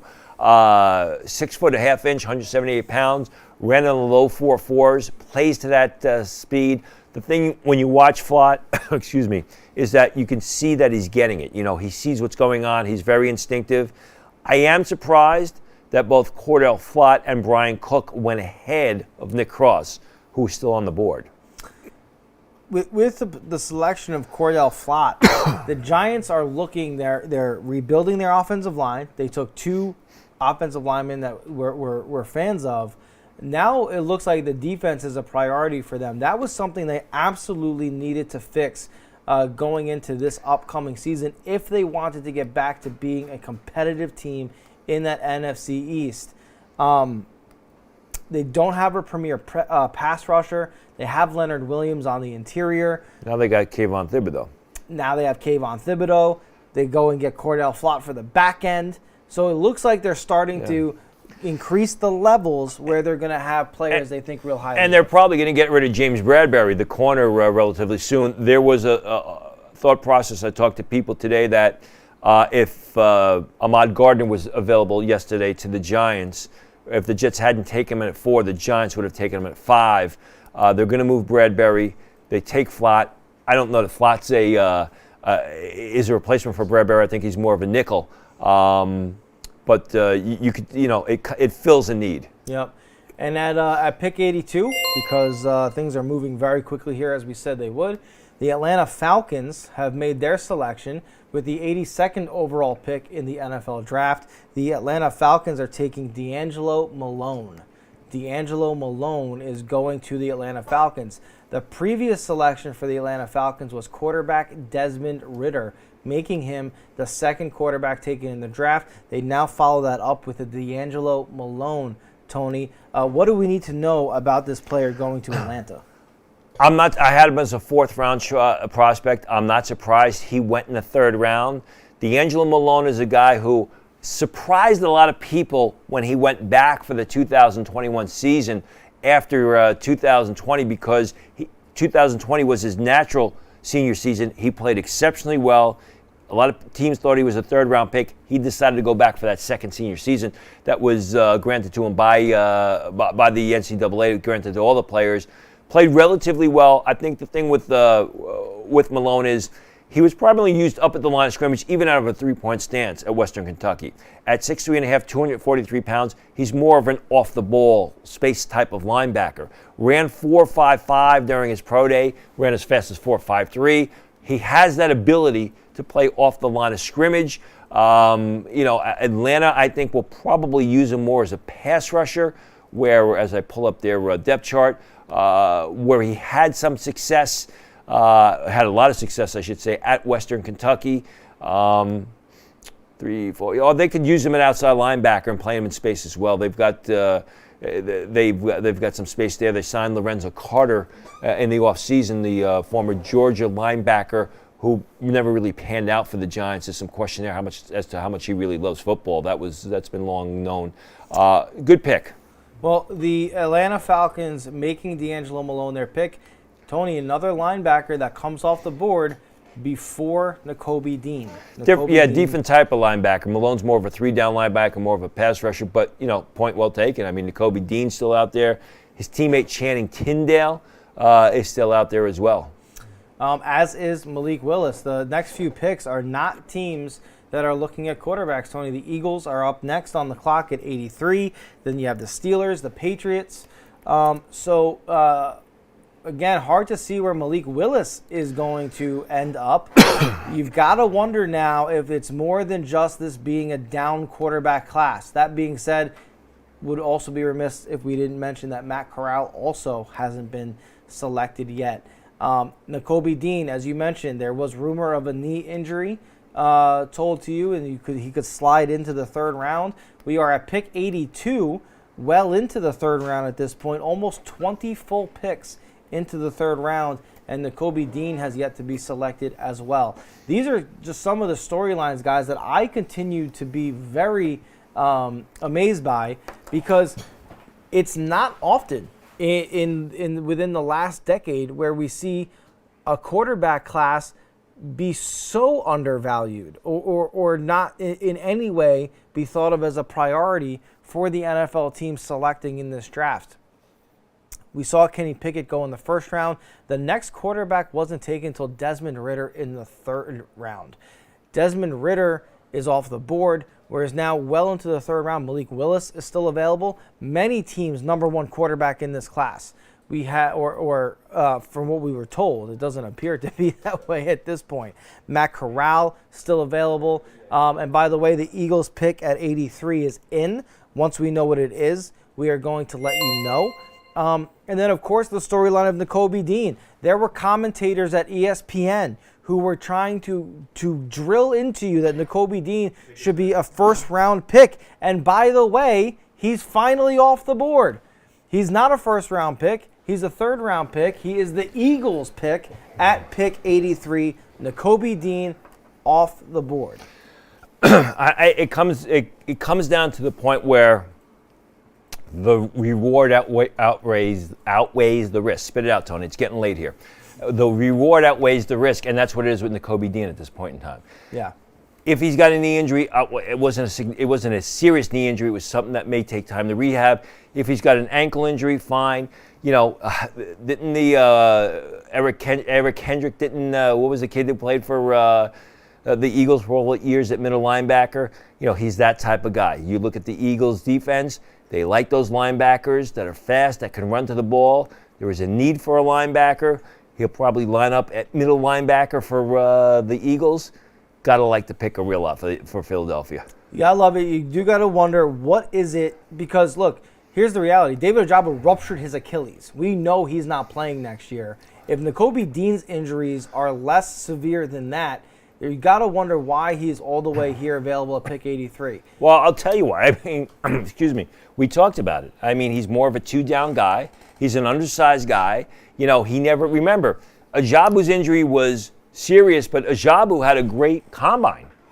Nakobe Dean never worked out. Ajabu went through the combine workout, tested incredibly well, and it was during a coverage drill that he tore his Achilles.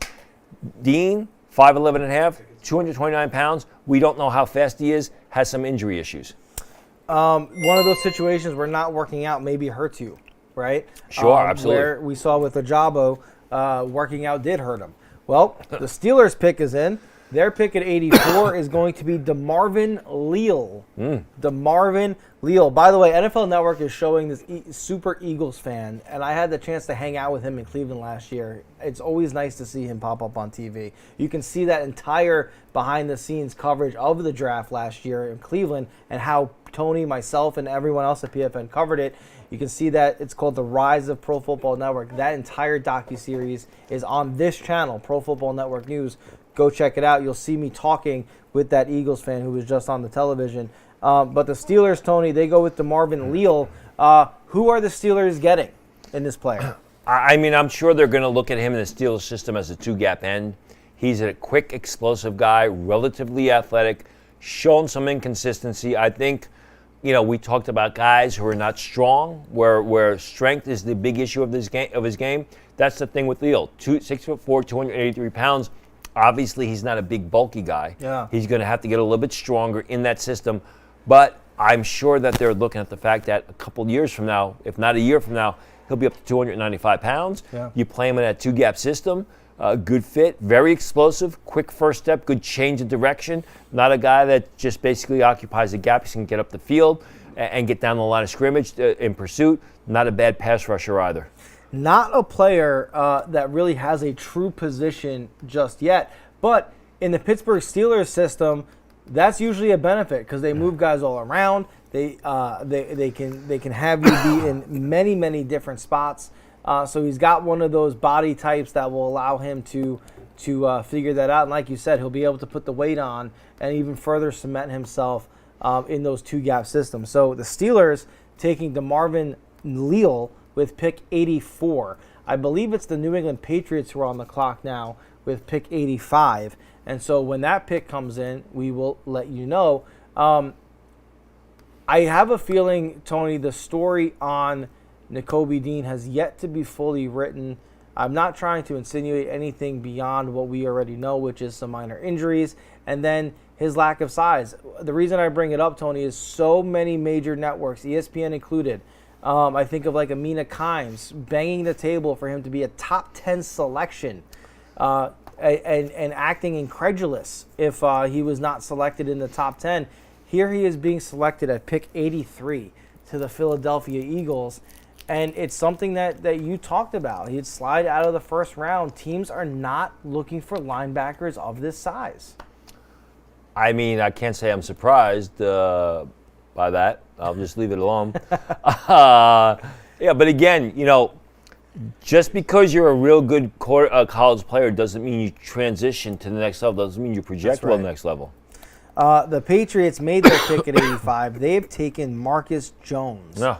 Marcus Jones, a very athletic defensive back, who can also be a factor in the return game a little bit. Absolutely. Has a history of shoulder injuries, which is going to be a concern. He's coming off a shoulder injury, but he's small. He says he's more of your, I like him as a dime back. Maybe they use him as a nickel back. Good ball skills.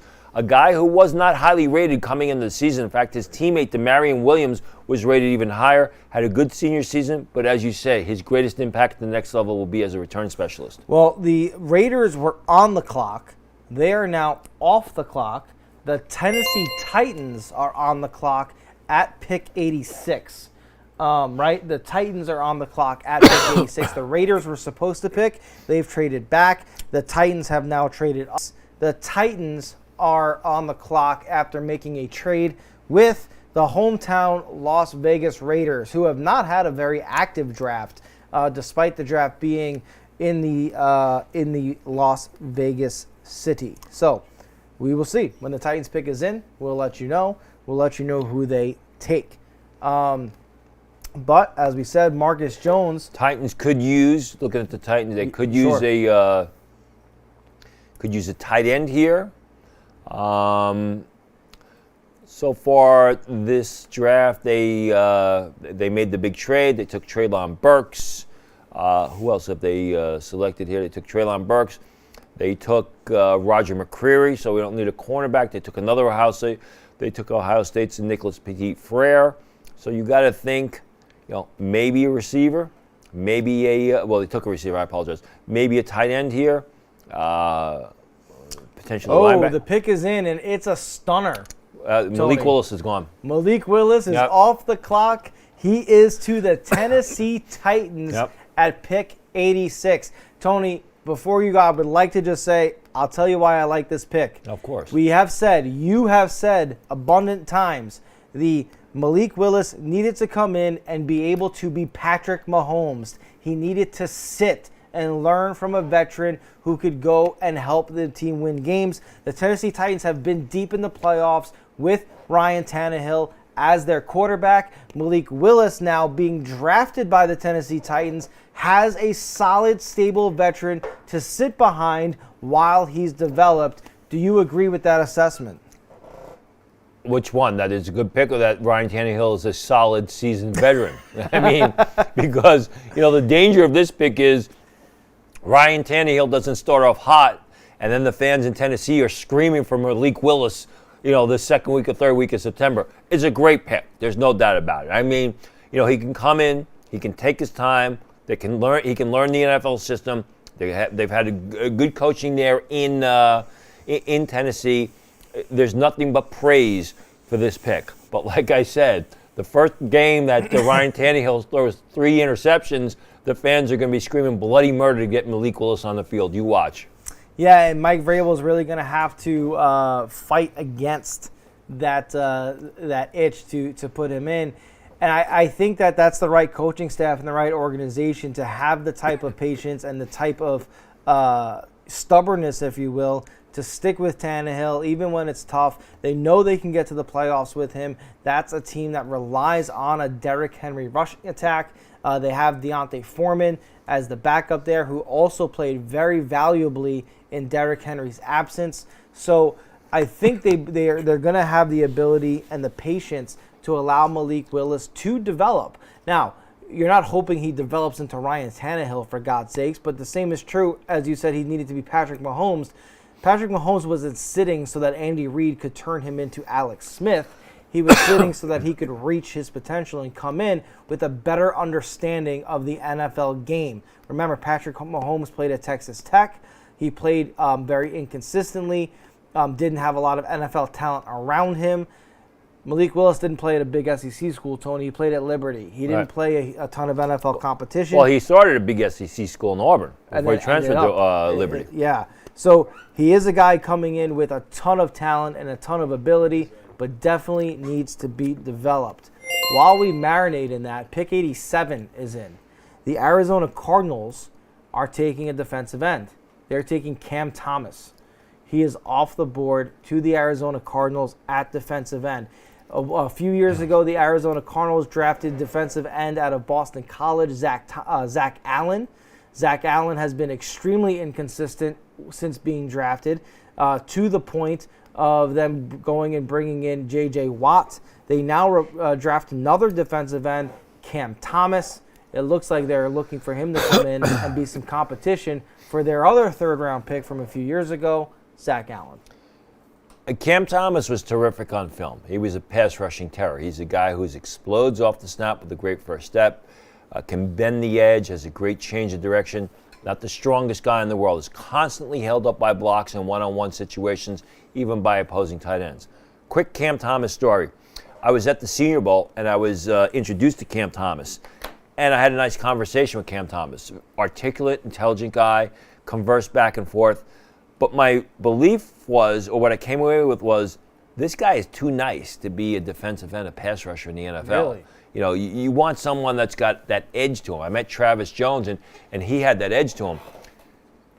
Cam Thomas left Senior Bowl practices early. And I was told the belief was he was a bit intimidated, if you will, at Senior Bowl practices. Obviously, the Cardinals didn't see that. But it bears watching how Thomas does quickly out of the gate in camp this summer.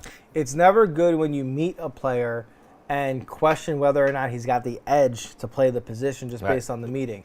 It's even further problematic when that player then exits what could be and should be his most competitive opportunity to show that heart. I will tell you this. There was a hamstring issue, and he did not work out at the combine because of the hamstring issue. Some people made it seem like, well, the hamstring issue was a convenient excuse to leave Senior. Regardless, doesn't matter. The Arizona Cardinals like the film, and the film is good, and he was a pass rushing terror at San Diego State. I thought maybe he entered the draft a year too early. You're going to say, well, you know, he was taken in the third round. That's wrong. Let's see how he does. I think he needs just to become more physically mature. Nothing bad about him. I mean, there's no character issues.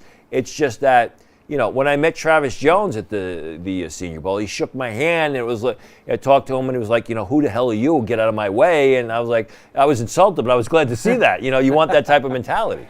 Yeah, look, and Cam Thomas drafted by Arizona with the 87th pick. He's ranked 82nd on the Pro Football Network consensus big board, which you can find at the in the Pro Football Network draft guide. But the draft continues. I've been waiting hours to talk about Malik Willis getting drafted. It happens, but this draft is going so fast. We're already 2 picks past that. The Dallas Cowboys have made their selection at pick 88. At pick 88, they are taking Jalen Tolbert, the wide receiver. Not Calvin Austin, Tony, who's still on the board, but Jalen Tolbert is the quarterback. Again, we mentioned Dallas traded. I'm sorry. I don't know why it's the quarterback. He's the pick. Jalen Tolbert is the wide receiver. He's the pick going to the Dallas Cowboys. We mentioned they traded Amari Cooper to the Cleveland Browns earlier in this offseason. Here they are drafting Jalen Tolbert. Remember, you know, you said Calvin Austin's still there. Calvin Austin isn't a receiver for everybody. 5'7.5", you know, 170 pounds. He's not going to fit every system. You know, there's only going to be a few teams that like him. Jalen Tolbert, on the other hand, is a guy who can play in a multitude of systems. He is a terrific pass catcher. He is very reliable. Showed a lot of speed at the combine that people didn't think he had. 4.47. Now people say, well, that's not that fast. Well, yeah, but Jalen Tolbert was expected to be a 4.55, 4.6 guy. Yep. Runs a lot faster. Had a good week of Senior Bowl practices. Good length, 6'1", 194 pounds. Was really a pass-catching machine at South Alabama. Opponents knew the ball was going to him. They couldn't stop him. Granted, it is the Sun Belt, but still, had him in the third round. He went in the third round. It's a good pick for them. And here we are looking at the Dallas Cowboys. They are constantly in win-now mode. Yeah. With Jerry Jones in the ownership. Mike McCarthy, look, they had an embarrassing exit out of the postseason. One that you've got to imagine doesn't sit well with the ownership there. Or the fan base. If you saw that film, that video clip, when they were walking off the field in the playoffs, and I mean, the fans were they were throwing stuff, bottles and water bottles and things at the fans as they were coming down. One of the players was deflecting the debris with his helmet. That's right. So yeah, the fans were really upset as well. You never want to see that. Like, no, you don't. You certainly don't. Not condoning that, but the point remains is that they exited the postseason in embarrassing fashion. They brought back everybody. They brought back Mike McCarthy, brought back Kellen Moore as the offensive coordinator. Dak Prescott is there. Ezekiel Elliott, Tony Pollard really came on the scene. They now have a two-back tandem. They realized that Ezekiel Elliott just isn't the guy to carry it by himself.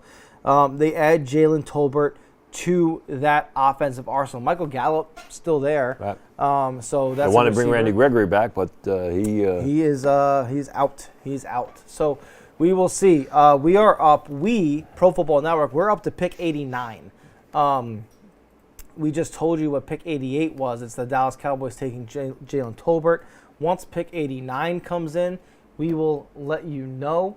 The Buffalo Bills are on the clock, followed by the Las Vegas Raiders. And the Buffalo Bills have moved a ton in this draft. They have moved down. They've moved up. They haven't moved up, but they continue to move down. So I wouldn't be shocked if they move down again. But we'll see. Maybe. They're not moving down again. That pick is in. Pick 89 by the Buffalo Bills. They're taking Terrell Bernard, another linebacker. Linebacker from Baylor. Good to see. A smaller guy, very athletic guy. Another good athlete from Baylor, a guy who goes sideline to sideline.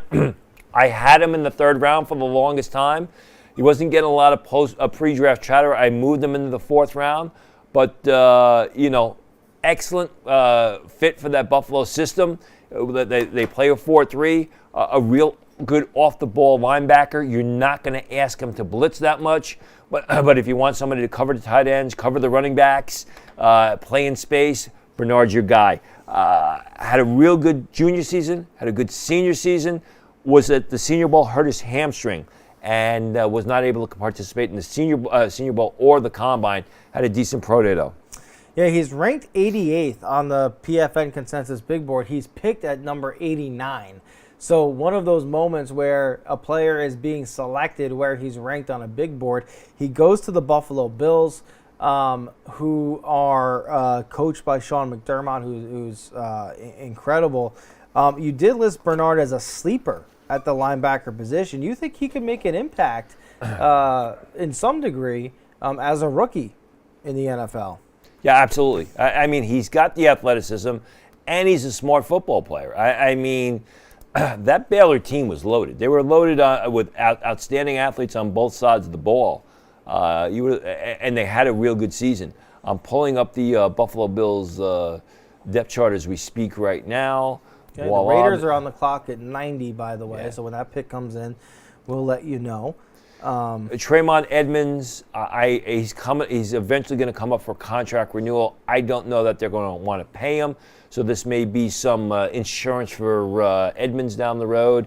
Not a lot of depth at the linebacker position. Tyler Medikevich is a hardworking, high-effort guy. There will absolutely be room for Bernard on this depth chart. All right, and we'll see how that shakes out. As we mentioned, the hometown Raiders are on the clock. It's getting late. At pick 90, it is getting late. So we'll see what the Raiders do. The Raiders gave a well-deserved contract extension to the Condor Max Crosby. My guy Max did an incredible job this season earning that contract. They do sign Chandler Jones and trade Yannick Ngakoue to the Indianapolis Colts. So the defensive side of the ball in Las Vegas has seen a little bit of shakeup. Today it came out that they are not going to pick up the fifth-year options on their 3 2019 first-round picks. Which basically means they gave Khalil Mack away for free. I mean, when you look at all the wasted early picks, and I hate to say this because, I personally like Mike Mayock. When he was the analyst at NFL.com, I spoke with him all the time. He was always very nice. He was always the first guy to say hi, and I always rooted for Mayock. But from Damon Arnett to Alex Leatherwood to Henry Ruggs to the three guys you just named, it was a disaster. Max Crosby is probably one of the shining picks. Now remember, in that draft that they took Max Crosby in the third round, they took Clelin Ferrell, number 4 overall. I thought Crosby was a fourth round. Did they take him in the third round? I'll look that up while you're talking. But whether or not they took him in the third or fourth round, they took Clelin Ferrell, the pass rusher, as the number 4 overall pick that year, which many people were stunned by. Yep. Who they took Max Crosby, the pass rusher, a few picks later. He then now is one of the best pass rushers in football. Fourth round of 2019 fourth round. So draft. They essentially luck into that pick. But the whole John Gruden era in Las Vegas was an absolute disaster. Let's see what they do because their pick is in. And then just let me say this, and it's a shame that after everything that went on, Rich Bisaccia gets that team in the playoffs when the whole organization could have gone south, and they don't rehire. They don't give him rehire him as a full-time head coach. It was a joke. They loved him. I could tell you, the players talking to players in that locker room, they loved Rich Bisaccia. So we'll see if he gets a shot in a couple years. But their pick is in. They're taking Dylan Parham. Yep. Dylan Parham, the offensive lineman. Right. Center from Memphis. I had him rated as a third-round pick.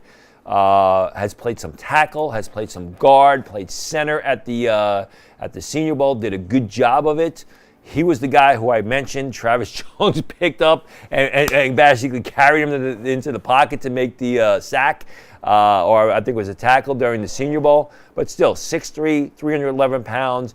He's a mobile guy. He's a mobile blocker. He's an athletic blocker. He's got some room for growth. This is a good pick.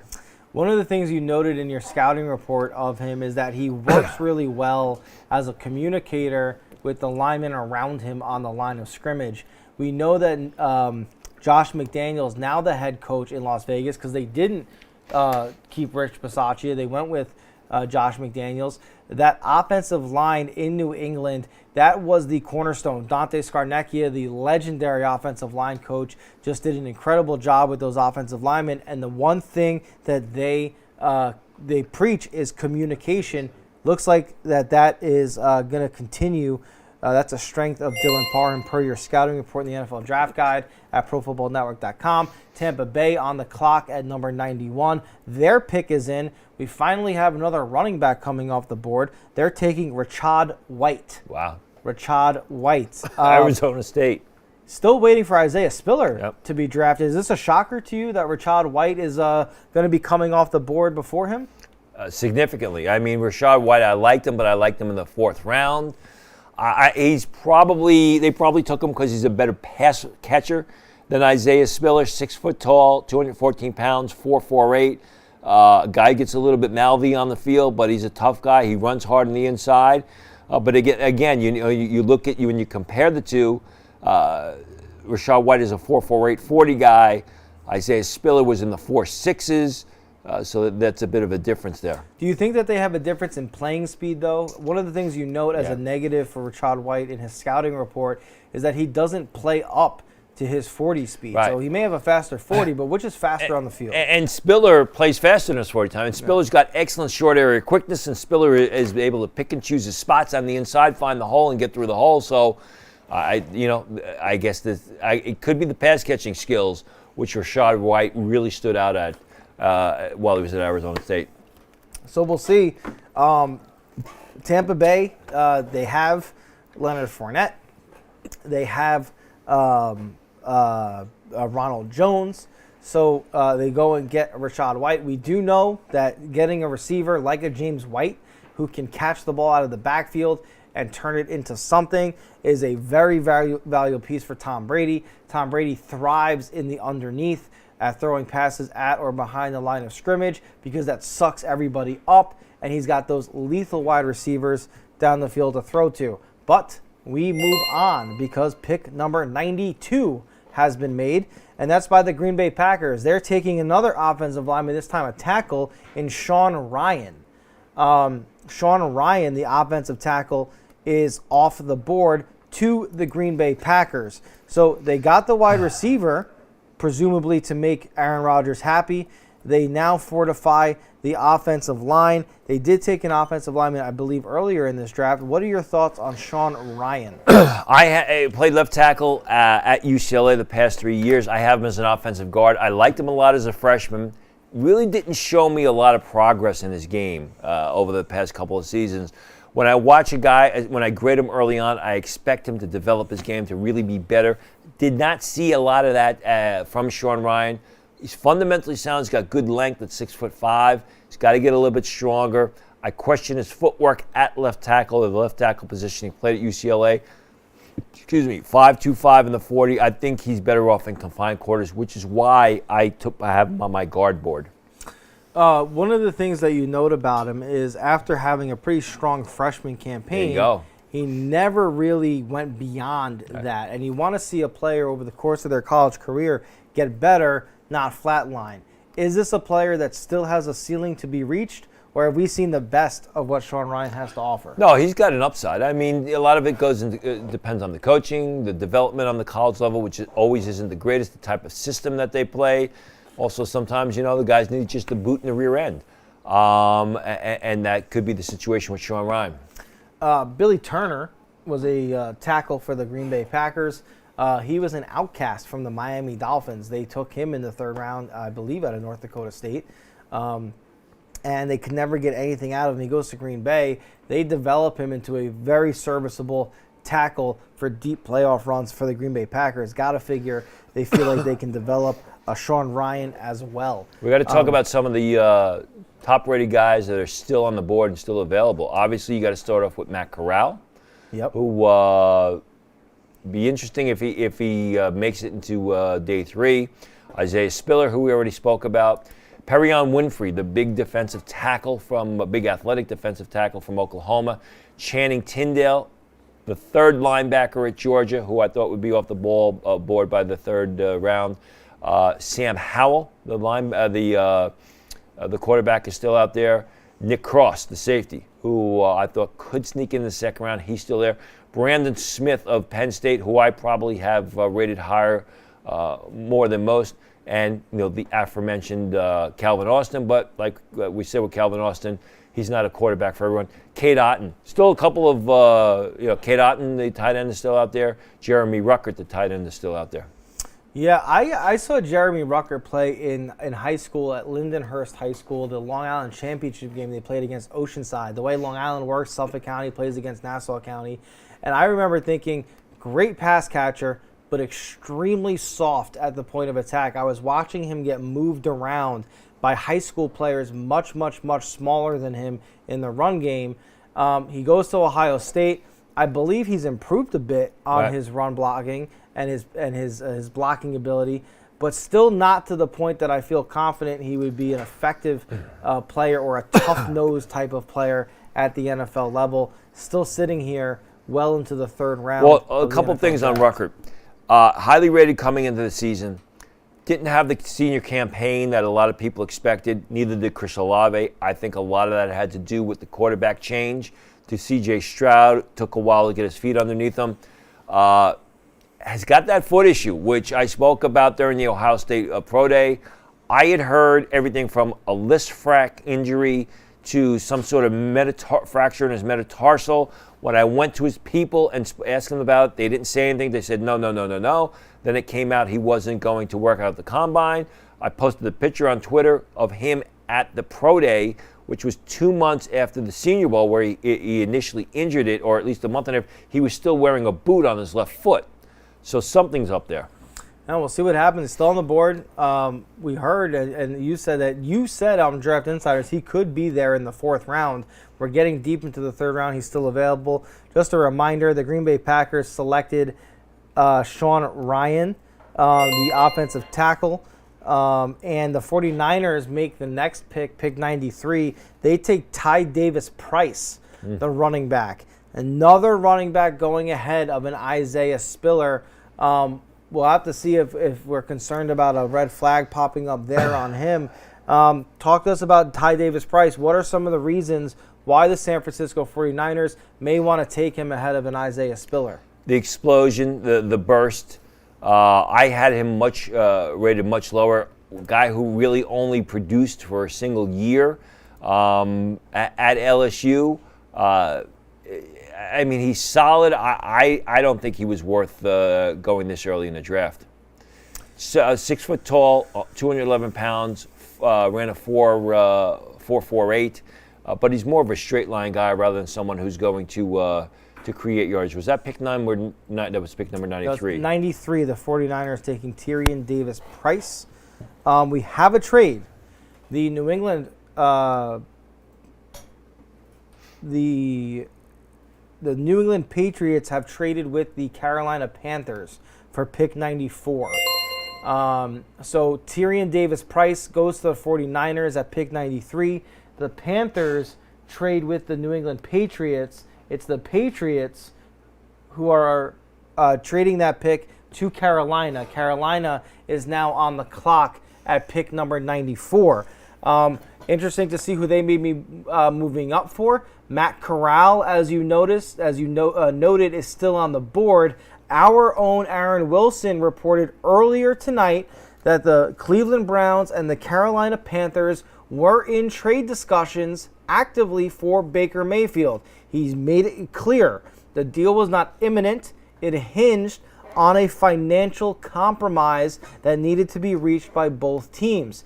We don't know the status of that deal, if that compromise was reached. However, quarterback Matt Corral is on the board. The Carolina Panthers are a quarterback-needy team. If they take Matt Corral, safe to say that financial compromise with the Cleveland Browns did not go according to plan. You would think not, but if they take Matt Corral, I can't imagine that they expect him to be a Week 1 starter. I mean, because Matt Corral is going to need some time as well. They've got some other positions of need. Obviously, the pick is in. It's Matt Corral. There we go. Matt Corral is off the board.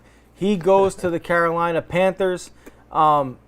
I'm going to let you pick up right where you're going because we were all over this. So continue, please. You said you can't imagine he's going to Carolina to be the day 1 starter. No, but I'm sure Carolina just said to Cleveland, listen, instead of paying 90% of that contract for Baker Mayfield, you're now going to pay 95% of that contract for Baker Mayfield.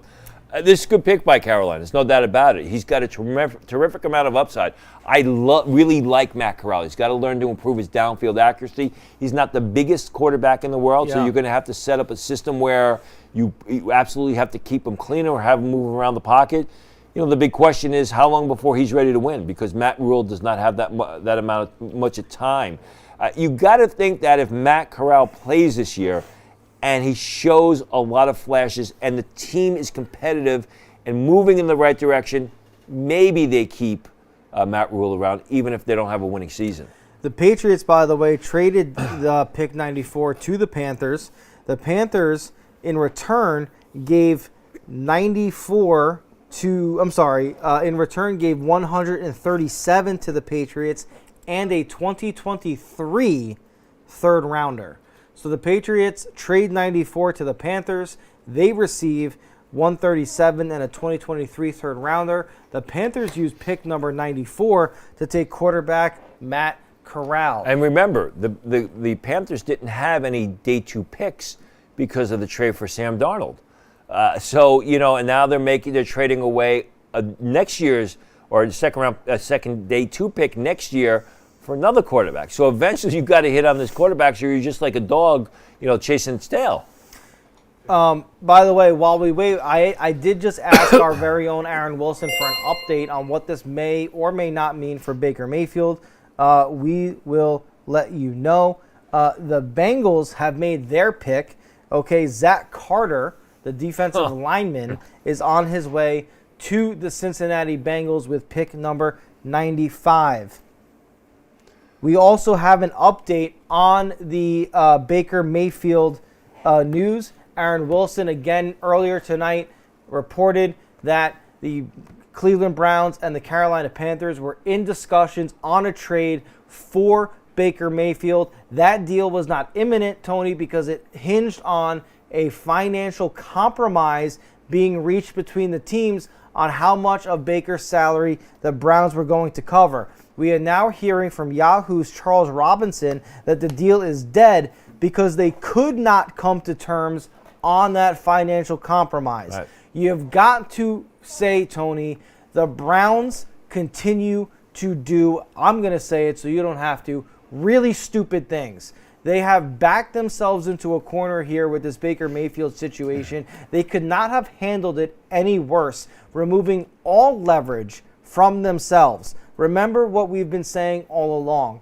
By giving Deshaun Watson, you make that trade, you think he's the better quarterback, fine. But you picked up Baker Mayfield's fifth-year option. You now guarantee him that money. And it's a lot of money, near $20 million for this season. But you also give Deshaun Watson the first fully guaranteed contract in NFL history. Not only does that put you in financial straits with 2 quarterbacks on your roster, you've now pissed off the other 31 owners for giving that contract to Deshaun Watson. And by doing so, These owners are not willing to help you get out of the stupid mistakes that you continue to make. You had a deal on the table with the Carolina Panthers. All you had to do was bite the bullet and pay that salary. The Panthers called your bluff. They just took their quarterback in Matt Corral. They're going to stick with Sam Darnold. And now you have 2 quarterbacks you're paying an insane amount of money to. Good luck, Cleveland.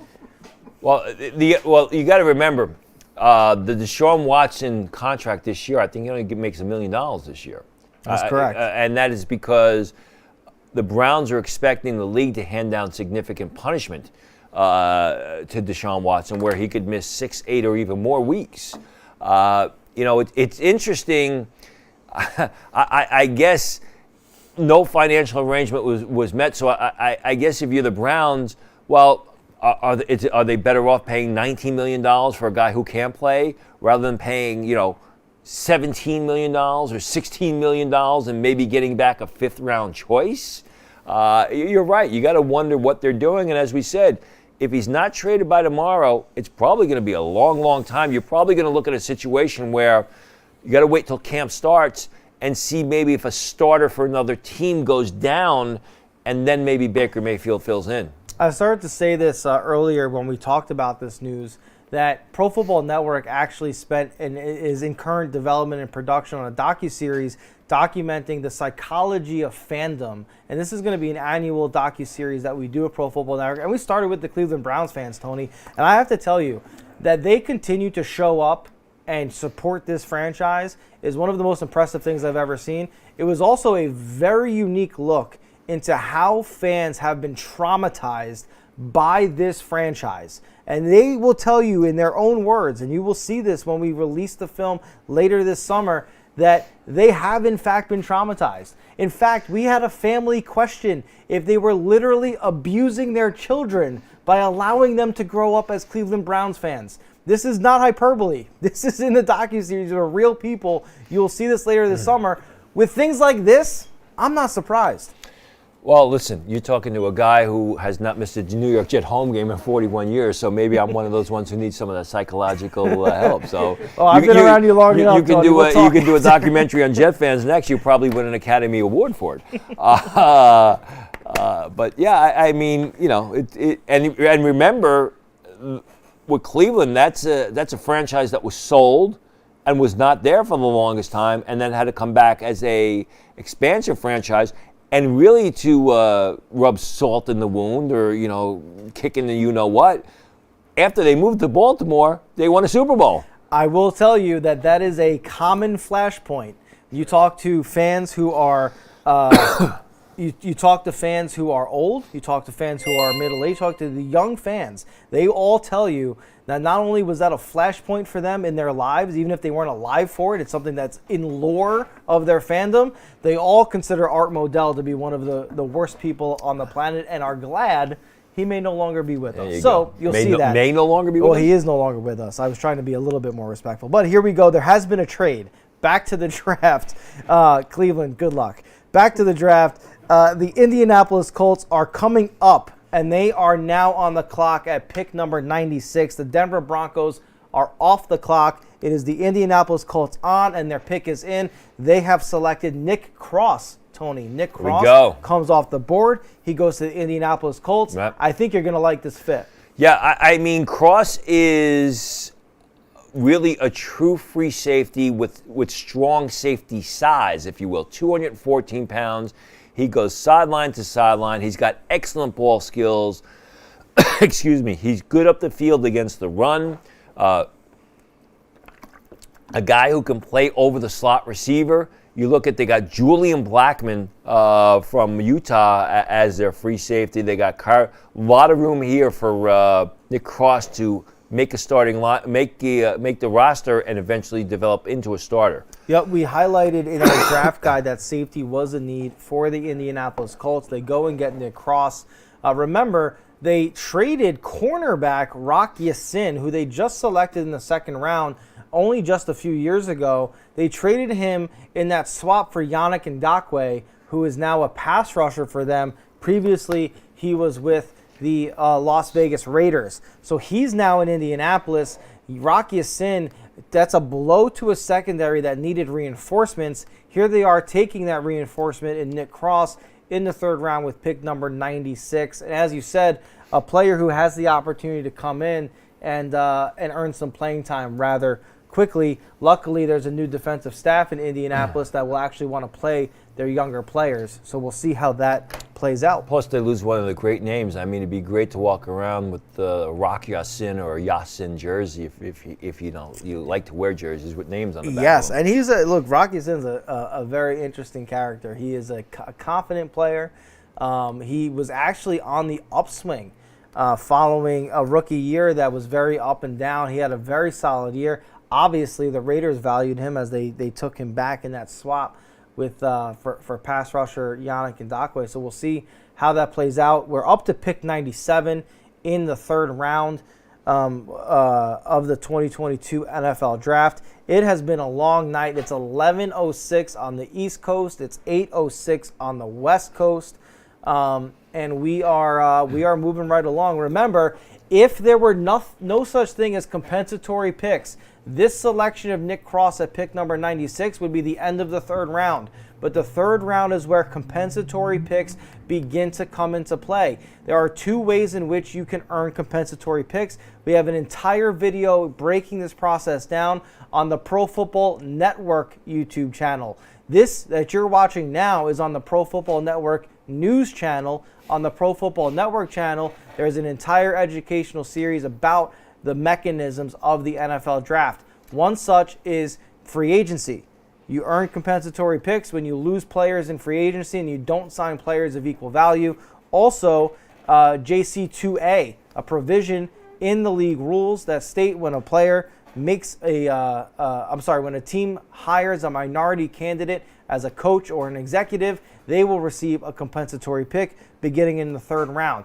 But the first of the compensatory picks is pick number 97, and that is the Detroit Lions. And they are picking Kirby Joseph.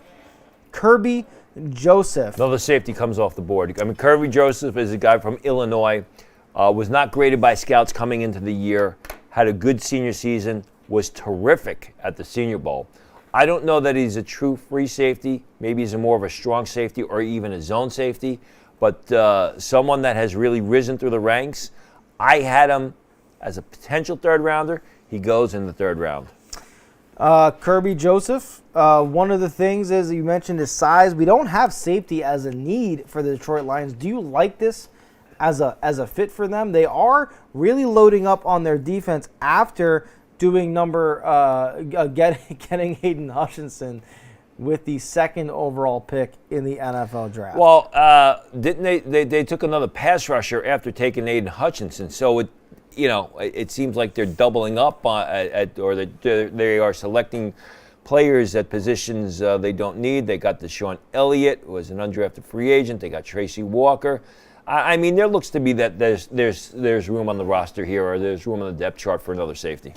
All right, so we'll take a look and see how these Detroit Lions are really rebuilding. It was a rough year for them last year, but there's a lot of hope in the building with Dan Campbell. Dan Campbell has become something of a mythological figure as a head coach in the NFL, and it really began when he was the interim head coach of the Miami Dolphins when Joe Philbin was fired following the London game of the against the New York Jets. The New York Jets beating them in London. Philbin is fired on the way home. Dan Campbell takes over. They win like the next 2 or 3 games, and he builds this mythology as this really tough guy. Remember, he reinstituted the Oklahoma drill in Miami. He said the team was going to get tougher. He gets hired in Detroit a few years later as the head coach. This is last year. First thing he says is he wants guys who are going to be biting the kneecaps of their opponents. There's a lot of talk about how much of this is rah-rah, just coach talk. Mike Tyson's available. Mike Tyson. He bites ears. He bites ears and punches people on airplanes, apparently. So there are a lot of things going on in Detroit. We'll see if this team continues to take on the identity of their head coach. They've got some hard-nosed work with Aiden Hutchinson, by the way, just a perfect fit for a Dan Campbell-led team at number 2 overall. So we are on pick number 98 of the NFL draft. The pick is in. It's running back Brian Robinson Jr. Another running back off the board before Isaiah Spiller, Tony. At what point do we wonder if there's a red flag that's popped up that is keeping Isaiah Spiller from being drafted to this point? Probably half a round ago, but with all these other guys going ahead of him, obviously, I did have Brian Robinson as a third rounder. He's a different type of back. He's compared to Isaiah Spiller. Brian Robinson is more of your downhill, grinded out ball carrier, short yardage guy who did well in the playoffs, shows some ability to turn the corner, decent pass catcher, different type of back than Isaiah Spiller. So it's the Washington Commanders taking Brian Robinson Jr. At pick number 98. We don't have running back as a need for the Washington Commanders. Antonio Gibson is a player that a lot of people are very high on. I know fantasy football managers love the upside that he would be if they feel he was allowed to be unleashed. By the way, Pro Football Network has a number of fantasy tools and products coming to you later this summer where we talk about the value of running backs like an Antonio Gibson and what the selection of a Brian Robinson how that could impact the value of an Antonio Gibson. So we'll check that out later this summer. Here they are making the pick, Brian Robinson Jr. Yeah, but you look at the depth chart, Antonio Gibson, J.D. McKissick. I mean, they really don't have a short yardage back on the roster. And so that's how you view Robinson mostly? Absolutely. I mean, you look at Robinson's dimensions: 6'2", 225 pounds, 4'5'4" in the 40. He's not a guy that you're going to ask to turn the perimeter. You're just going to run him downhill and have him grind it out. So you wonder, from a fantasy football perspective, is this a guy who's going to vulture Antonio Gibson at the goal line and take some of those short yardage carries, maybe score some of the touchdowns when they get into those situations? How to handle that will come to you in our fantasy football toolkit and some fantasy football courses we're releasing to help make you a better fantasy football player. Look out for that later this summer. We're on pick 99, Tony, so we're well in now to the compensatory picks of the third round. The pick is in. The Cleveland Browns select a wide receiver. Let's see if this guy's within 100 picks of where you think they should pick a player. And this is David Bell. Wide receiver David Bell. What are your thoughts on him and how he fits in with the Cleveland Browns? I think Bell's a good pick in the 6th round or the 5th round, not in the 3rd round. I mean, Bell was a terrific receiver at Purdue. He caught a lot of passes. He shows good concentration, soft hands. The problem with David Bell is 6'1", 212 pounds. Ran a 4.64 at the combine. I mean, he's not a fast guy. He doesn't separate. We talked about this with Drake London. This day and age, you got to be able to separate through your speed or your route running. You watch Purdue, he basically sent him down the field. They sent him over the middle. They threw the ball to him, and he caught the ball. People say he plays faster than his 40 time. Okay, so if he doesn't run, if he runs a 4.64, he plays faster. He plays to a 4.59. Big deal. He's a bigger-bodied receiver. You're going to want the possession receivers for Deshaun Watson, the underneath receivers as well as your downfield threats. I like the player. I would have liked him better off in the 4th, maybe even the 5th round. I don't know how he fits in with a with a Kevin Stefanski type system. Kevin Stefanski, of course, one of the coaches as part of this larger QB collective. That's a coach who is part of the Mike Shanahan coaching tree, now filtered out through Kyle Shanahan. You're talking about guys like Sean McVay, Kyle Shanahan, obviously, Kevin Stefanski, Nathaniel Hackett, Mike McDaniels now in Miami, Rob Saleh, who's a defensive player, but out of that mold over with the New York Jets. All of these coaches, they all have a very, very similar coaching philosophy, running that Mike Shanahan system. It requires receivers who get separation or can do multiple things. Doesn't sound like David Bell's that guy. No, and the irony, you keep talking about Mike Shanahan. The irony is everybody looks to pick fruit off the Bill Belichick tree, and that hasn't worked out. Okay. It has with Mike Shanahan. I mean, because all those coaches have really worked out. You should go check out the Steve Young episode of More Than Football. Myself and Trey Wingo sat down with Steve Young, and he talked specifically about Mike Shanahan and how he was able to create this coaching tree that's been flourishing in the NFL. It was a fantastic conversation. I very much enjoyed my time being able to talk with Steve Young. That's More Than Football, wherever you get your podcasts. We have an edge player coming off the board to the Arizona Cardinals. That is Myjai Sanders. Myjai Sanders is the edge player the Arizona Cardinals just selected with the 100th pick of the 2022 NFL Draft. So, another edge player. They just took a defensive end with their last pick. Sanders was a terrific college pass rusher. He's an athletic guy who not only gets up the field, he can change direction, get out in space to make plays. The problem with him is body type, 6'5" and a half. He was 225 pounds at times. And I mean, he looked like a skinny dude when you watched him on the field. He was a tall, thin guy who would get obliterated at the point of attack by blocks. Showed up at the combine 245 pounds. Now, the question is, you got a good pass rusher, you got a good athlete. Can you get some guy that can put some weight on? You know, can he get some lead in his rear end there?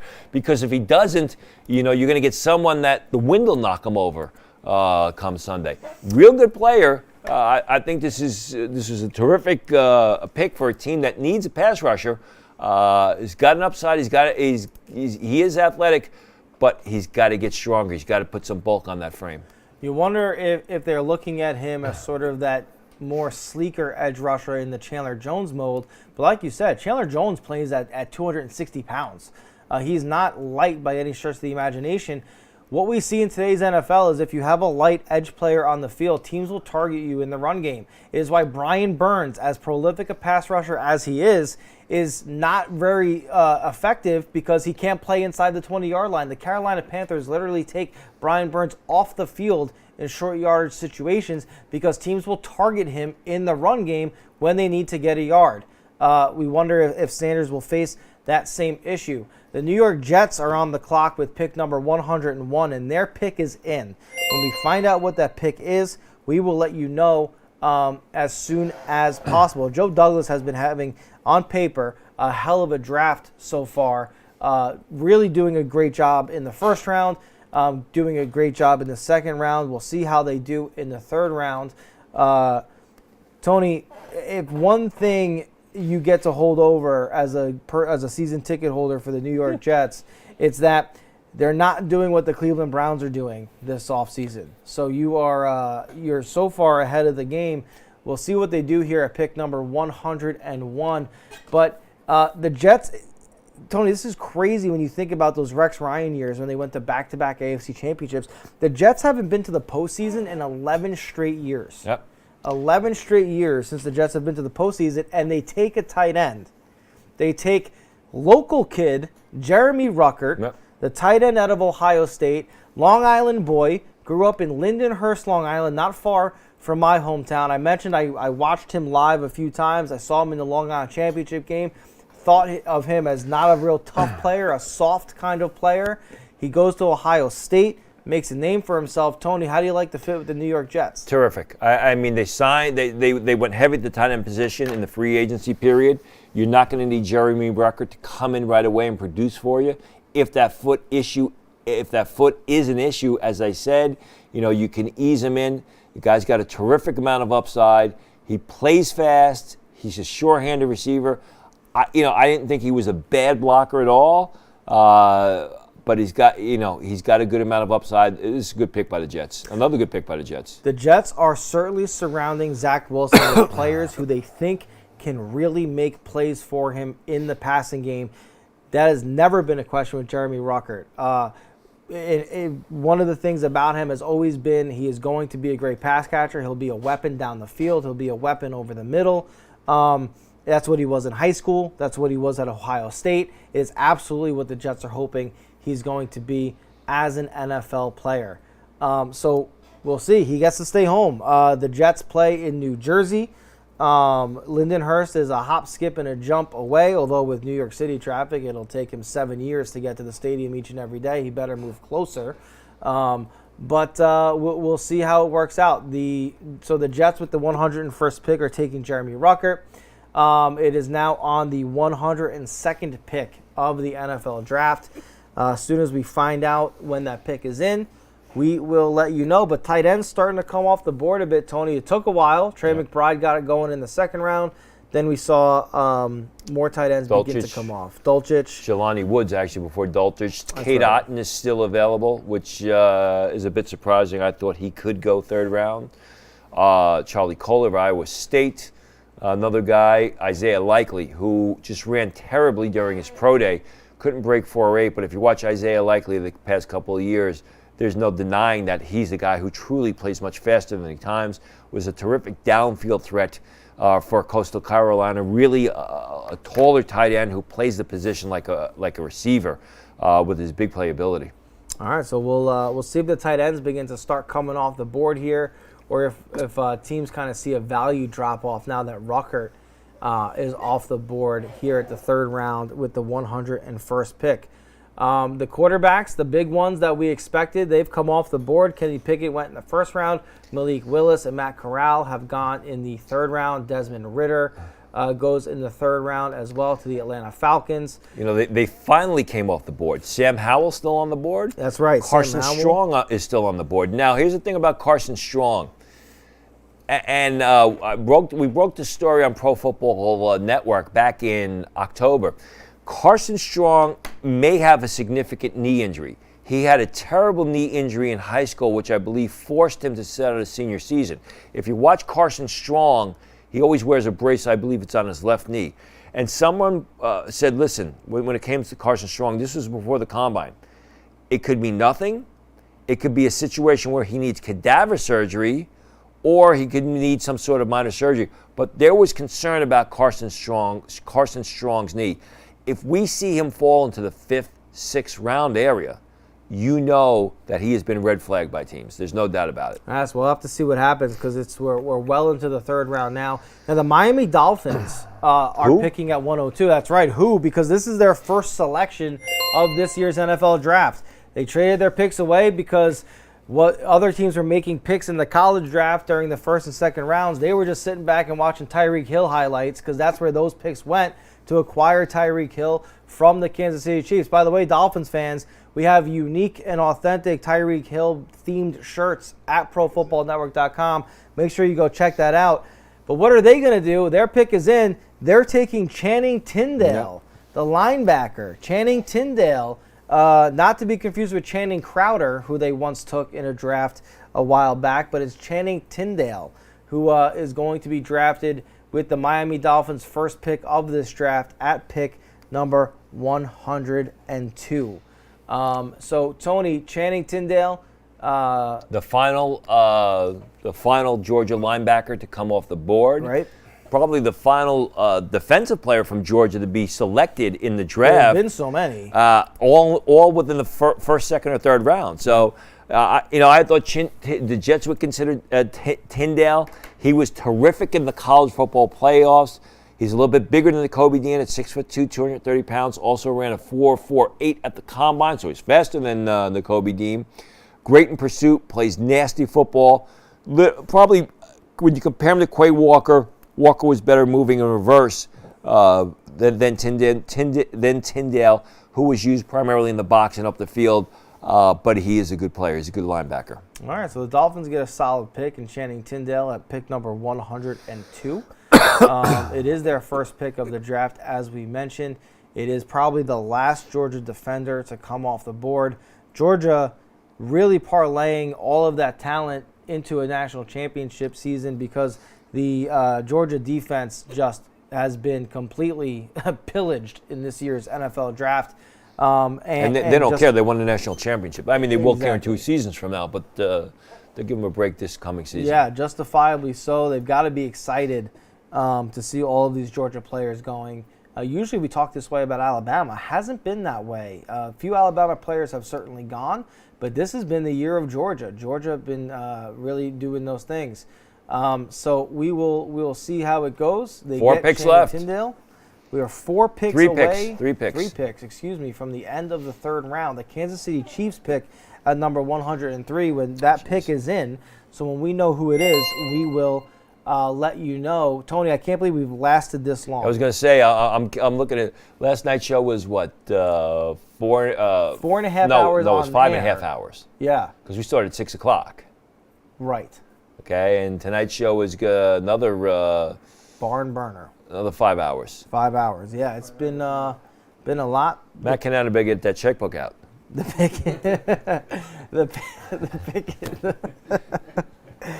pick is in. The Kansas City Chiefs are making their selection at pick number 103. As soon as we know who that selection is, we will let you know. But yeah, the Kansas City Chiefs, it looks like they're going to take Leo Chanel, Okay. another linebacker out of Wisconsin, as they say, Wisconsin. Leo Chanel, he is going to be the pick to the Kansas City Chiefs. Be interesting to see how they use Chanel because he's more of, he's sort of, is he an inside linebacker? Is he an undersized pass rusher? They still got Frank Clark there. There was some talk that they were going to cut Frank Clark, but they restructured his contract in part because they wanted to extend Tyreek Hill before they realized he was getting, too expensive. They primarily play 2 linebackers, so I think Chanel's going to be used more as an edge. Yep, and the Rams are on the clock at 104. They've made their pick. They're taking Logan Bruss, offensive lineman. The offensive linemen have been, first of all, it's very significant that the Rams are picking. There was some talk that the Rams might be allergic to taking drafting players moving forward, but they're taking Logan Bruss. We've seen a ton of offensive linemen come off the board. What should we know about Logan Bruss? He's another Wisconsin player off the board here. Big offensive tackle. The Rams were giving the New England Patriots grief for taking Cole Strange a couple of rounds earlier than they had him graded. I'm looking here. Logan Bruss was taken at least 3 rounds earlier than I had him graded. So we'll see how Cole Strange does compared to Logan Bruss. It would be 100% like Sean McVay to play the exactly. If I was sitting here with too much to drink and the cameras were there it is. But the 49ers, they pick at 105. Their pick is in, Tony. They take a wide receiver. They take Danny Gray. Danny Gray. So, look, Calvin Austin's still on the board. As you mentioned, he's a receiver that you've got to have a role for on your team. The 49ers opting to go with Danny Gray. So he's off the board at pick 105. And that means we're coming up on the final pick of the 3rd round, pick number 106. When that pick is in, that will conclude the 3rd round and thus conclude. That's it. Oh, I am. See, it's late. That was the last pick. Right. Danny Gray of the 49ers going to the 49ers, the wide receiver. That is the last pick. Really quickly before we sign off I guess here. maybe he wants to hang out to the 106th pick, but I'm going home. I would love to. Yeah, let's continue this for another 10 hours straight. But no, talk to us about Danny Gray before we sign off here. What are the 49ers getting? Yeah, I mean, he's a speed guy who had a terrific senior season, played well at the Senior Bowl, had a good first day of practice at the Senior Bowl, then he left because of a heel injury. Real good hands, nice size, a guy with a high upside. You could bring him in, runs good routes, which you need to do in the San Francisco 49er offense. So I could see him making the squad as a 4th or 5th receiver. All right, we'll see how that shakes out for him. Shakes out for the 49ers. 105 players have been drafted in this 2022 NFL draft. 105 lives have been changed. There have been amazing and crazy storylines, amazing trades, blockbuster deals that could have been made but weren't, and everything in between. It's been crazy. It's been what the NFL draft has come to be in this era. Sports' greatest reality show. We look forward to rounds 4 through 7. We will not be live streaming tomorrow, rounds 4 through 7, but every piece of coverage you will need will be at ProFootballNetwork.com. And the draft isn't over tonight, guys, because the mock draft simulator over at ProFootballNetwork.com will be updated in real time. You can begin your mocks now and be there for the 4th round. Level up your fandom. Be the GM of your favorite team run some mock draft sims. Let's see who's left on the board. Who could your team go get in the 4th round, 5th, 6th, and 7th? This is where the heart of your rosters are made. Level up your fandom. Go be a GM. ProFootballNetwork.com's mock draft simulator. And for everything else you need to know rounds 4 through 7, you'll find it at ProFootballNetwork.com. This is Tony Pauline. I'm Brett Yarris.